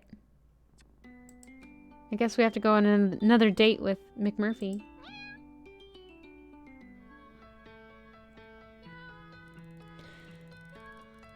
This music. I'm sweltering in the mess tent. Typical for me to get cook duty on the hottest day so far. I step out for a moment to try to catch some air. Psst! I'm not sure if I really heard something or if the dehydration is getting to me. I take a swig from my water bottle. Hey, aren't you gonna share, Kara? Oh, McMurphy! Was that you psting? What are you suggesting, Kara? I only use the designated litter areas. Murph, you are incorrigible. You know exactly what I meant. Come on, Kara. Never mind all that. We have work to do. I am working. I'm supposed to be cooking for this evening. I mean work of the adventuring variety. Oh, of course you do. Ah, come on. Don't be such a bore. I'm sorry, McMurphy, but I can't. I'm very busy here. It's going to take hours to defrost and braise this meat from the mainland. Well, if you come with me, you may end up providing a much tastier dish in half the time. What do you say, Kara? You up for it? Wait. I don't know what that word is. What are you saying? You mean I should just bunk off? That's the spirit. Strip off your apron. Let's hit the trail. But I can't. What if someone comes looking for me? Leave him a note. Gone fishing. Maybe it's the heat, but I'm overcome with a moment of madness. Well, okay then, you wild, mad Irish rover. I'm all yours. No, there's a thought. Is an Irish term for gossip. Thank you. Before I can answer, he's slunk into the thickening of the forest behind the clay cooking pits. I whip off my apron and follow behind. Wait, Murphy, it's too hot to run. Then we really ought to cool ourselves off, eh? He's led me up to the cliffs and without warning takes a running jump off the edge. I see him flying through the air and watch mesmerized as he cuts through the water.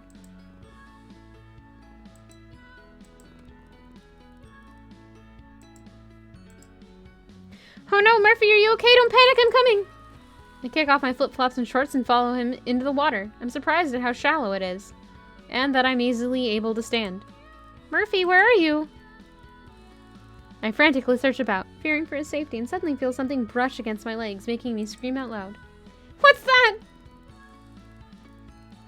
I look down in the water, into the clear water and see McMurphy speeding along the seabed like a shark, fast and sleek, and suddenly breaking up through the surface with something in his mouth.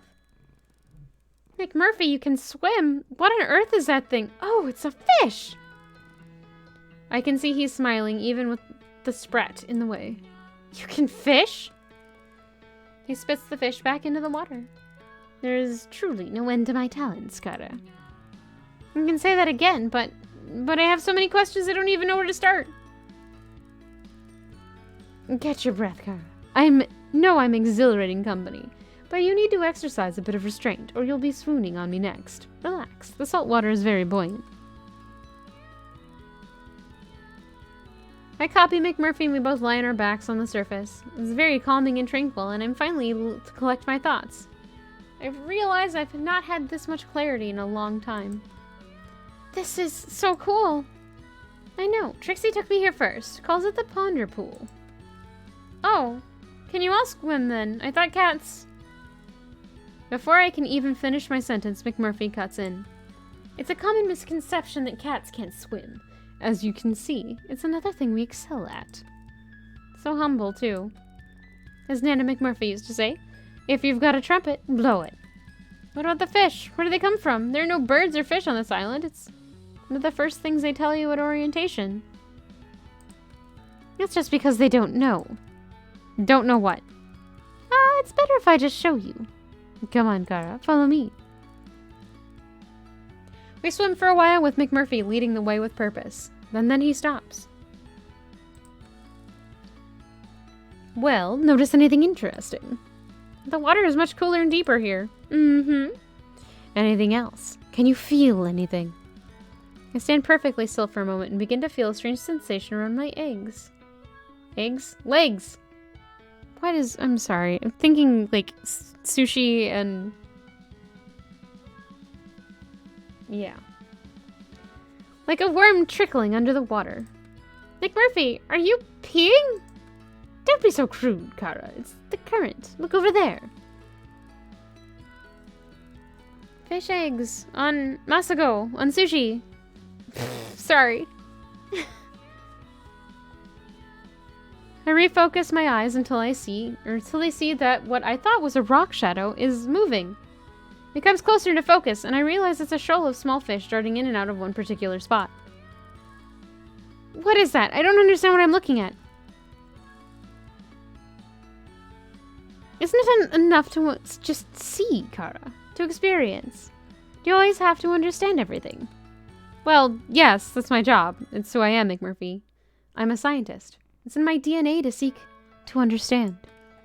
Come on then, scientists, let's take a closer look. We move closer to the area where the fish are gathered. I put my hand down and I realize I can touch them and pick them up. But something is stopping them from swimming further inland. McMurphy, we need to get going. I'm going to be in big trouble if I'm away for any longer, but thank you for showing me this. I'm definitely going to come back here to try to understand it. I wouldn't waste your time, Kara. It wouldn't be a waste. I'm committed to finding out all I... He cuts across me as I'm speaking. I meant coming back to this particular spot. The fishes won't be here. Oh, I see. It's only at certain times? In different locations. It changes all the time. There's no pattern to it either. So you'd just be sticking pins in maps, Kara. I brought you here because I saw them this morning. Chances are they'll be gone by this afternoon.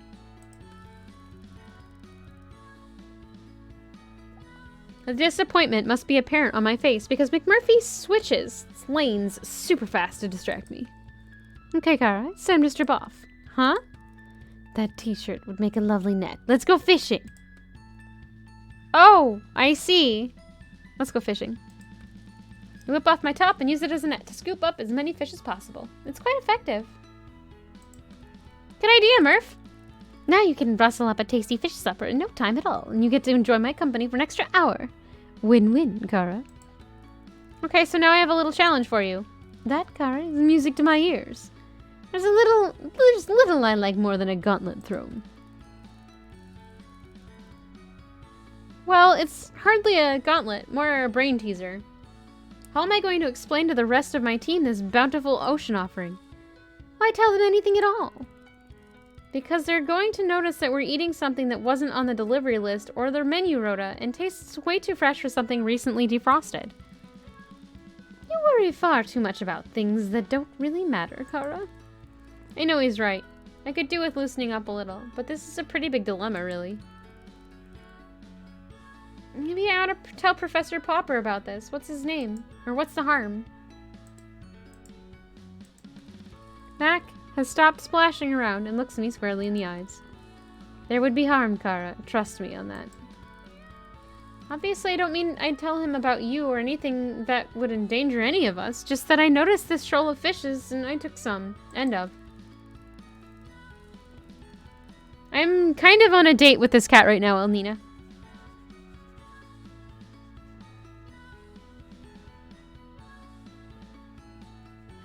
So I don't know if I'm technically flirting, but I might be. You really think you could mention a phenomena like this, and that would be the end of it? That he wouldn't start putting all manner of investigations and disruptions in place? No, not yet. You are touchingly naive, my friend. I feel myself blush. I am being a bit naive, but I don't like the thought of lying. So what do you suggest then, if you know so much about everything? Give me a plausible story and I'll follow through. McMurphy lets out a wild howl and splashes water at me. Now that's what I like to hear, you impetuous daredevil, you. I splash him back, and a furious water fight ensues. We're making such a ruckus, I'm amazed no one comes to check on what's going on. After a good 10 minutes of laughter and play, we run out of steam and float in the buoyant, warm water. Let's hear it then, Oz. What's my cover story? It's a very simple case of brazen bluffing. Okay. Make a simple but delicious meal, and if anyone should ask where the fish came from, shrug your shoulders and ask the same question. Huh? It's all in the poker face. You remain completely impassive and ask the same question. Yeah, I wondered that too. Where did the fish come from? They're delicious. Really? Trust me, Kara. As a cat who is forever risking one of his 9, the simpler you keep it, the more they buy it. If they ask you where you got them from, you tell them the fridge. Simple. I feel quite giddy at the prospect of getting away with a ruse. A ruse! Okay, Murph, let's gather the supper.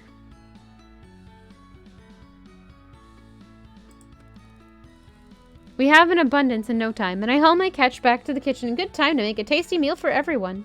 A ruse! It's true. A ruse goose. What?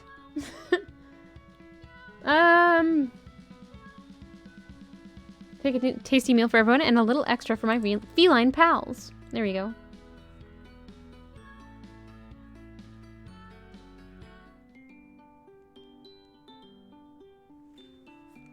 Les amuse-bouches. Yes. Let's rest.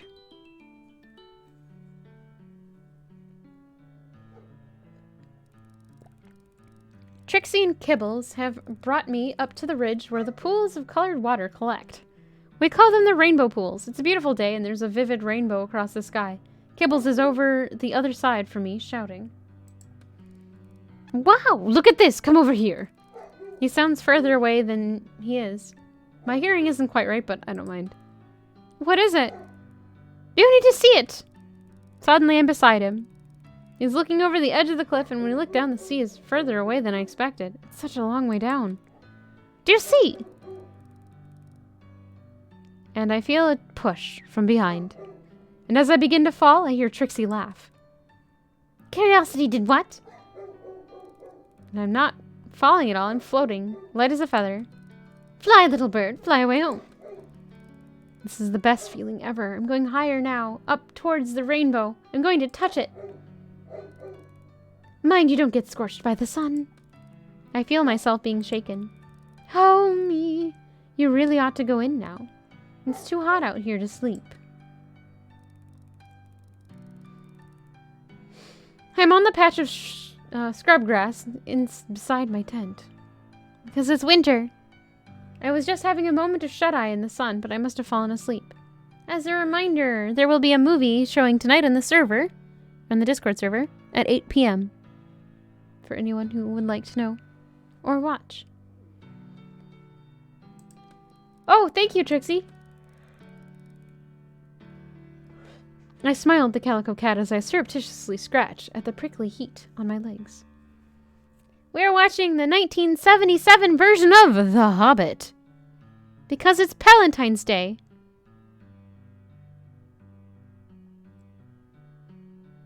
I smile at the Calico Cat as I surreptitiously scratch at the prickly heat on my legs. There we go. It's the best version of The Hobbit. Recon. 'Cause Bilbo's friends with the dwarves.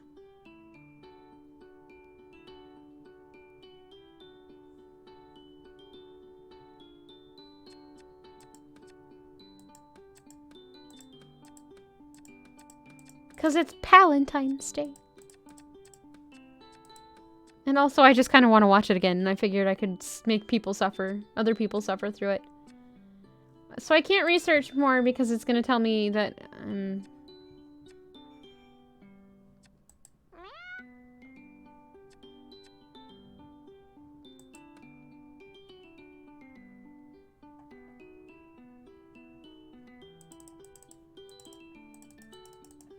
I guess I have to keep dating McMurphy, because Snooty Booty hates me.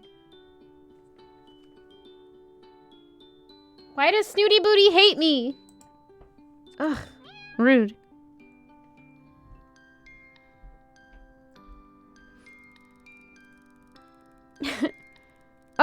Sure. It's too beautiful a day to be slaving in a hot lab, so when Murph invited me for a stroll, it was easy to say yes. Not that I'd need much incentive to spend time with him. He's very engaging company. We've come to one of my favorite spots, where the cliffs sweep upwards above the blue water. Suddenly, without any warning, McMurphy plunges over the top of the towering rocks. I run to the cliff's edge, with my heart in my mouth to see what's happened. This is... It's not suffering, it's a good movie! Oh my gosh, I will fight people. Put them up! Fistcuff time.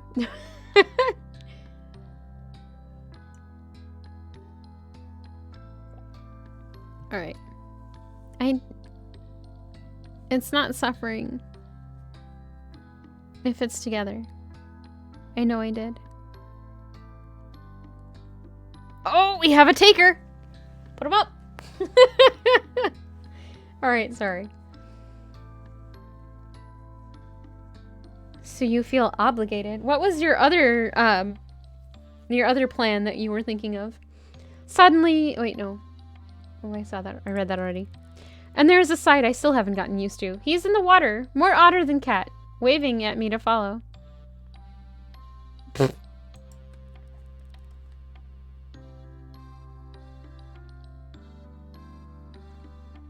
Jump, Kara, jump. Sure, the water's grand. Oh. Not your only weakness? What? McMurphy! I'm shocked by the shrillness of my voice. I hadn't intended it to be quite such a shriek. I was aiming for stern admonishment.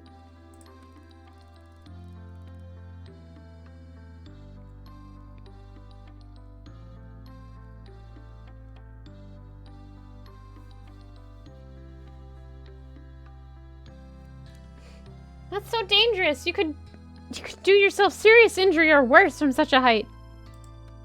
Oh, psh. Come on, Kara. You won't get to see the little surprise I have in store. You've already surprised me enough for one day. Which one of us is meant to be the pussy? I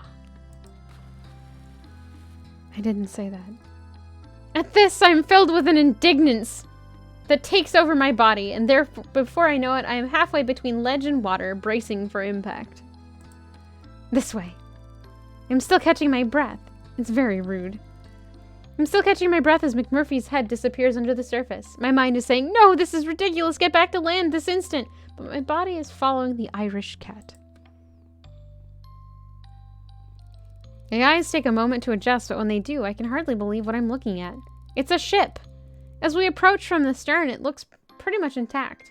I can see the name on the rear port side, and though faded and worn away in parts, the words are unmistakable. Kitty's Desire. My head is swimming due to the excitement and lack of oxygen. I flounder to the surface to catch my breath. Kitty's Desire. I feel like I know that name. McMurphy eventually bobs up to join me on the surface. Surprised! A shipwreck. Here? This is a very distant island, Kara. A lot has happened here. But how did a ship even get here before the path was made? Hey, don't ask me, Kara. I'm just in it for the grog.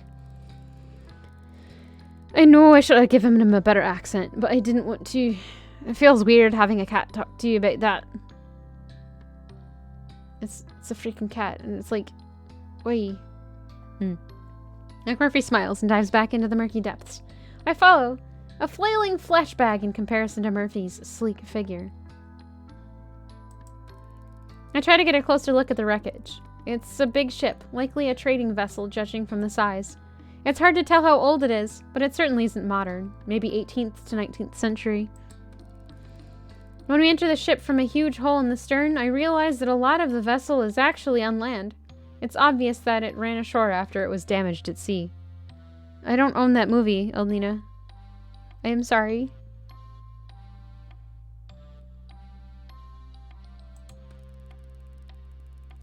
Okay, but I may not own many of them, just to warn you.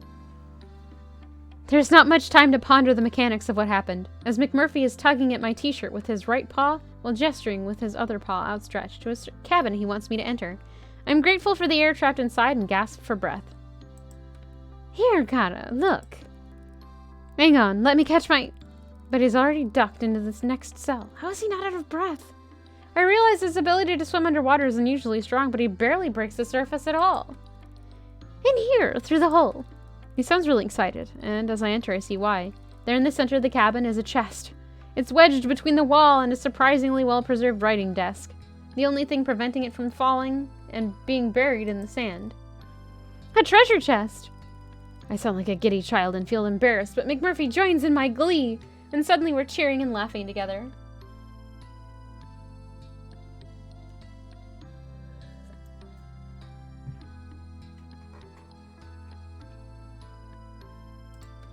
Go on then, open it, Kara. Okay. You're scheduled figure skating to start every day 5 to 6 a.m. from now on, so you're probably not going to bother now. Ugh. It is. It's a very strange cat dating thing. I haven't gotten to see any of the Olympic stuff this year.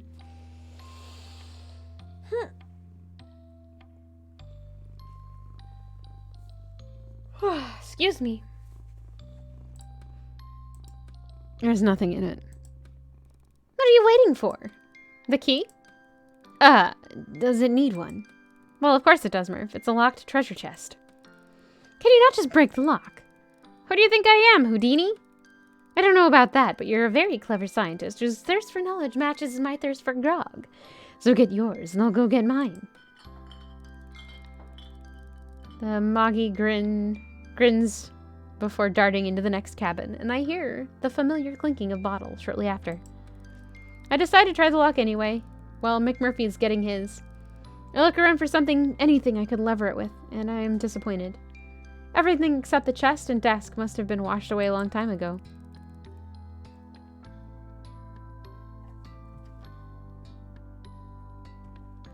We'll have to come back with some tools to tackle that lock, Murph. There comes no response. Murphy is obviously still busy with his looting and pillaging, so I decide to swim to the beach to get a better look at the wreck from land. When I take in the scene properly, I can make out what looks like another large ship, just a bit further down the beach. I can hardly believe what I'm seeing. One huge sea vessel finding its way to this island is strange enough. But two meeting the same unhappy fate is more than my brain can process. The proximity of the pair would suggest a collision of some kind. Possibly the second vessel could have been a pirate ship. Maybe it was attacking the merchant vessel. I'm getting the feeling I'm looking at the conclusion of a very interesting story here. Wonder why Professor Popper didn't tell me about it. Obviously, he must be aware of the two vessels. My nose for intrigue has started to twitch, and I'm burning to know more. I decide to take some of the debris, splinters, and small chunks of metal and pocket it for later analysis in the lab. When I'm satisfied that I've thoroughly combed the beach for specimens and have salvaged anything of interest, I realize that I haven't seen McMurphy for quite a while. My heart stops, and the hair on my neck stands on end. How could I have been so wrapped up in my work that I neglected to keep an eye on my friend? McMurphy? I'm met with silence and still water. I run back towards Kitty's desire, my heart thumping in my chest. McMurphy! I jump in the sea and swim back to the stern of the ship. There doesn't seem to be any life around here. I break through the surface with a choke and call out again, but my throat is hoarse and full of salt water. Where? I catch sight of a shadow out of the corner of my eye, crawling along the seabed. I dive under to get a better look and see instantly that it's the Irish cat, stalking and prowling as if he were on land. I quickly grab him by the scruff of his neck and drag him back to shore. McMurphy, you loon! What on earth were you playing at? I catch my breath and check on him. but he's happily rolling on his back in the sand. Me? I was having a grand time until you manhandled me with those big meaty paws of yours. Let it go. Big meaty what? Charming, I must say. I'll have you know I was very worried about you. And I fully appreciate it, Kara. Meaty paws? McMurphy has started laughing, and it's too infectious not to join in. Seriously though, Mac, that was some impressive breath control. I didn't see you come up for air once. I think I get it from my mother.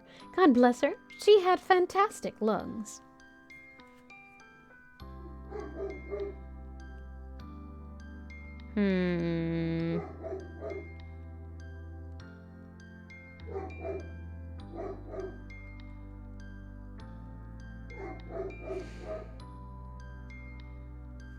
This is just weird. Do you remember her? Flashes sometimes, but Kara, when I'm on that grog, I have all kinds of flashes, so who knows what's real and what isn't? I can feel he's nudging me off that subject, so I respect his privacy. Do you know anything about these two beauties, then? We survey the ships in silence for a moment or two. I know they've been a source of great pleasure for me, Kara. Beyond that, I don't really care too much. You really are the embodiment of hedonism. I'll take that as a compliment, Kara. I can't help but laugh. You would. There's worse things in life than pleasure. A little pleasure, rather. True, but a little balance may be even better. And that's where you come in. Huh? I'm not your mother, Elnina. I'm not you either. You make your own decisions. I support your choice. Either way. You bring some balance to me, Kara. You let me be me, but you help me stay safe. Yes, I suppose so. And you bring some spice to what might otherwise be a rather bland scientist's taste. McMurphy's eyes glitter in the sunlight, and he throws me a wink. Come on then, swashbuckler. I need something to eat after all that adventuring. I'll walk you back to camp if you promise to save a bite for your friendly tour guide.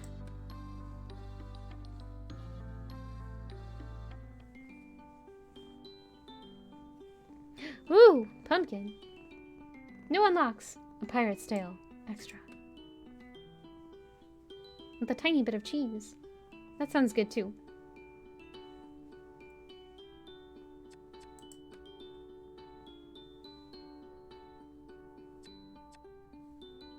Okay.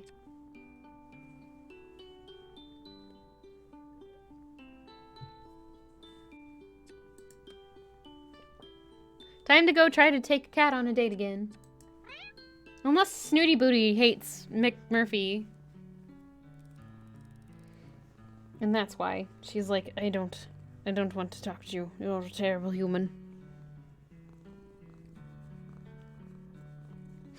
As the sun is going down, I decide to retreat into my tent for the night.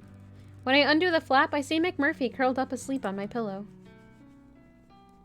McMurphy, you're gonna get fur all over everything. Oh, hi there, Kara. You're back late, you rapscallion.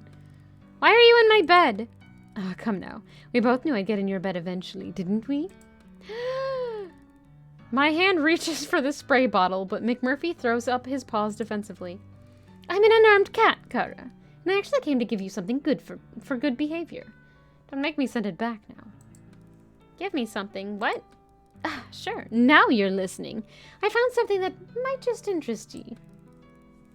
If it's more of that grog, McMurphy, I can assure you I am not interested in the slightest. I sit on the end of my bunk and push him off my pillow, but allow him to stay on the bed. As he moves reluctantly aside, I see a black corner poking out from under my blanket. What's that? Why don't you take a look? I am skeptically, nervous of what he's roping me into now. Tell me what it is first. Will you just pick it up, Kara? It won't bite. I carefully reach for it and realize it's a small leather book, beautifully aged and yet seems to be in good condition. I open it as gently as I can, for fear that it might turn to ash in my hands. No, I think McMurphy is formerly a human. On the first page, smudged and faded, but not destroyed by time or water, are the words. Captain's log.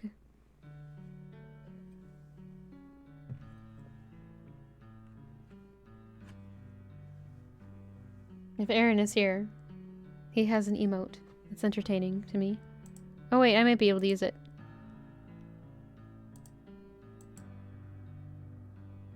Oh no, he doesn't have- I don't have access to it. Unless that's somebody else's emote. That might be somebody else's emote. Eh. I can't stop myself from gasping out loud. Oh, Murph, how did you find this? There's a lot you can find at the bottom of a bottle, or 12. Are you impressed? Your captain's log emote.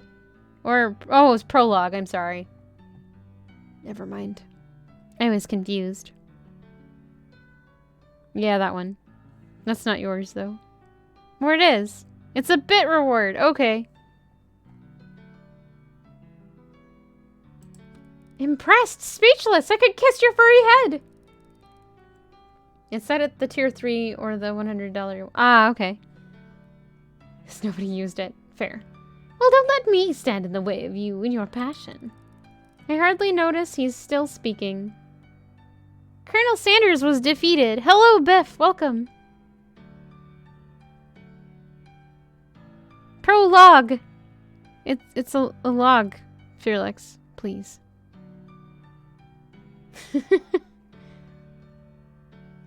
I hardly notice he's still speaking as I begun trying to decipher the entries, and I'm instantly engrossed. 1789. The men are getting restless. I begin to fear for the continued safe running of this vessel, my vessel, of which they are in mind to take ownership, if my captain's instincts serve me right. Oh, are you listening? Oh, sorry, what? I said... What exactly is the end of the Colonel Sanders game? You successfully finish culinary school. And the ending we got is he wants to date us, but he isn't sure about being a business partner.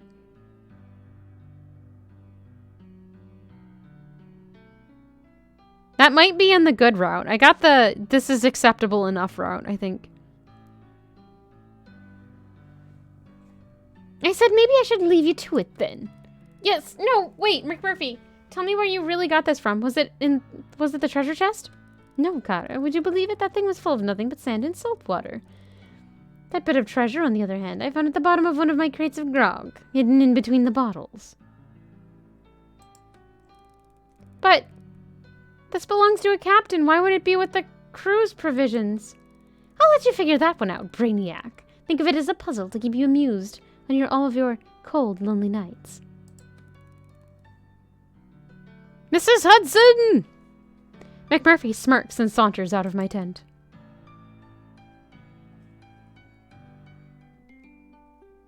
I have more recon I can do! Yeah.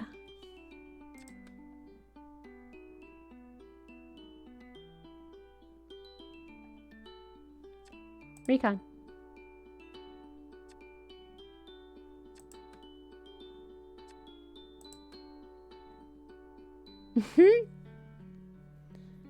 Yes. Exactly that, Synthpop. The book McMurphy gave me is sitting on my lap. I wonder what a pirate's diary is doing on this island. Maybe there will be some clues within. Log reads. I felt an almighty crash, and then silence. Stillness everywhere. Took a few seconds to gather my thoughts and understand what had happened here. If it would ever really be possible to understand this godforsaken place and how we got so far off course to reach here. But in that moment, immediately after hit the rocks, I knew two things. I was alive, and we were on land. I felt grateful. It felt like a chance at survival, and I was determined to grasp it. I felt my legs intact, thank God, and began crawling over the slate and shingle that seemed to stretch upwards to eternity. Slate and shingle, I'm sorry. What type of place was this? Darkness was falling fast, but I needed to make sure we would be safe in this unexplored terrain. Who knew what would happen during the long night? What creatures it may bring? Even what strange meteorological anomalies. Looking at the sky, I felt anything was possible. And we ought to be prepared. I had to work fast.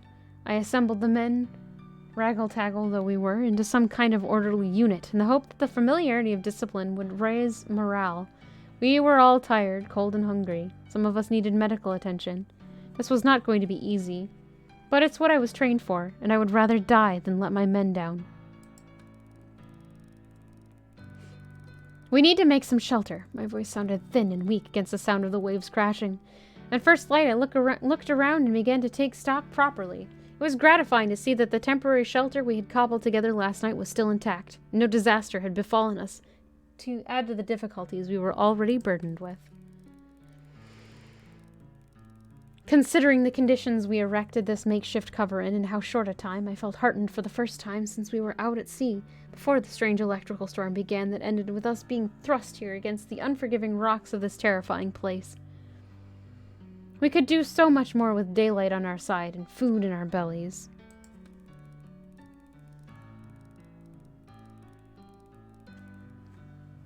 So they were shipwrecked on this island. The thought of being the first inhabitants here is terrifying.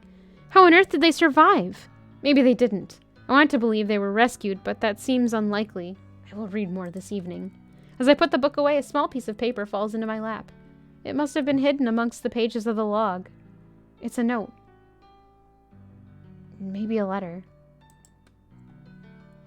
Sally, I know you worry for me, but do not. The men do not treat me bad. They give me food and do not beat me so much anymore.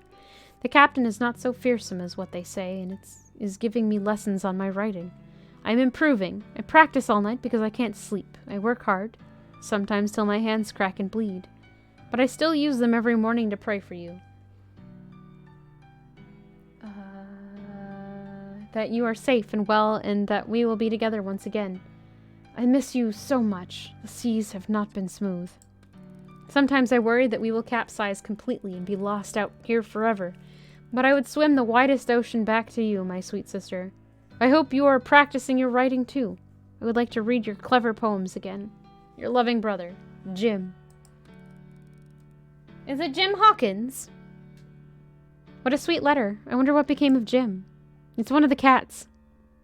She should know better by now. Rest. Now let me see. Is that everything I need? I refer to my mum's recipe. Nana's original granola. Amended by Mum.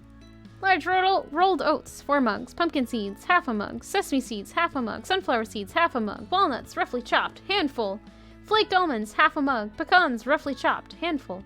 Dried apricots, roughly chopped, handful. Dried cherries or cranberries, half a mug.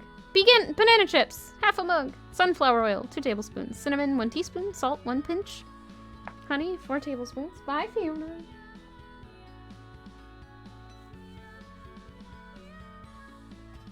Salt, 1 pinch. Honey, 4 tablespoons. Coconut shavings to garnish.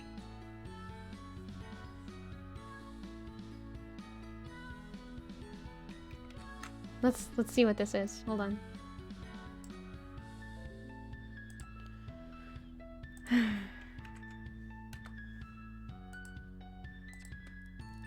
Oh wait, did I forget to order the coconut?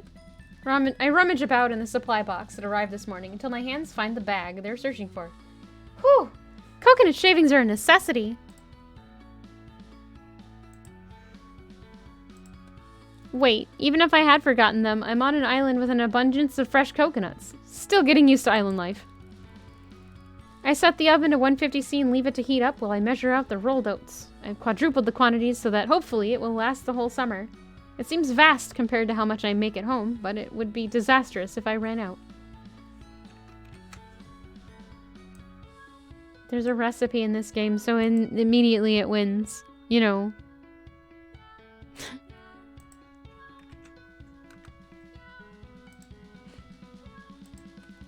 Homemade granola is an absolute essential. I mix the dry ingredients, oats, nuts, seeds, and spices together in a large bowl, and then I add the wet honey and sunflower oil.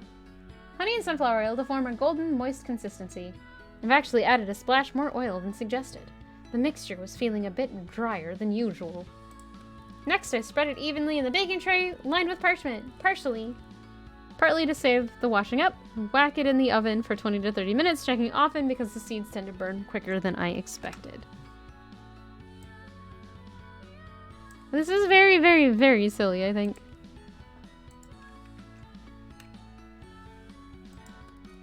The smell always drives me crazy. Toasty, warm, homey. I miss my mom.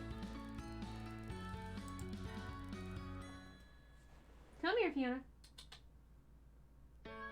gosh, I have to help her.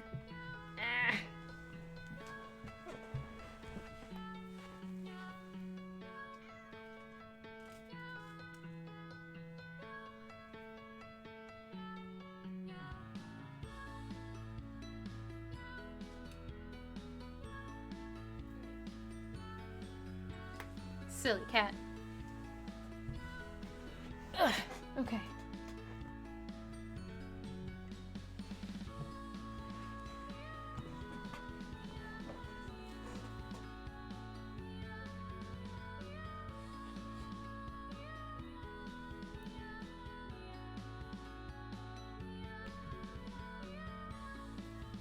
Once done, I add the fruit as it dries and cools, and put it into several large glass storage jars, being sure to stuff fistful into my mouth as I do. Hold up. Okay.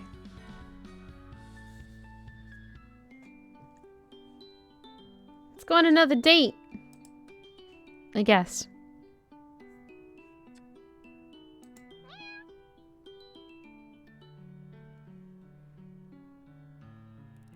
Look at that star. Now take yourself 1,000 miles beyond it and tell me what you see. I laugh as McMurphy passes me the bottle. I take a swig before replying. McMurphy, what are you talking about? Just do it, Kara. That big shiny one way up there. Go 1,000 miles beyond and tell me where you get to. I smile. I'm partying on Venus. Oh, yeah? There's so many goddesses here, McMurphy. They're all naked. You should see this. The laughing stops. Or maybe it was only in my head to begin with. I look down at the fluffy cat who seems far from his usual self. You okay, kitty cat? I think there's a big pub up in that sky. McMurphy grins and closes his eyes. There I am, my big human toes warming up by the fireplace. My long hair is the same dark golden color. Is she stuck again?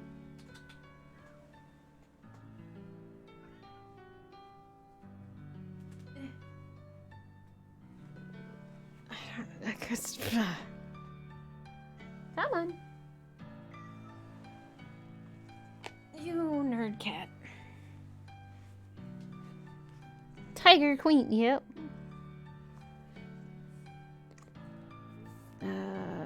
Long hair is the same dark golden color as the ale I have in my man hand. There's singing, lots of it, and people dancing all around. Those that can't find space to dance on the floor, dance on the tables, naturally. There's an old sky pirate in the corner telling his stories to anyone who will listen, of the time he sailed to Jupiter or Mars. And you're there too, of course. You're sat right next to me. We've unlimited drinks because we're famous in these parts. We're practically royalty. Ale, stout, beers, whiskey too. They just keep coming. When it gets dark and the place is quiet, we sneak out back to the beer garden. There's a clear view of Earth from where we're sitting. We don't miss it. McMurphy spits. We talk about our adventures. Now we sailed off of this damned island. Now the ship became airborne. We talk about how we fought the big-breasted, bloodthirsty alien wenches of the Emerald Star, and how we had to charm our way out of the space slug's lair, and I reckon we'd have a lot of fun. Of course, you wouldn't be able to keep your paws off me. You'd be begging for a kiss, and I'd be saying, no, Kara, I'm not a piece of meat, you know. And you'd be saying, oh, McMurphy, please, just one of your world-famous kisses. The fancy French kind. And I'd be saying, please, Kara, control yourself. Oh, dear. I start snickering again. What are you laughing at? You? Are you trying to say that you wouldn't be all over me if I was human? Oh, no, indeed. Of course I wouldn't. Oh, ouch. Now don't be mean. You'd be the one begging me for a kiss. What on earth gives you that idea? Top of the morning, Kara. I love you so much. Fails at this accent, sorry. Give me a smacker. That is so offensive. I stopped laughing.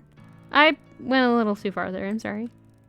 McMurphy lets out a wry smile. Well, maybe I would try to steal a little kiss. Who could blame me? You wouldn't get one. McMurphy's smile disappears. You know something, Kara? Huh? I think I should just come out and say it. Say what? You're all right. There's a pause. Not an uncomfortable pause, just a slightly confused one. You're all right, too. Oh ho. Nick Murphy is gazing at the stars. I don't know what I'm doing. It's a strange feeling. I'm used to being a step ahead of everybody. Well, 2 steps ahead of you. Oh ho. Yep. Hey, don't be rude, Murph. I laugh. Nick Murphy grins. This feeling is new to me, but I'm still not sure what it is. All I know is that you get me in a way no one has before, and I get you too, even if you don't care to admit it. I guess it's time to let the cat out of the bag. Without thinking, I look around. I'm so used to bagging and unbagging cats for my work that I take him literally, but his expression stops me from reacting. I've become attached to you in these last few weeks. You've captured my heart, and I don't want to be without you, Kara. Are we dating the Irish cat, then? You have my heart. We have to do this before the end of the game. Wow, I wasn't expecting that, McMurphy. I haven't had so much fun, felt so free, or been so happy as the time I've spent with you. I don't think I'd care to be without you either. You have my heart. To my surprise, McMurphy looks visibly relieved. Well, Kara, I look forward to many more adventures with you. We did it. We dated a cat.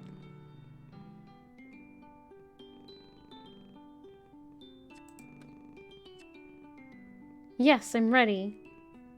No. He was very helpful. We saw the cool ships. That was important. Now, do we want to say I'm ready to leave and be sad and maybe leave a cat behind? Or do we want to just be done for tonight? Because it is very close to the end of stream. Hi, Fiona.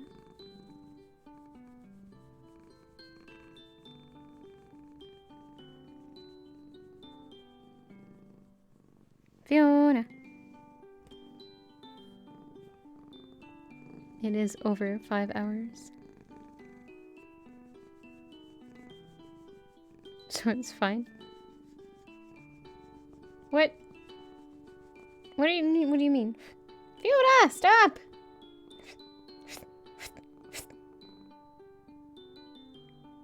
Nudging me with her cold little nose.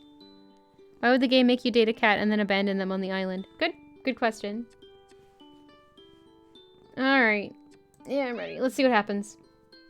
A little bit longer. Oh wait, there's one more research. Okay. Professor Popper told me to be ready early and dressed for hiking. This game is mean. As we're doing field work this morning, I'm not sure that I have anything that would pass for hiking gear, to be honest. Some sturdy shoes would be good. Oh well, lab coat and trainers it is, then, as usual. A message from the professor lights up my catalog. Set to go? I'm waiting outside my tent. I don't know. Claudia, are you ready for our field work today? Yes, of course, Professor. May I ask where we're going? Somewhere I think you'll find very interesting. The professor hands me a backpack. Is he gonna turn me into a cat? Oh no. Like, we're already turning into a cat, but this is not good. Here, take this bag. Munoz! Munoz is raiding with a party of 9. Thank you for the raid. Here's a sip and thanks.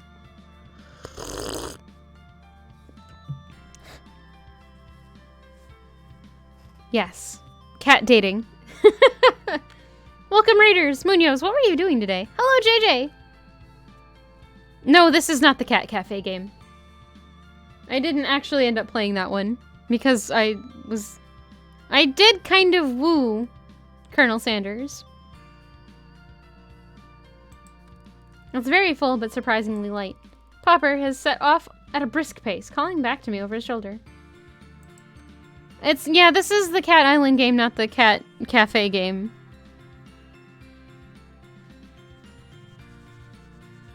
We did not play the Eldritch Cat Cafe Maid Cafe dating sim because I decided upon looking at some of the previews that maybe it was a little too much for my stream.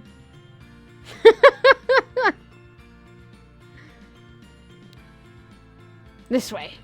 I run to catch him up. How is Link's Awakening going? I hope you're enjoying it. After some serious walking with me struggling to keep up, the professor stops abruptly and listens. Do you hear that? There's a distant sound of bubbling water. We're almost there. Secretly, I'm relieved, as I don't think I could go much further. Just a little climbing. Climbing? Thank you. Man, you weren't quite paying attention. Then you heard her stream and was like, what? Oh, whoops. I don't know that there was actual nudity in it, but it was a lot more than I was expecting. It's so high quality. Yeah, it is. It's really good. I hide my dismay. Where does he get his energy from? It's just at the top there. It's not a difficult climb as it looks. You're in front of an almost vertical rock face. Just copy me. He clambers up expertly. I manage to find a spot that will support my foot and start the climb. I make little progress before slipping and falling flat on my bum. The Colonel did not give me his secret blend of hearts and smooches. Correct. However, he was open to dating us in the end. Just not, like, also being business partners for some reason.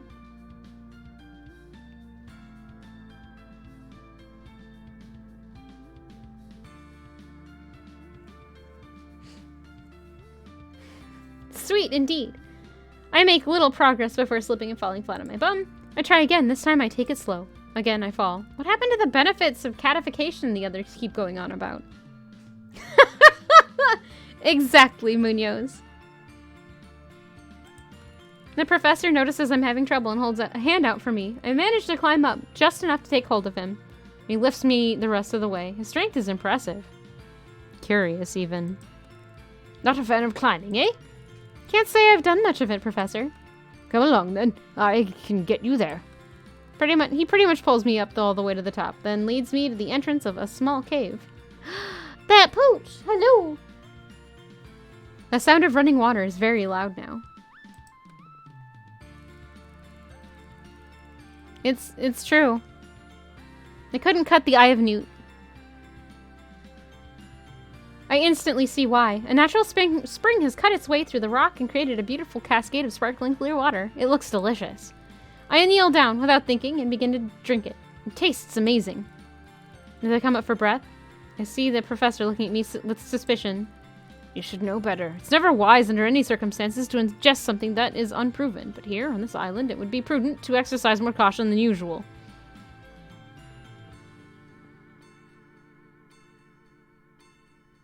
Yes, that is true. I feel embarrassed at my lack of consideration. Yes, of course, sir. I wasn't thinking. I felt so thirsty and it looked so good. I do understand. I may have made the same error. Fortunately for you, this is tried and tested for safe consumption. It's good, don't you think? How dare you? My body feels suddenly re-energized. I feel like I could climb any wall. It's incredible. I feel fantastic. What's in it? I don't know. That's why we're here. We need more samples. We've been studying this water for months now, and we still know very little about it. Check your bag. I open my bag. It's full to the brim with empty plastic bottles. No, Aaron, please. We'll need to fill all of these with water. We're going to need as much as we can carry. I do as he says, but by the time all the waters are full... By the time all the waters are full and back in my bag, it weighs a ton, but I feel like I can't lift anything. The effect of the water is powerful. The professor has also packed his own rucksack with bottles. That should do us for now. Let's get these back.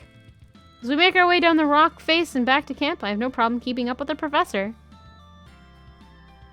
I feel I could run all the way.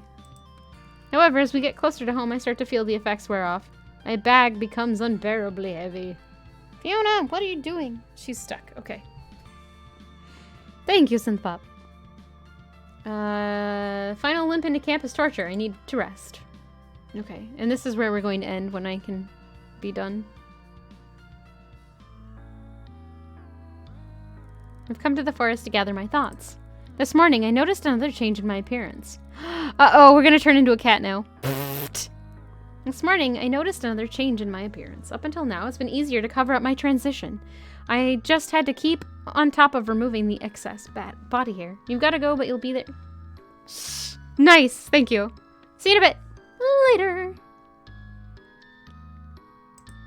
Even the stub of a tail that appeared a few days ago hasn't been a problem. Who'd see it?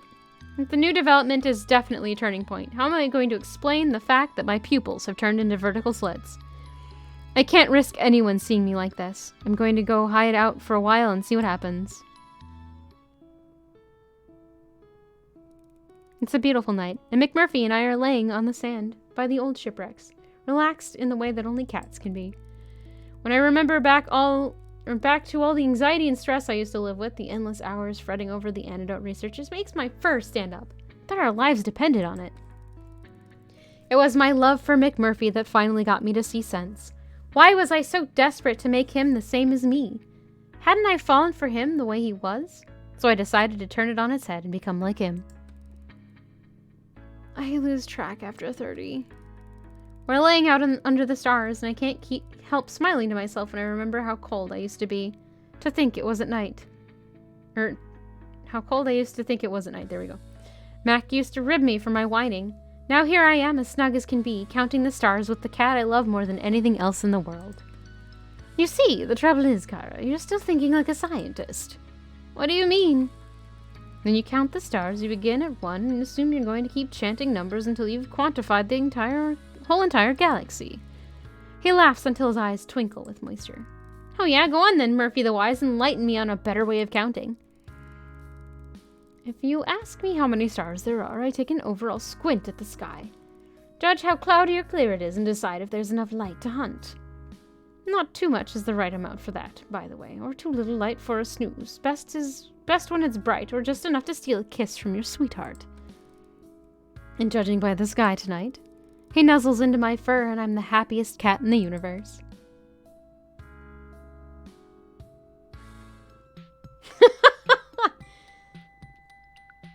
Ending achieved! Well, that has been Perfect Date, Chapter 1. I think we start over again as a new scientist after that, but that's it for me today. Go away, game. Okay. Alright, let's find somebody to raid. Bum, bum, bum, bum, bum, bum.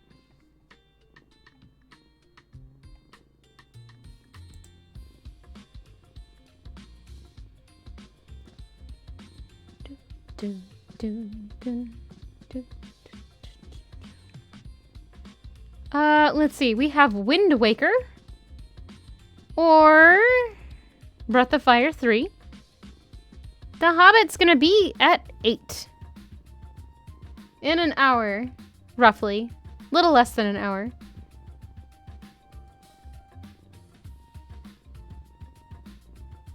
Or there's Etrian Odyssey for the 3DS. Is that jumping out at any of you?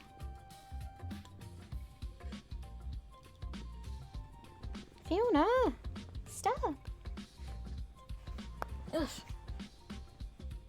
Wind Waker. Is this movie? No, it's in like an hour and a half.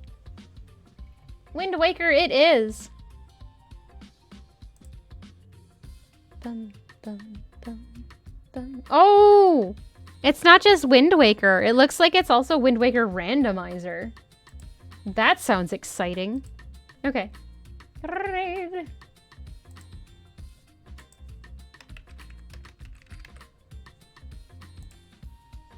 I didn't know there was a randomizer for that. Alright, let's go. No, it's Mary Majora. I didn't see Squibbins live. Alright, everybody, thank you so much for hanging out with me. Thank you for lurking, chatting, subbing, throwing bits, throwing tips, throwing gifts, subs, following, hosting, rating, and just generally hanging out and being awesome people. I really do appreciate it. It says randomizer in her title. I might be mistaken. But anyway. I hope to see you all on Wednesday when I return with more of Final Fantasy VI February. Later, everybody! Bye! I know, it's fine. Bye.